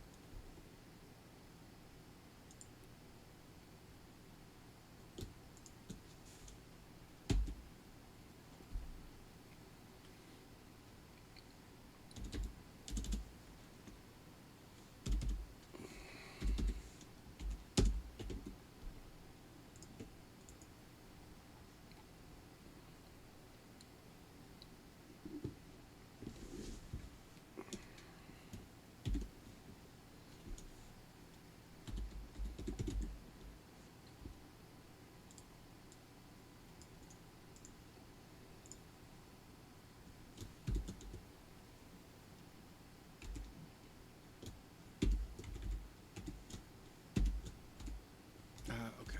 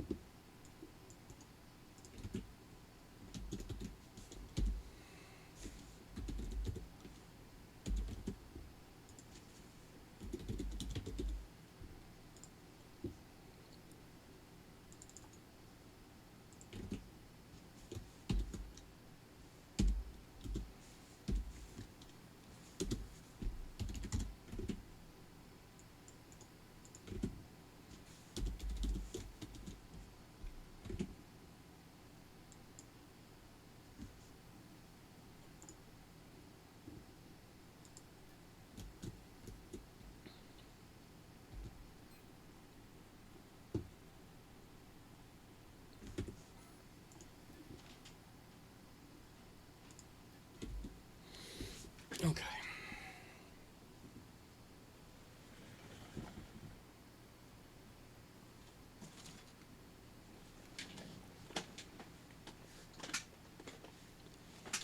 Um,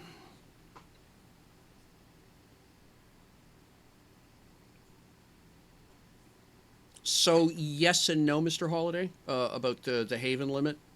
It will go. Yeah, the deposit size is capped at 100, but you can go up above the. But with skills, you can get better than 100.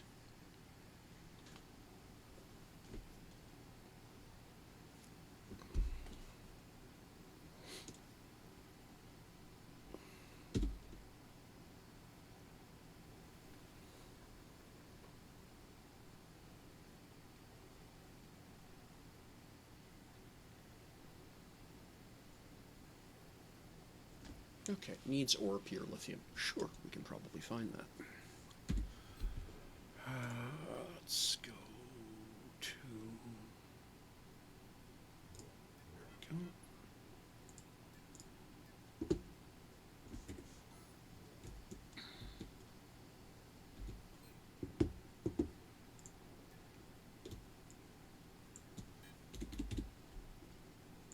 Need to buy more of that. Okay, we're making oxygen, we're making lithium. Let's see if this thing actually does what I want.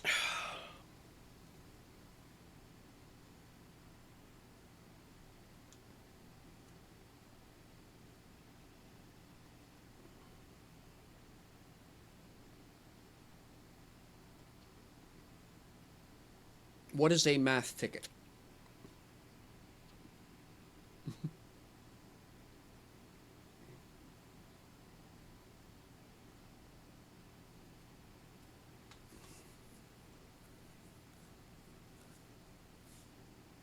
Ah, okay.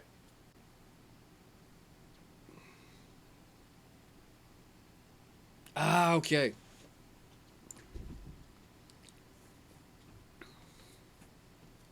Ah, very clever.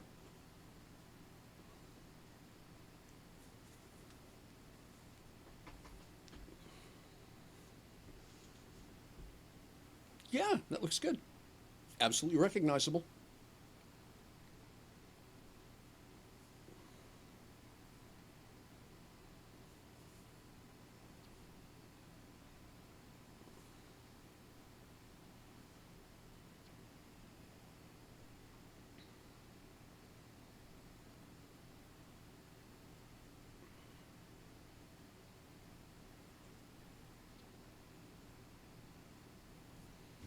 Now, to do lithium, it seems to me.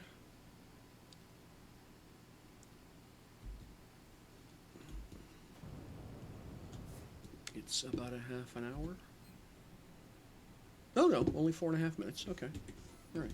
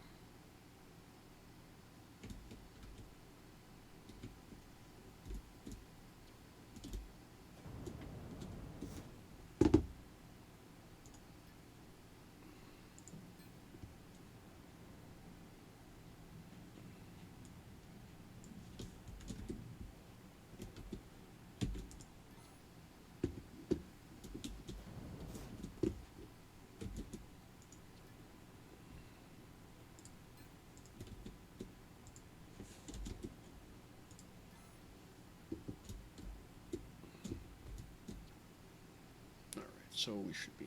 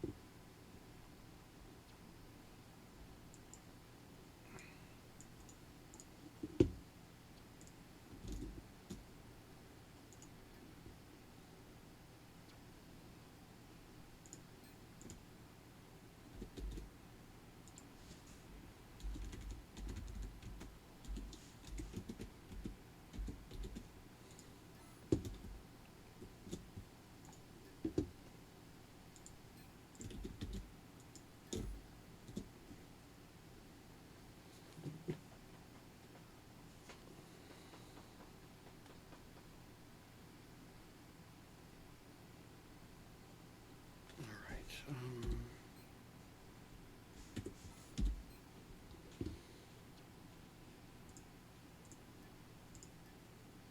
Okay, so I'll need carbon, I'll need silicon.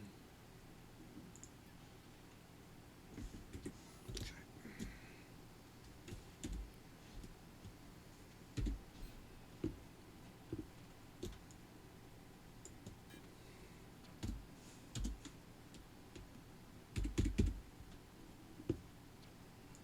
Oh, wow. Hang on a sec here.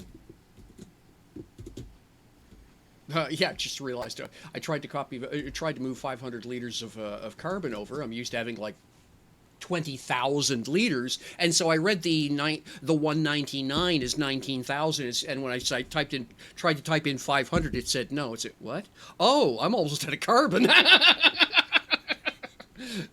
Yeah. It just took me a second to go, wait a minute. That's not what that says.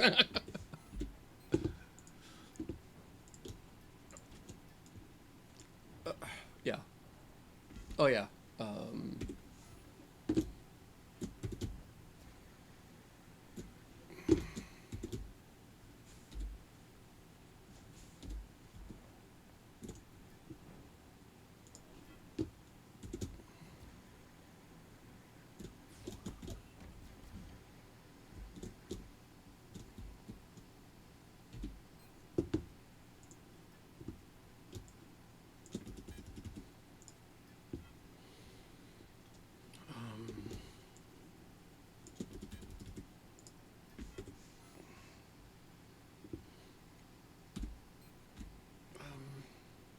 limestone is pretty easy to get, yes?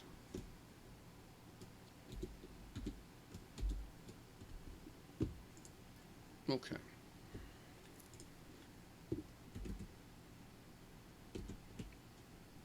Gotcha. Okay. Yeah. Yeah. I seem to always have heaps of natron and limestone, and I'm just trying to figure out what makes some sense here.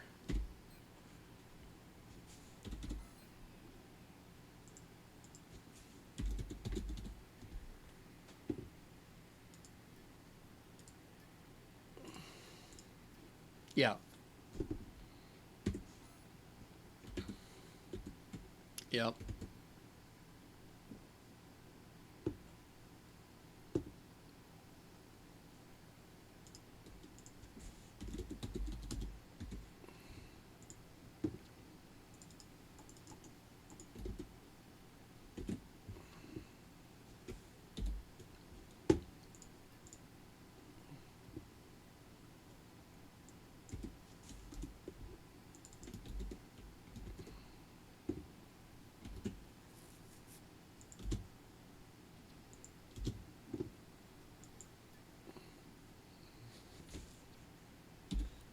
Clo- cl-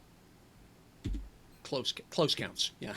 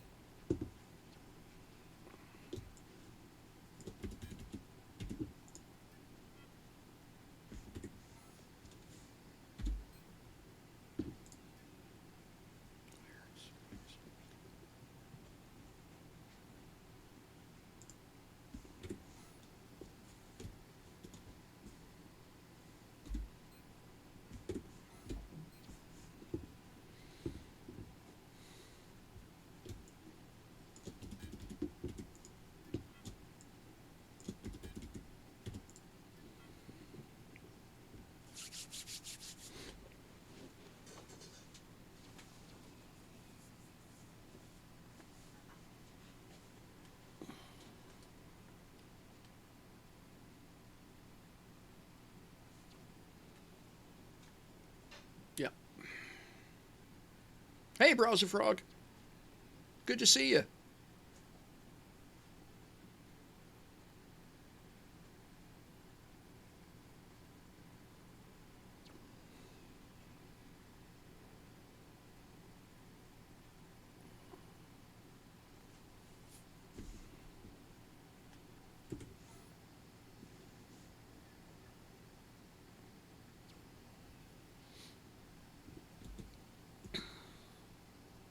Okay, we're producing carbon now. That'll go pretty quickly.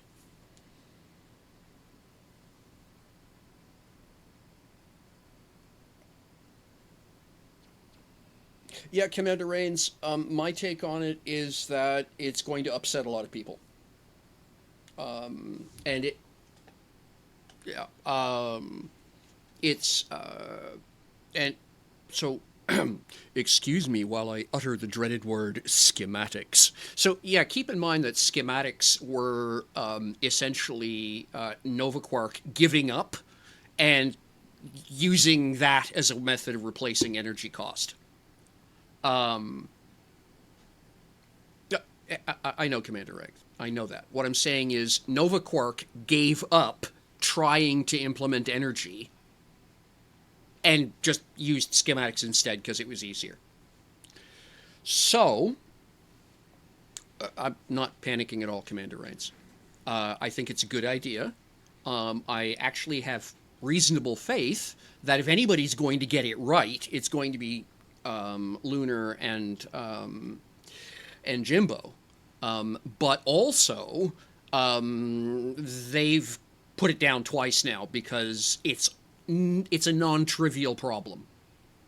One of their stated objectives is that they wanted to cap mega factories without impacting small factories, trying to shift the balance of production towards towards more players in industry versus few players with big factories. I think that's a very good direction to head. It will require Commander Reigns. Don't want to get into it. Okay. I'm telling you what I was told by one of the developers. All right. You can choose to you can choose to disagree or agree. You can choose to believe or disbelieve. I'm just okay. So the at the end of the day,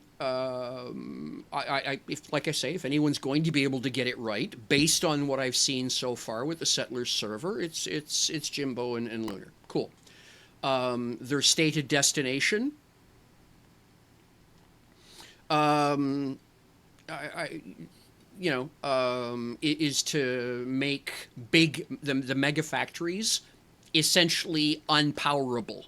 The energy density curve, if you will, is going to be shaped to the bigger you are, the more expensive it's going to get on an increasing scale. I hope they can do it. We'll see what comes of it.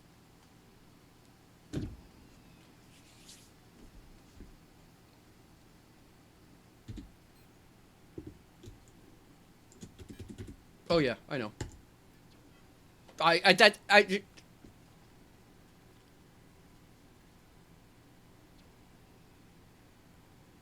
Oh yeah, that's why I said I didn't want to argue about it, because I've had that experience of you know, but just the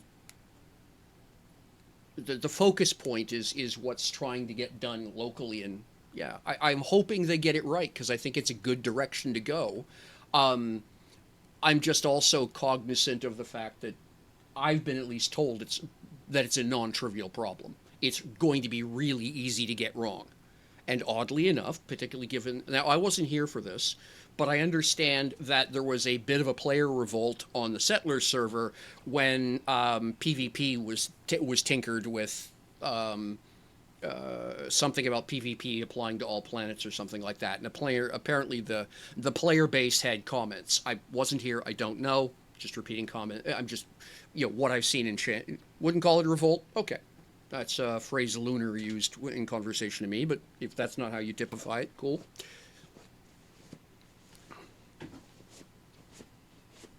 Oh yeah, that's just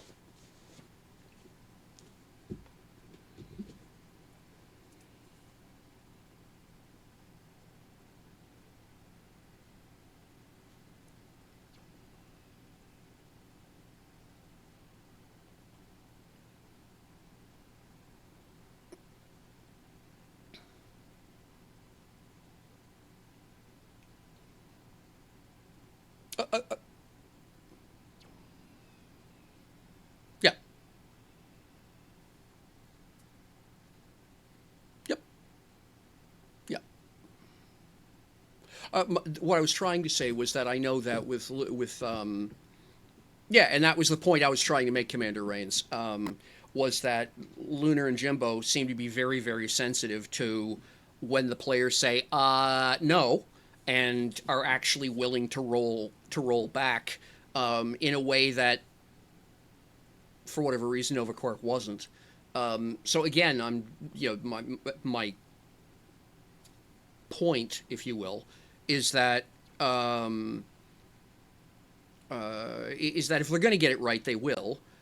It's just that it's hard, and I think them taking their time with it is actually a good sign because it's just better for the community if they get it right first try. So,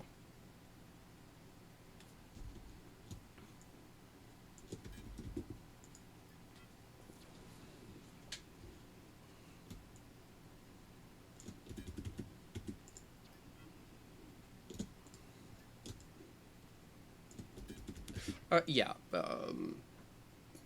So many things can be fixed by simple, clear communications, and that was just something. Even like I say, I joined second or third week in live, um, and even then, it was very, very obvious that Nova Cork was a company that had serious issues stringing a, I don't want to say a coherent sentence. They could do that. What they could not do is make this sentence tell someone something in a valuable way.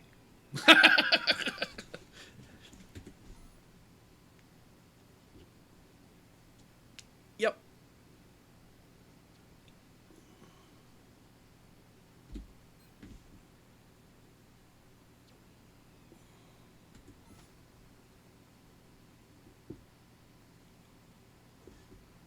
Yeah, for sure.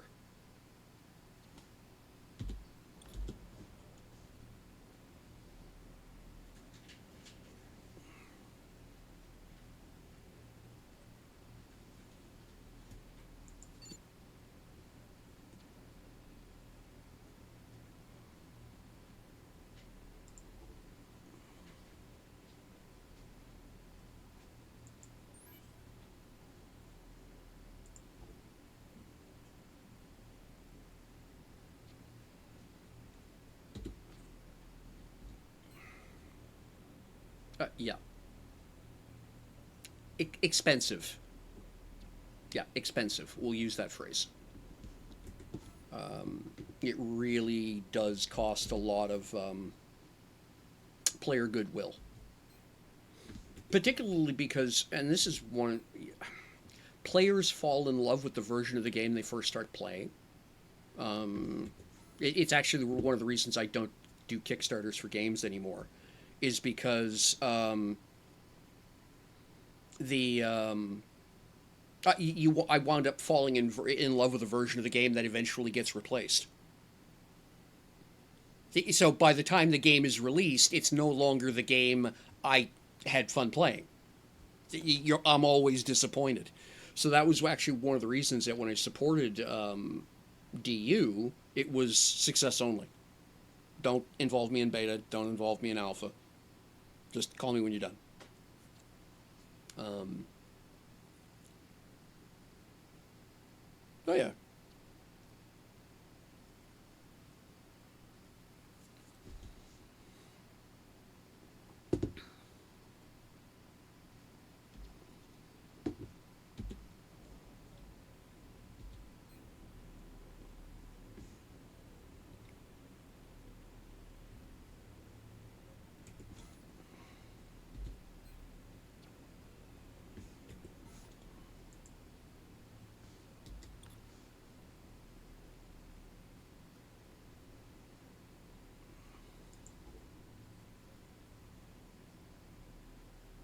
interesting.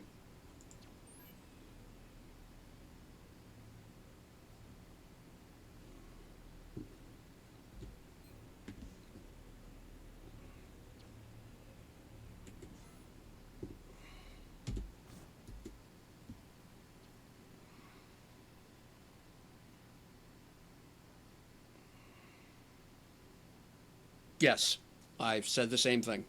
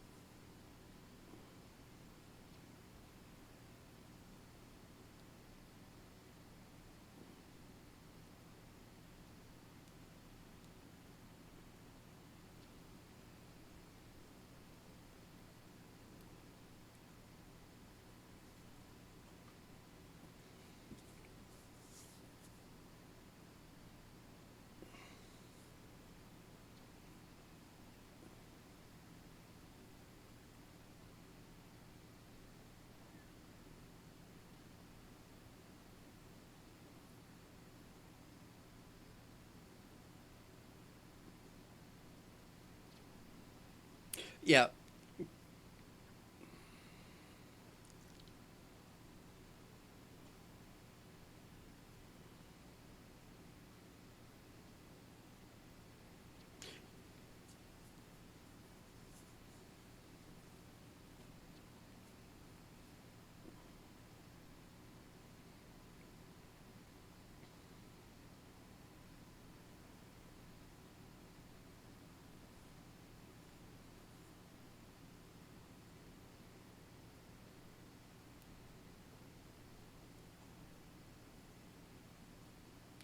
Yeah, what I've said was that you don't necessarily want to create a working version of a duplicate, for example, of the European Union economy. What you want to do, however, is pay attention to all the mistakes that history has said. If you do this, you're going to piss people off.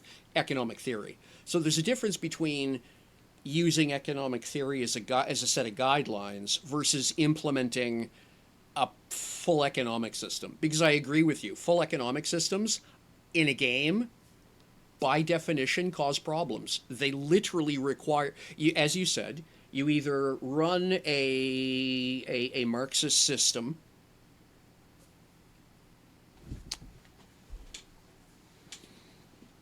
Yes, exactly. It's the problem I have with Eve. Is that if you don't show up if you don't show up constantly, you wind up behind because you haven't been at work. And I completely agree with you. Completely agreed. So it's good to know to understand the forces that will affect how much how player exchange and stuff like that works in the game. It's good to understand that. It's not great to try and replicate that. So yeah, agreed.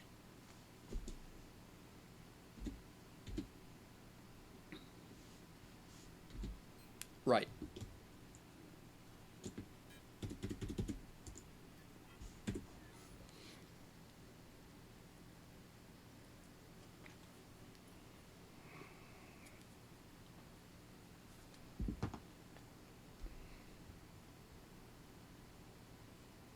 Yep. I would tend to agree. Like I say,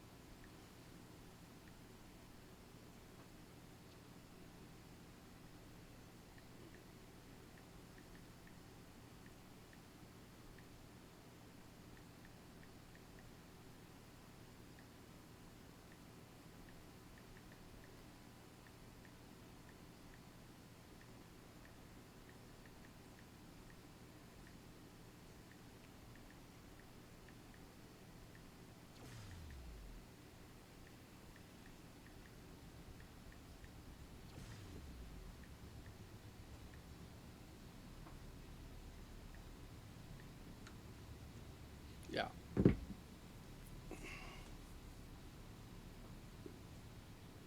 Yep.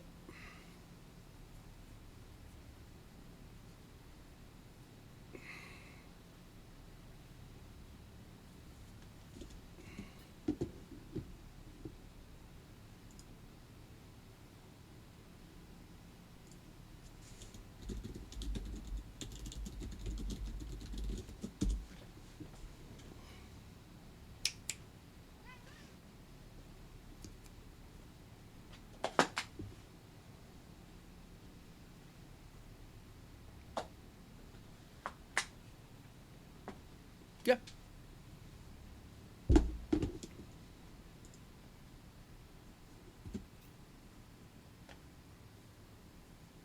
Yeah, I agree.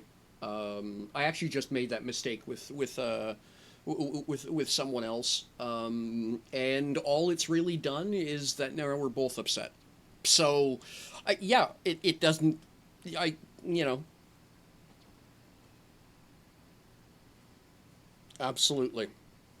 Yep. No.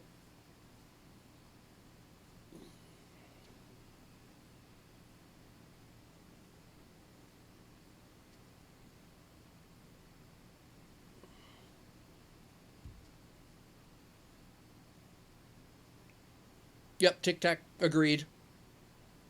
The great thing about sandbox style games is that by definition, people can go find what they want to find in them. There's the old joke: you always find what you go looking for. Well, that's the whole point behind sandbox games. If you look hard enough, you'll find what it is you want. Yep. So it.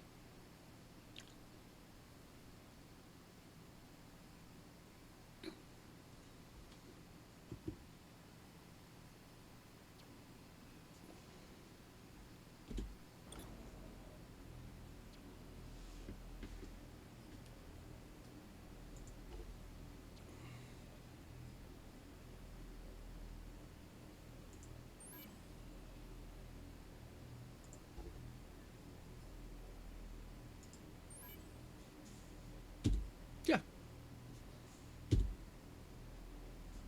Mm-hmm.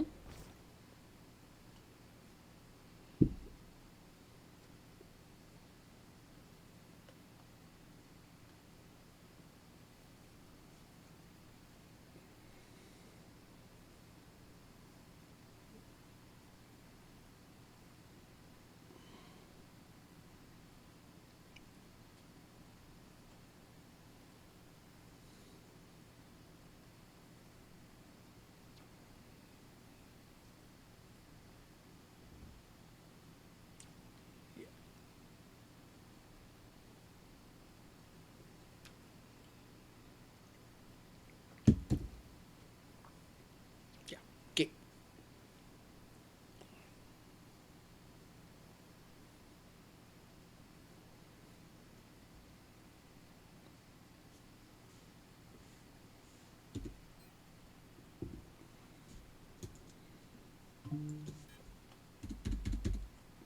Yeah. And at the end of the I think that's the most important point is that it's a game. It's supposed to be fun. If you're not having fun, it's the wrong game. Right. Yep. Tic Tac, agreed. Don't overthink it. Yep.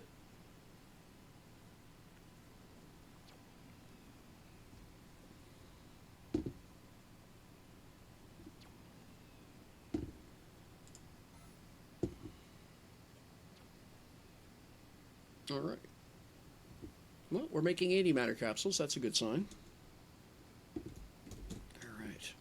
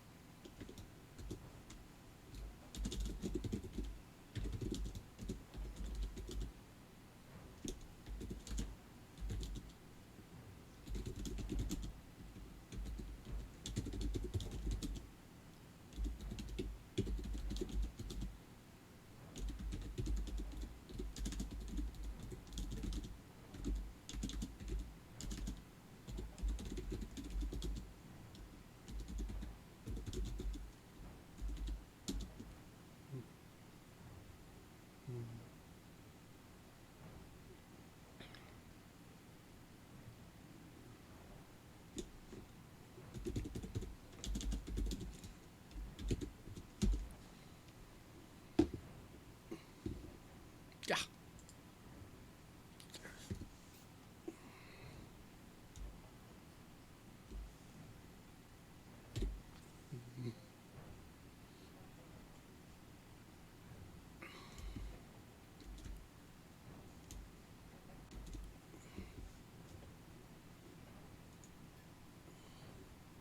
Yeah.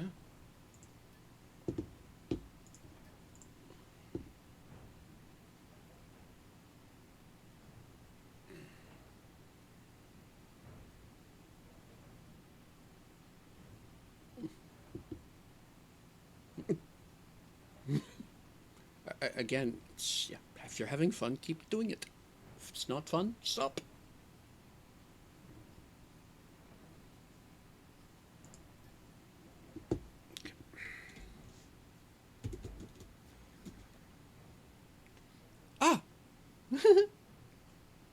Okay, yeah.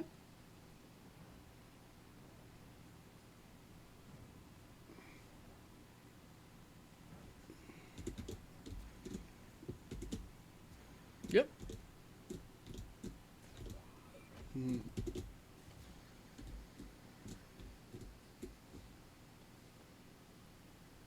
Mm-hmm.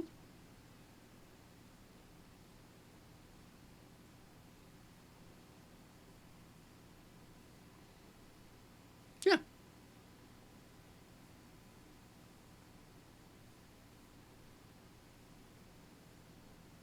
Yeah.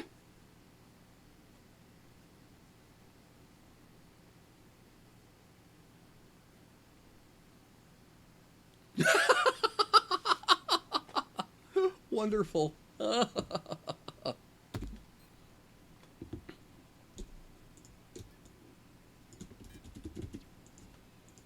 Yeah.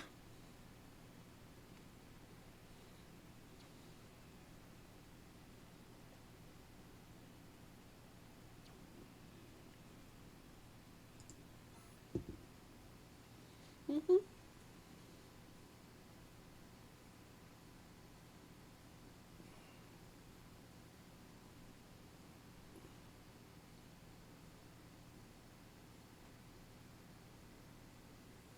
Um,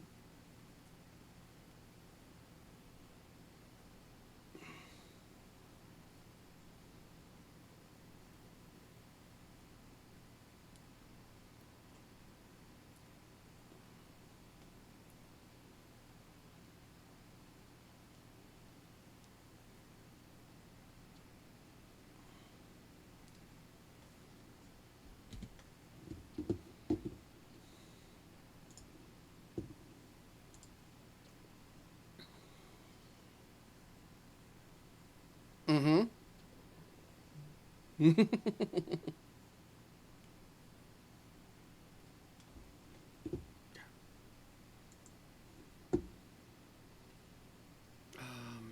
What's a good one that I've really been enjoying lately? Um, yeah, a good one, by the way, that folks, if you haven't taken a look at it, Surviving Mars is being republished. Full graphics update. That looks like it's going to be real good. And interesting adventure game, small single shop, Lost Skies. It's a little bit steampunk. It's a little bit fantasy. It's but it's got and it's a little bit Spider-Man simulator. Again, 2, 3 dev shop, nothing huge. But it's just one of those games I can just. There's nothing to get upset about, right? It's just fun. Um, the other one that I was thinking, I was playing lately, yes, Starbirds. For those of you who are familiar with the Kurskazat channel on YouTube, what's in a nutshell? Yeah, Kurskazat. What's in a nutshell? They've released their own game. Um, yeah,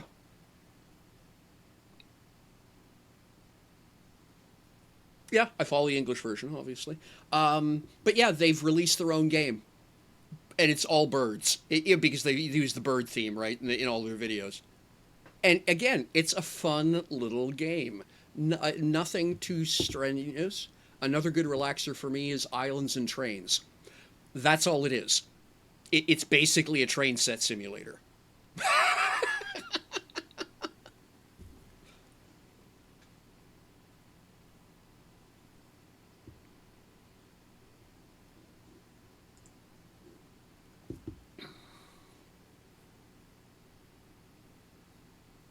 Oh, what is it?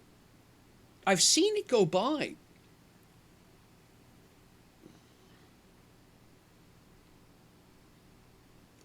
Would you call it a builder game or an adventure or?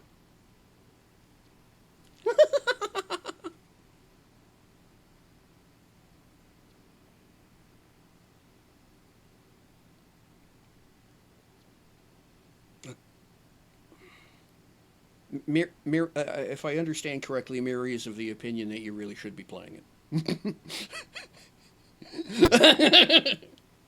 Okay.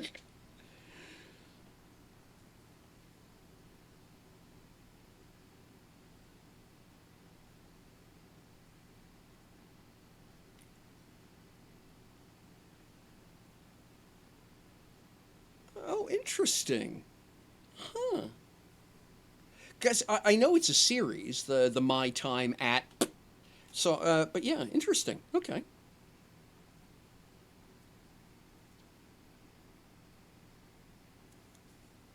Yeah, very cool. Yeah. Mm-hmm.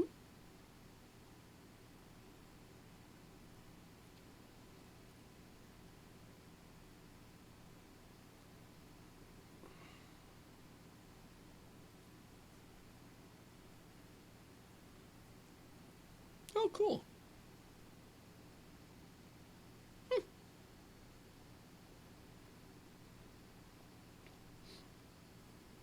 Yeah, my sweetheart, absolutely.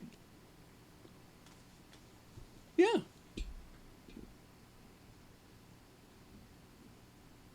uh, yeah,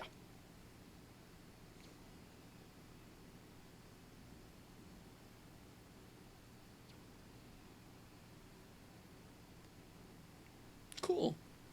Yeah.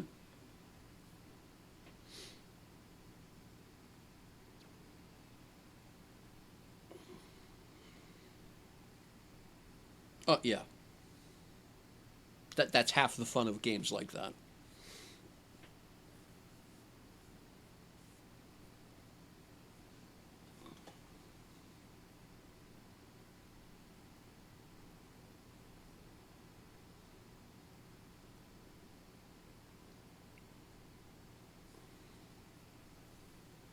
Yeah,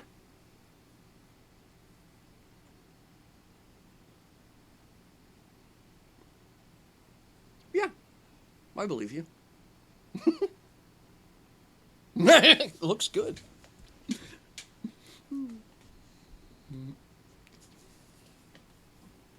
Yeah.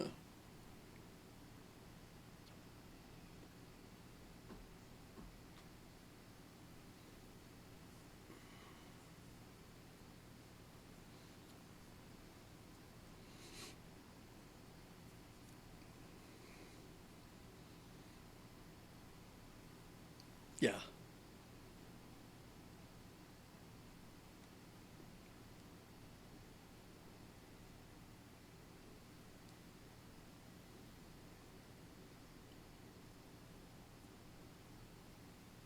Mm-hmm. Mm-hmm.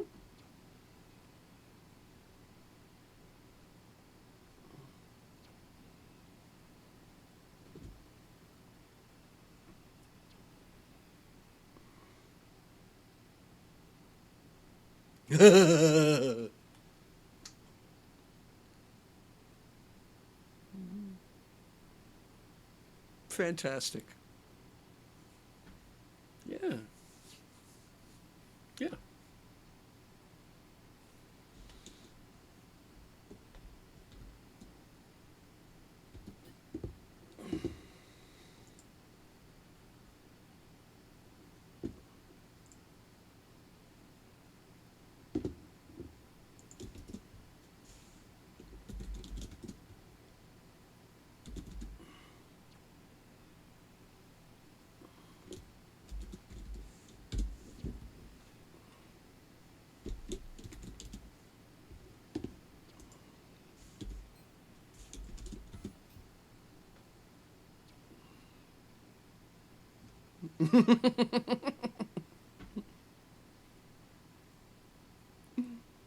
Very cool.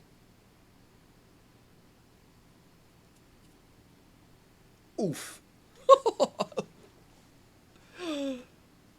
Yeah, yeah.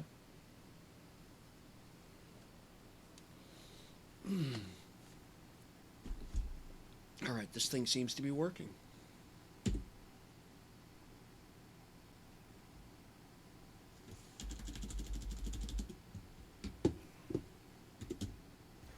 All right.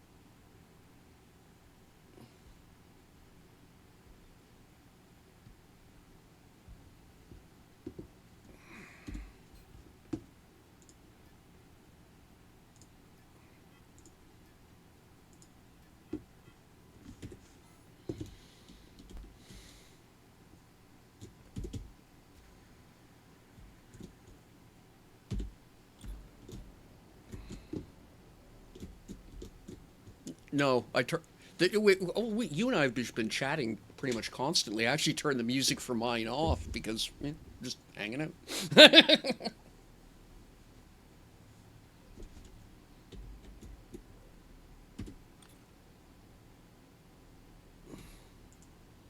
Yeah.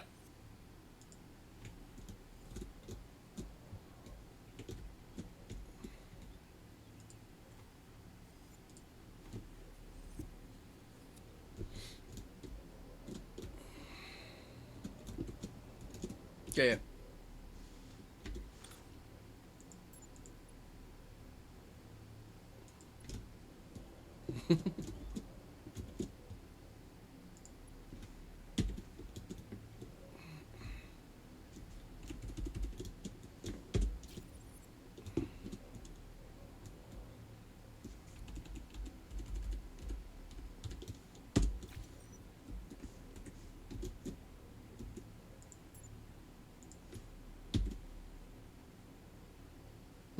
Exactly the wrong size. Yay. Okay.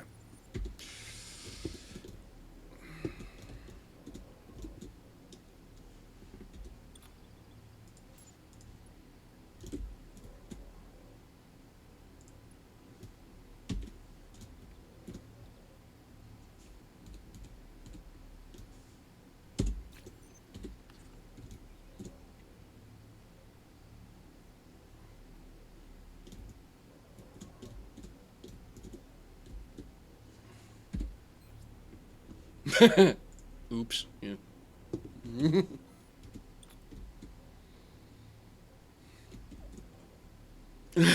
You and me both. Like, is there some way I can disable that button?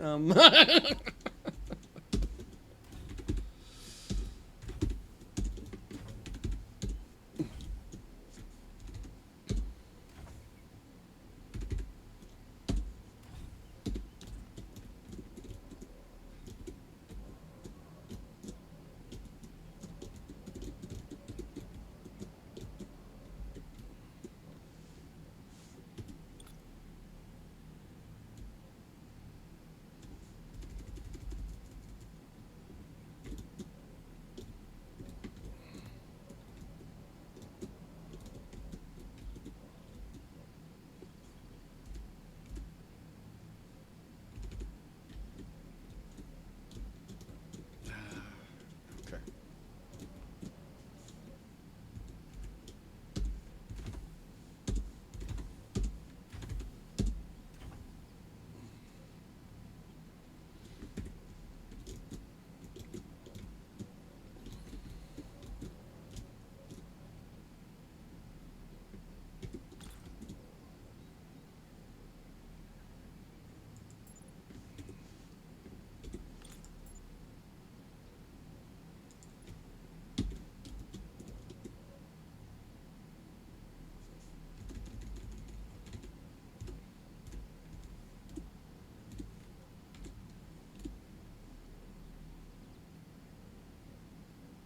Now, is that what I meant?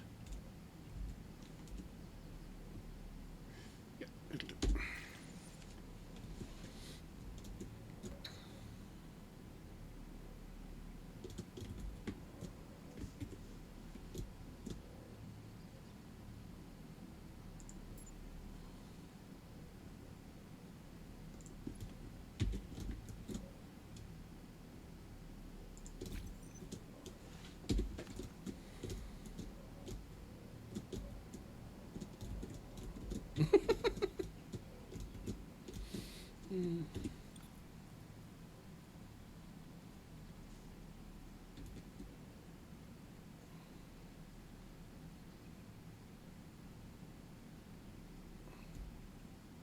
Oh yeah.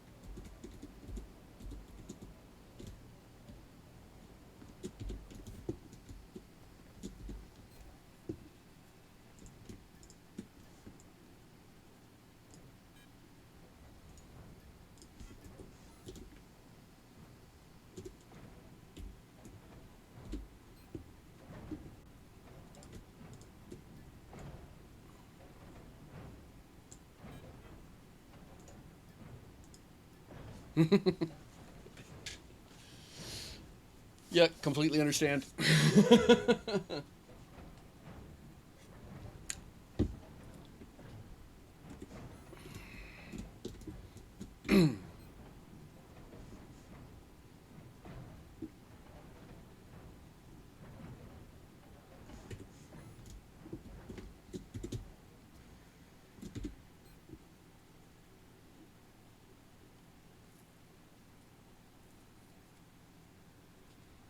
Yay.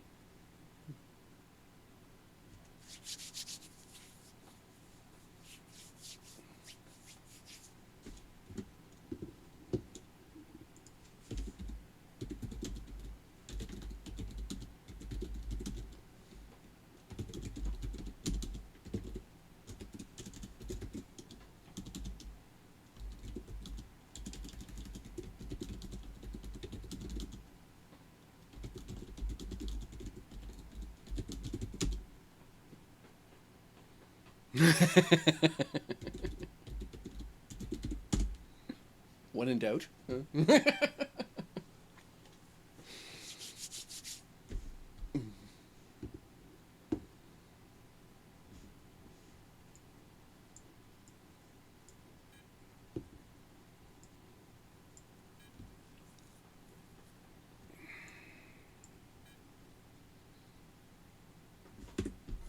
Yeah. Yeah, I need to. I started building an elevator and got just far enough along to say, it's not exactly what I want. And then they said, oh, by the way, we now have Vulcan engines. I said, oh, that's exactly what I want. So I stopped building my elevator, and I've been waiting for them to get. And then, of course, they announced the fly-in, so I stopped doing everything there. So yeah, I'm gonna have to take this thing apart, replace all these massive engines with a set of Vulcans. It'll look much better. Doesn't change the mass. Yeah, it doesn't change the mass or anything, but it improves the look a hell of a lot. So.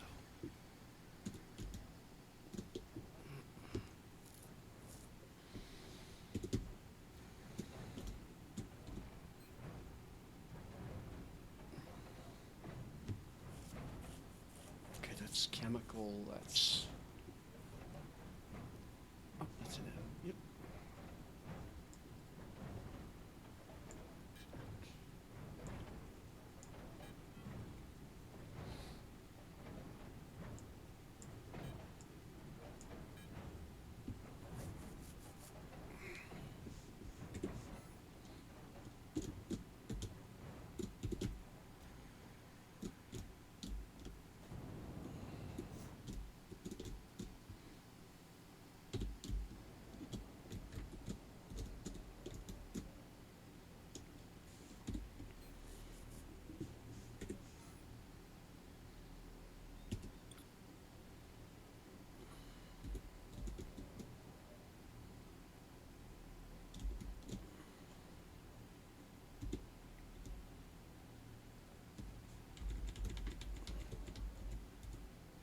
You know, very shortly after you showed up on the server, you messaged me and asked if I'd be willing to donate.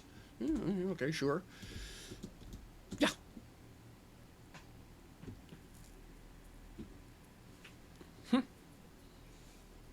Yeah. Anyway, there you go.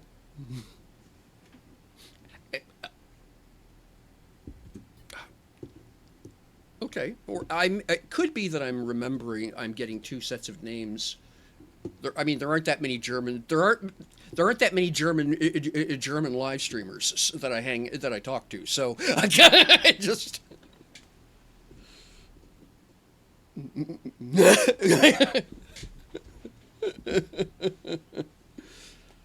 No, it's just my German is very, very bad. So,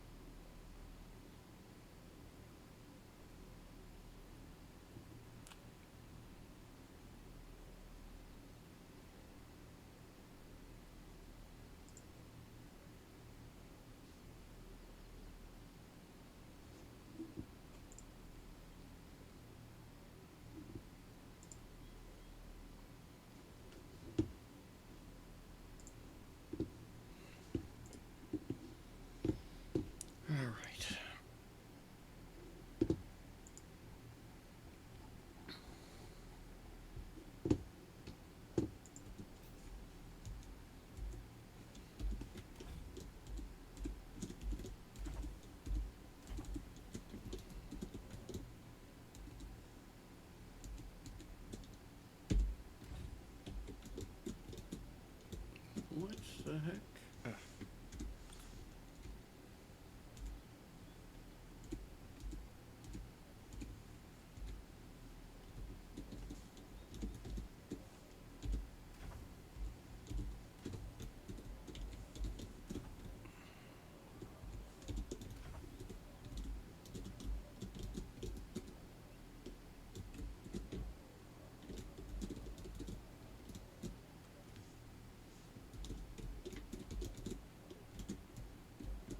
Aha, that's the problem.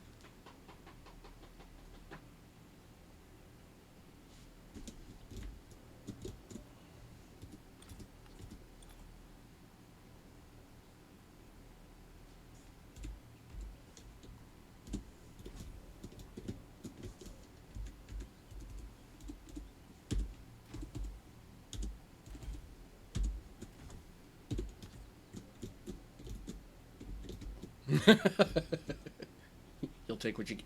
It just gets the, yeah, beauty in the eye of the beholder and all that. Yeah.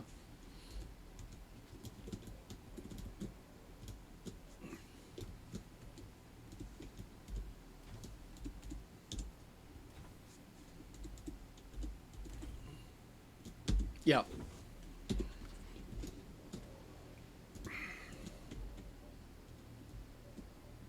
Yeah.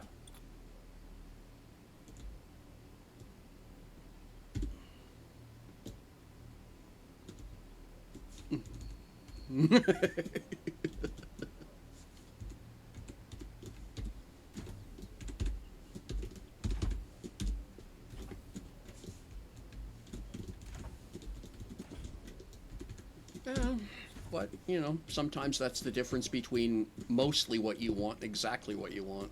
So, put up with it.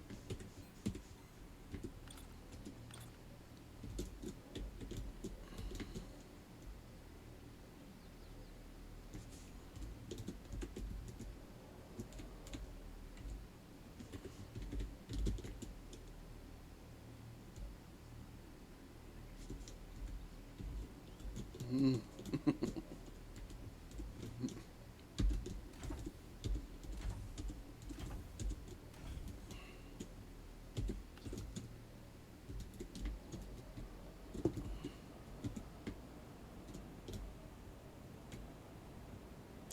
Yeah, I can understand that.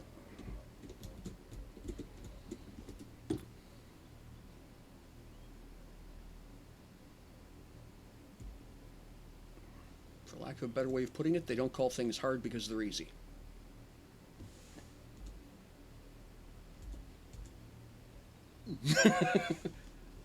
And hard things are tiring. So,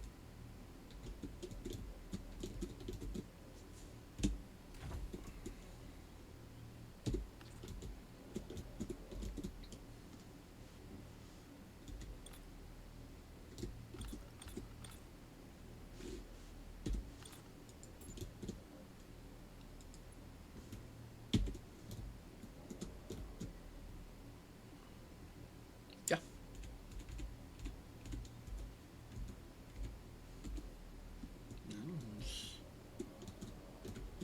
For me,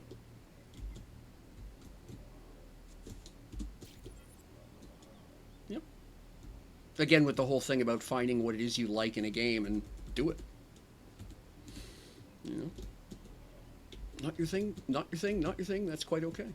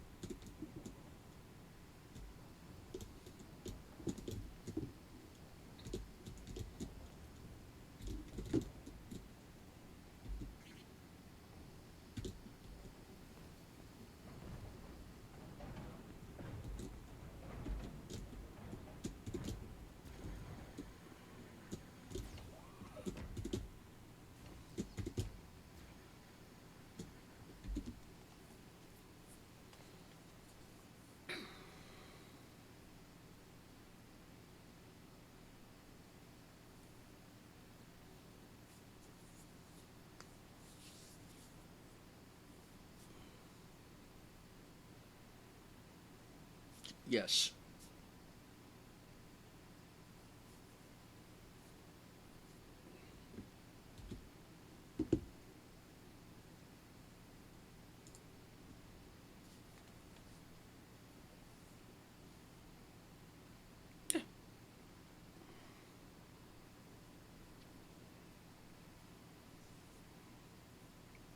Yeah.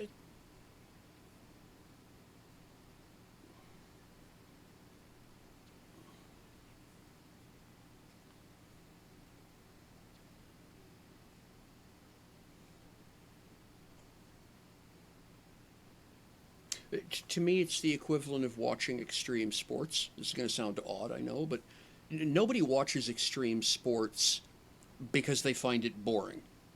For like, you watch it because it is an incredible thing that is a skill set which requires a particular level of dedication to get to, and the people who can do those things, it's worth watching just to see it happen. And that's sort of the way I look at it with stuff like this. I, yeah.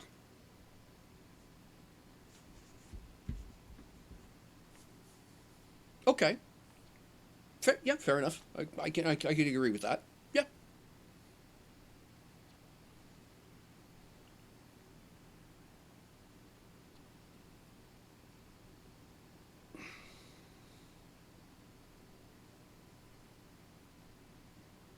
That's amazing. Nicely done.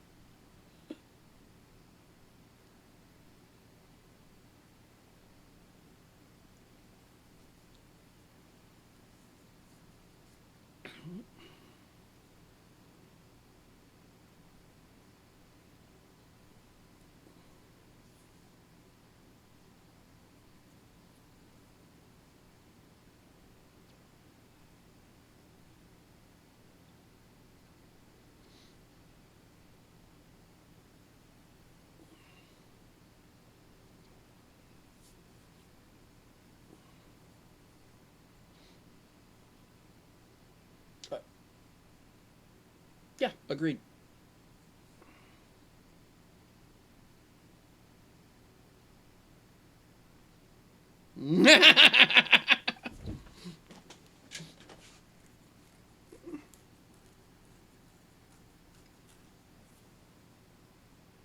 Yeah, but to me, as like I say, as someone who's a novelist, to me, artwork has a function.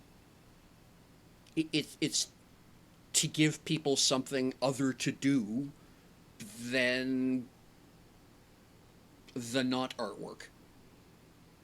It's a way of putting your headspace somewhere else. That's so yeah. Tic Tac. I just want to squash it. Visigoth.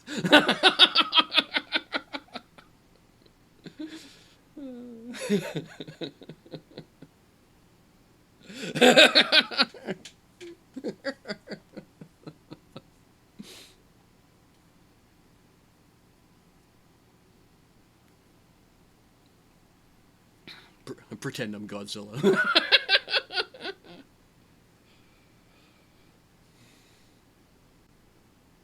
There goes Tokyo.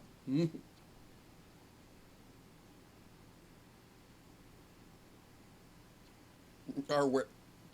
Yeah, that's amazing.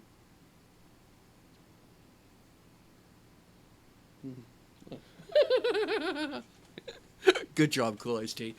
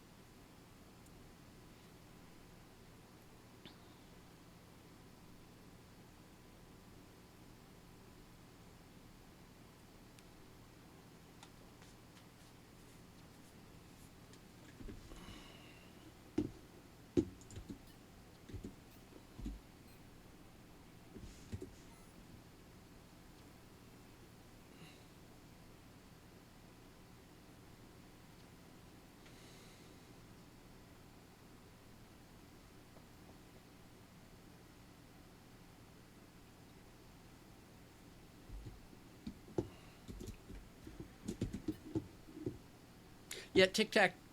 Yeah, Tic Tac. Up for me, I'm kind of stuck in the middle of that because I have the same initial reaction. It's like, why would you build a Tie Fighter in like why would someone in the Settlers universe build a Tie Fighter? Um, and that's the other answer. Yeah, and that and at the end of the day, that's sort of the other piece of the puzzle is yeah, why would who cares? It's again with the whole thing of yeah, you know, again with the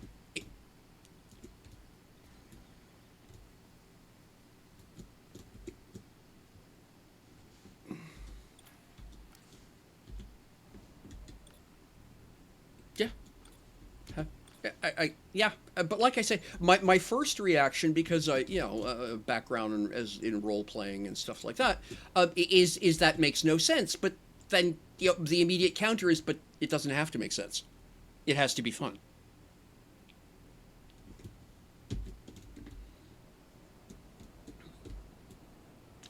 A Tale of Two Voxels. Okay.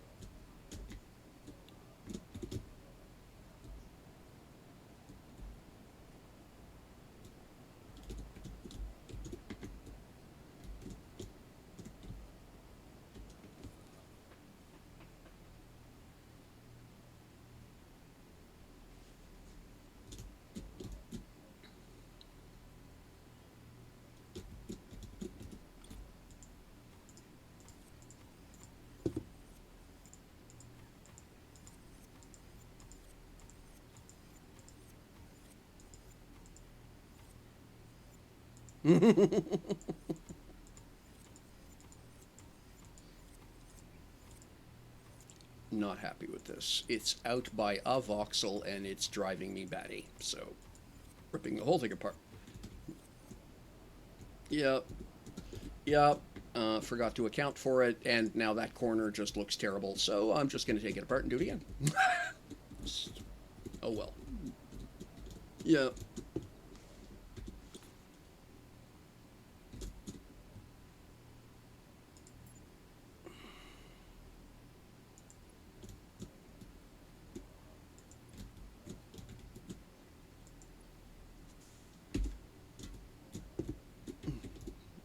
Yeah, I do the same.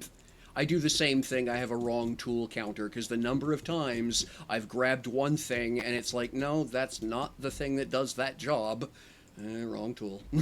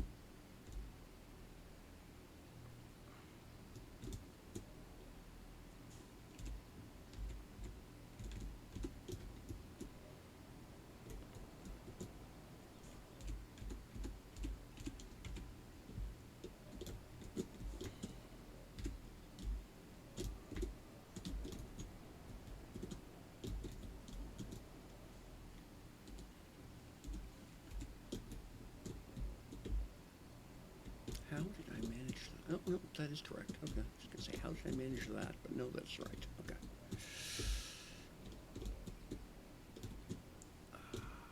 Okay, I see the problem. Yeah, okay.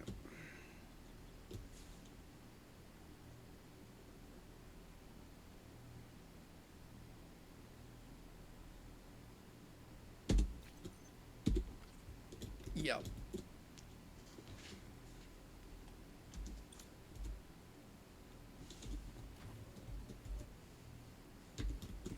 Yeah.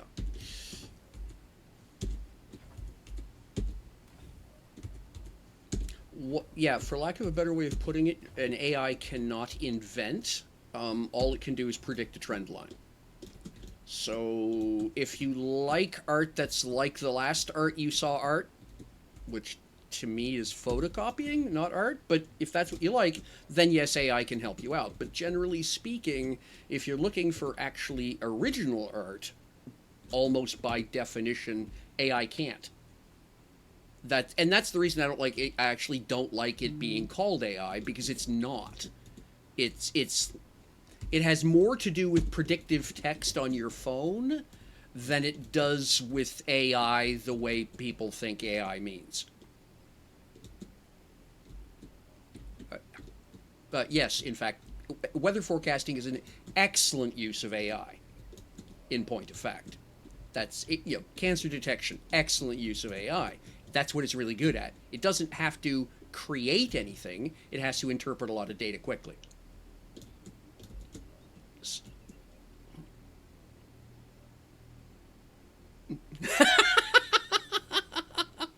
And yet is in fact recognizable. Nicely done.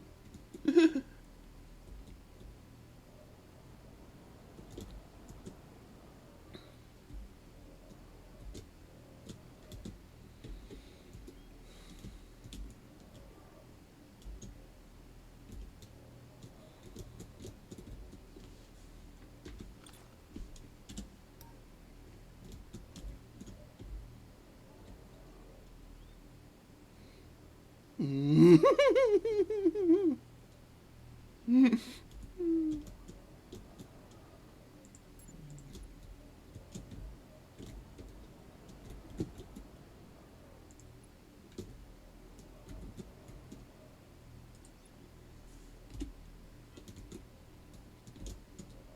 what the hell is happening here?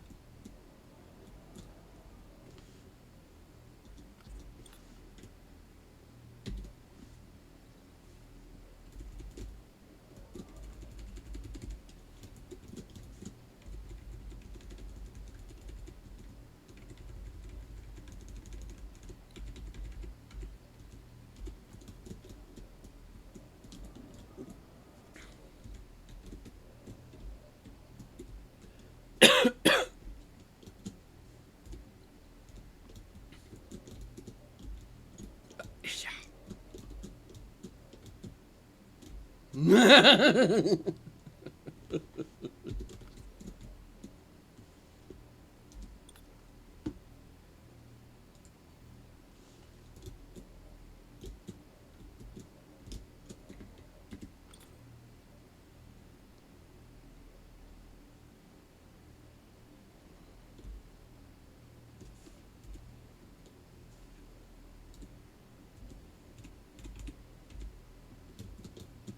Yeah, okay, that's exactly what I thought I was doing.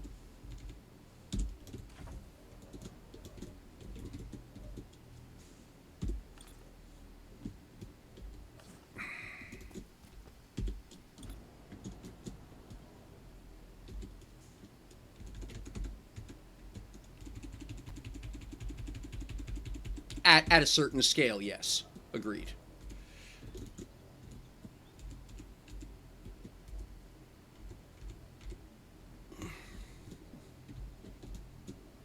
Yeah. Well, what I mean, what I mean is that even a single L core is not going to be producing a couple of million a day. That's you can make you can make an awful lot more money in many cases just by harvesting asteroids. You really do need to go big for the kind of money that people like Gambo have got. But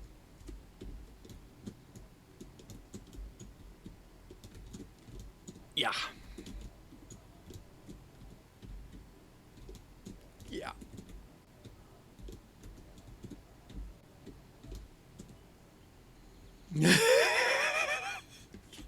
I know. Okay,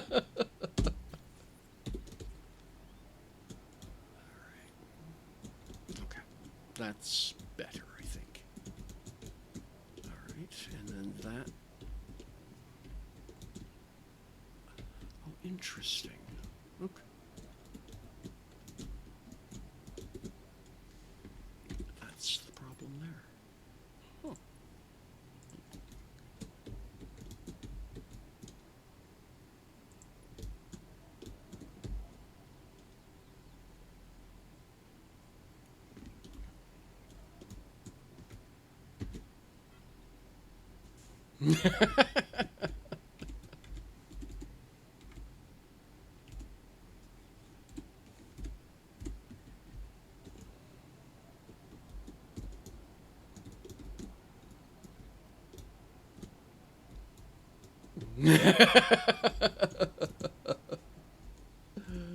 That's funny. I like that. Okay. Yep, that's correct.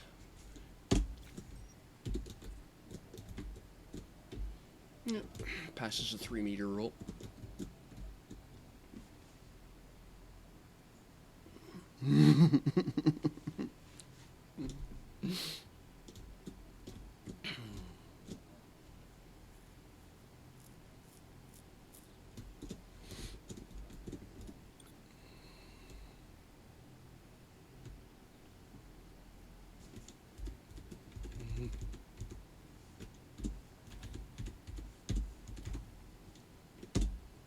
Now it fits. Excellent.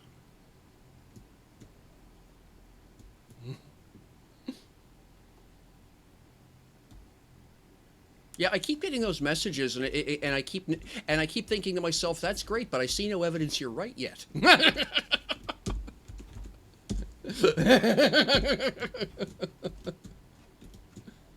Talent unlocked. I can't find it, dude. I'm sorry.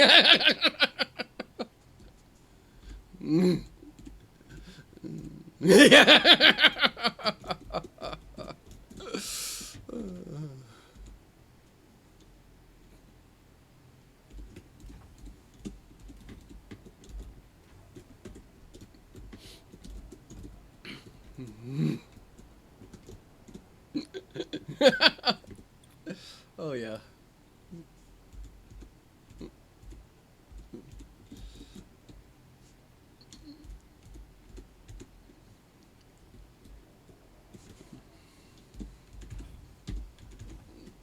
Yeah.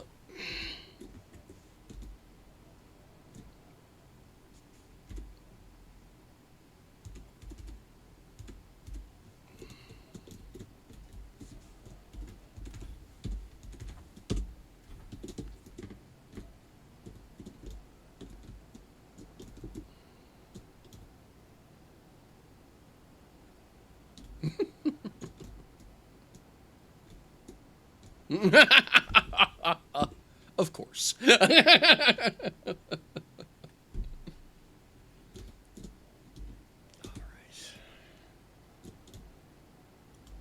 Okay, that actually mostly works. What a nice surprise.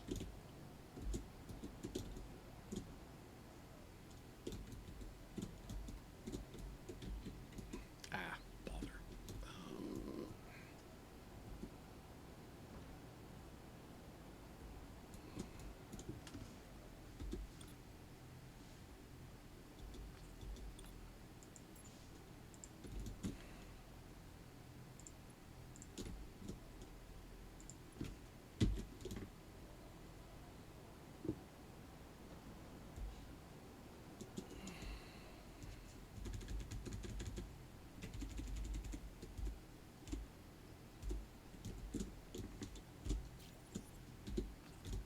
There. Okay. That's better. All right.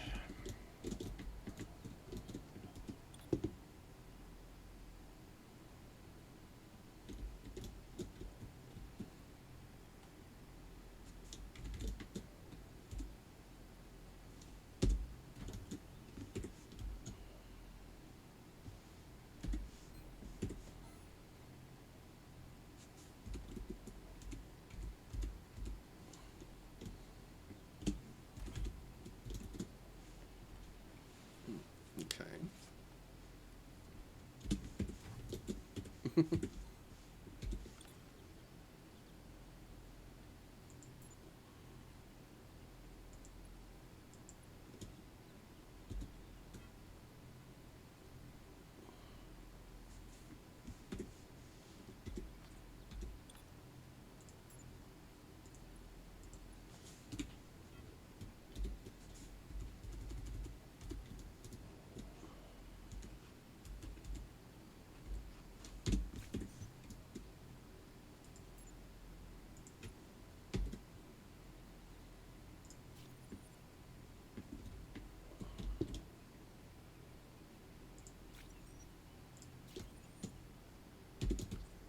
Okay.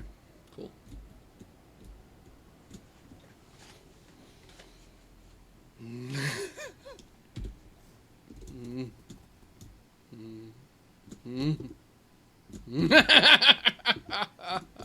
Nice.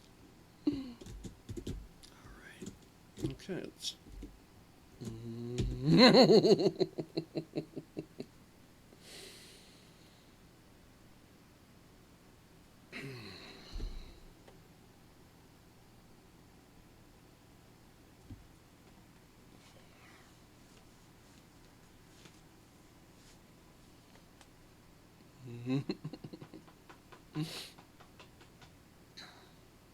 All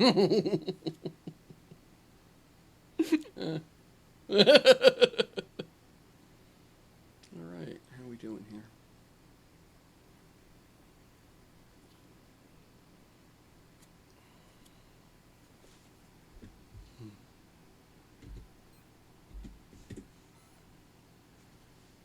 Yeah, that's looking good.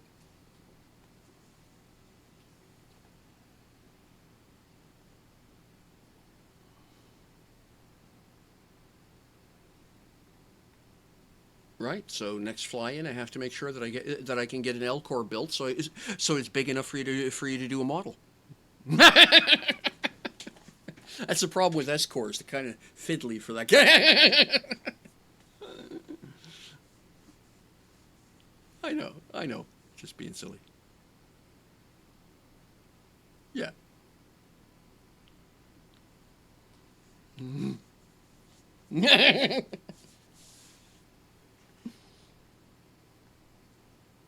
Oh yeah, of course, of course.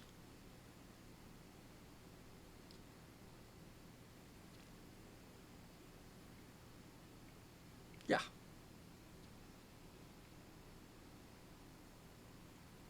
yeah,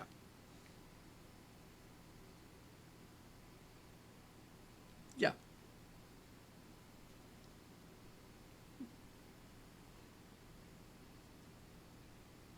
I think it's an S. Yeah, I think it's an S.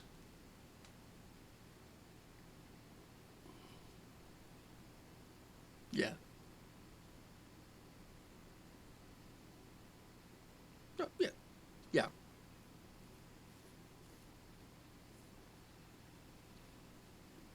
Yeah. Absolutely.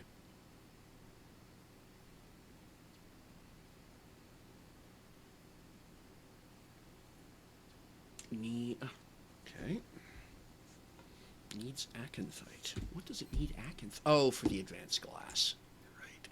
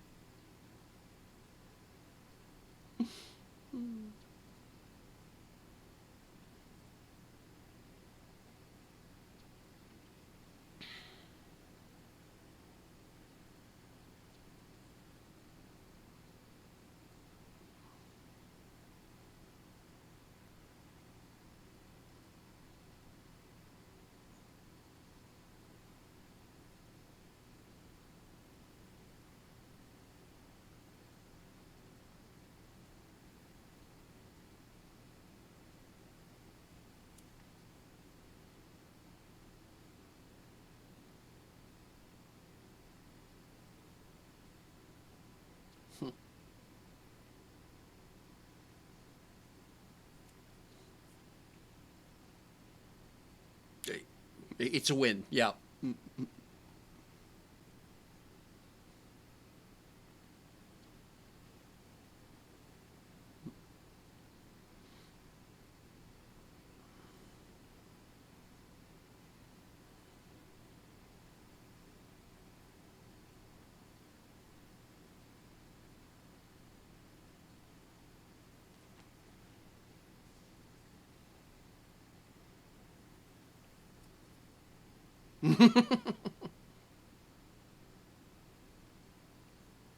Very cool.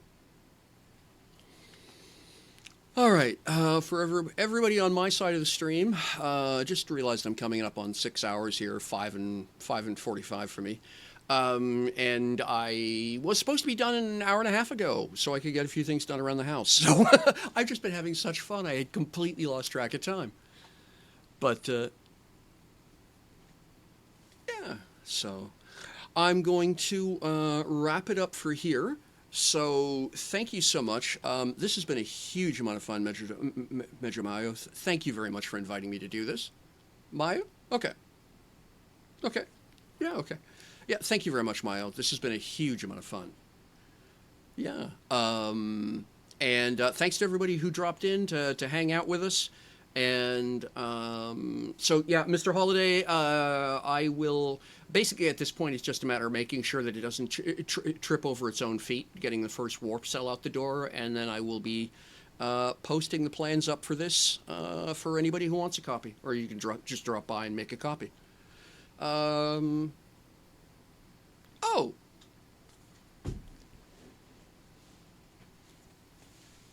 thank you very much. Oh, I appreciate that. Yeah. Yeah, no. So yeah, I'm gonna. I think at this point, everybody. I think the way it works is if I wrap my screen up, everyone who's in my chat winds up in your. No. Okay, then I will raid over to you specifically.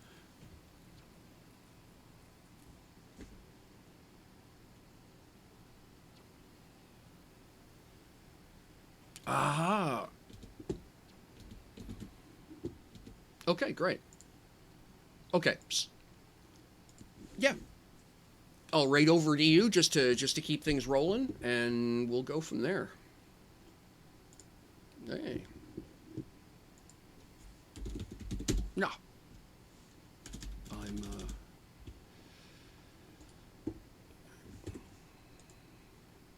probably not.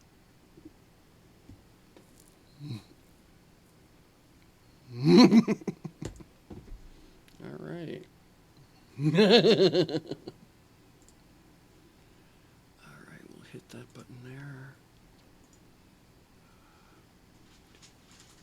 Go. And oops. Getting.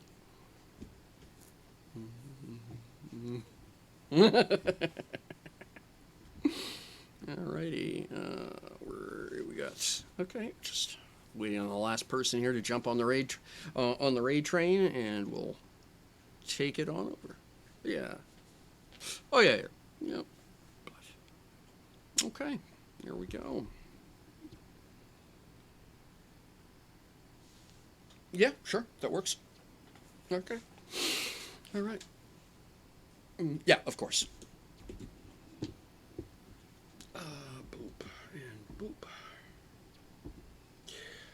Alrighty, ladies and gentlemen, non-binary refinery. Thank you very much, everybody who's been hanging out and watching the shared stream with myDU and myself. Do appreciate you. We're going to raid over to them, keep things rolling. Do say hi if you're not already following them. Do take the moment and follow them. They're great people, and I think it's wonderful that they've taken the time to organize this and get a whole bunch of other streamers to share community and do stuff together. So yeah, show them some support. I'm going to get on with my unfortunate real life and get a few things taken care of. Have fun with whatever games you're playing. As always, invite those people you haven't seen in a while to get out and do stuff with you. It's a weird world, and knowing that someone misses you can be worth an awful lot. All right, take care of yourselves, friends. We'll see you all again soon. Bye-bye.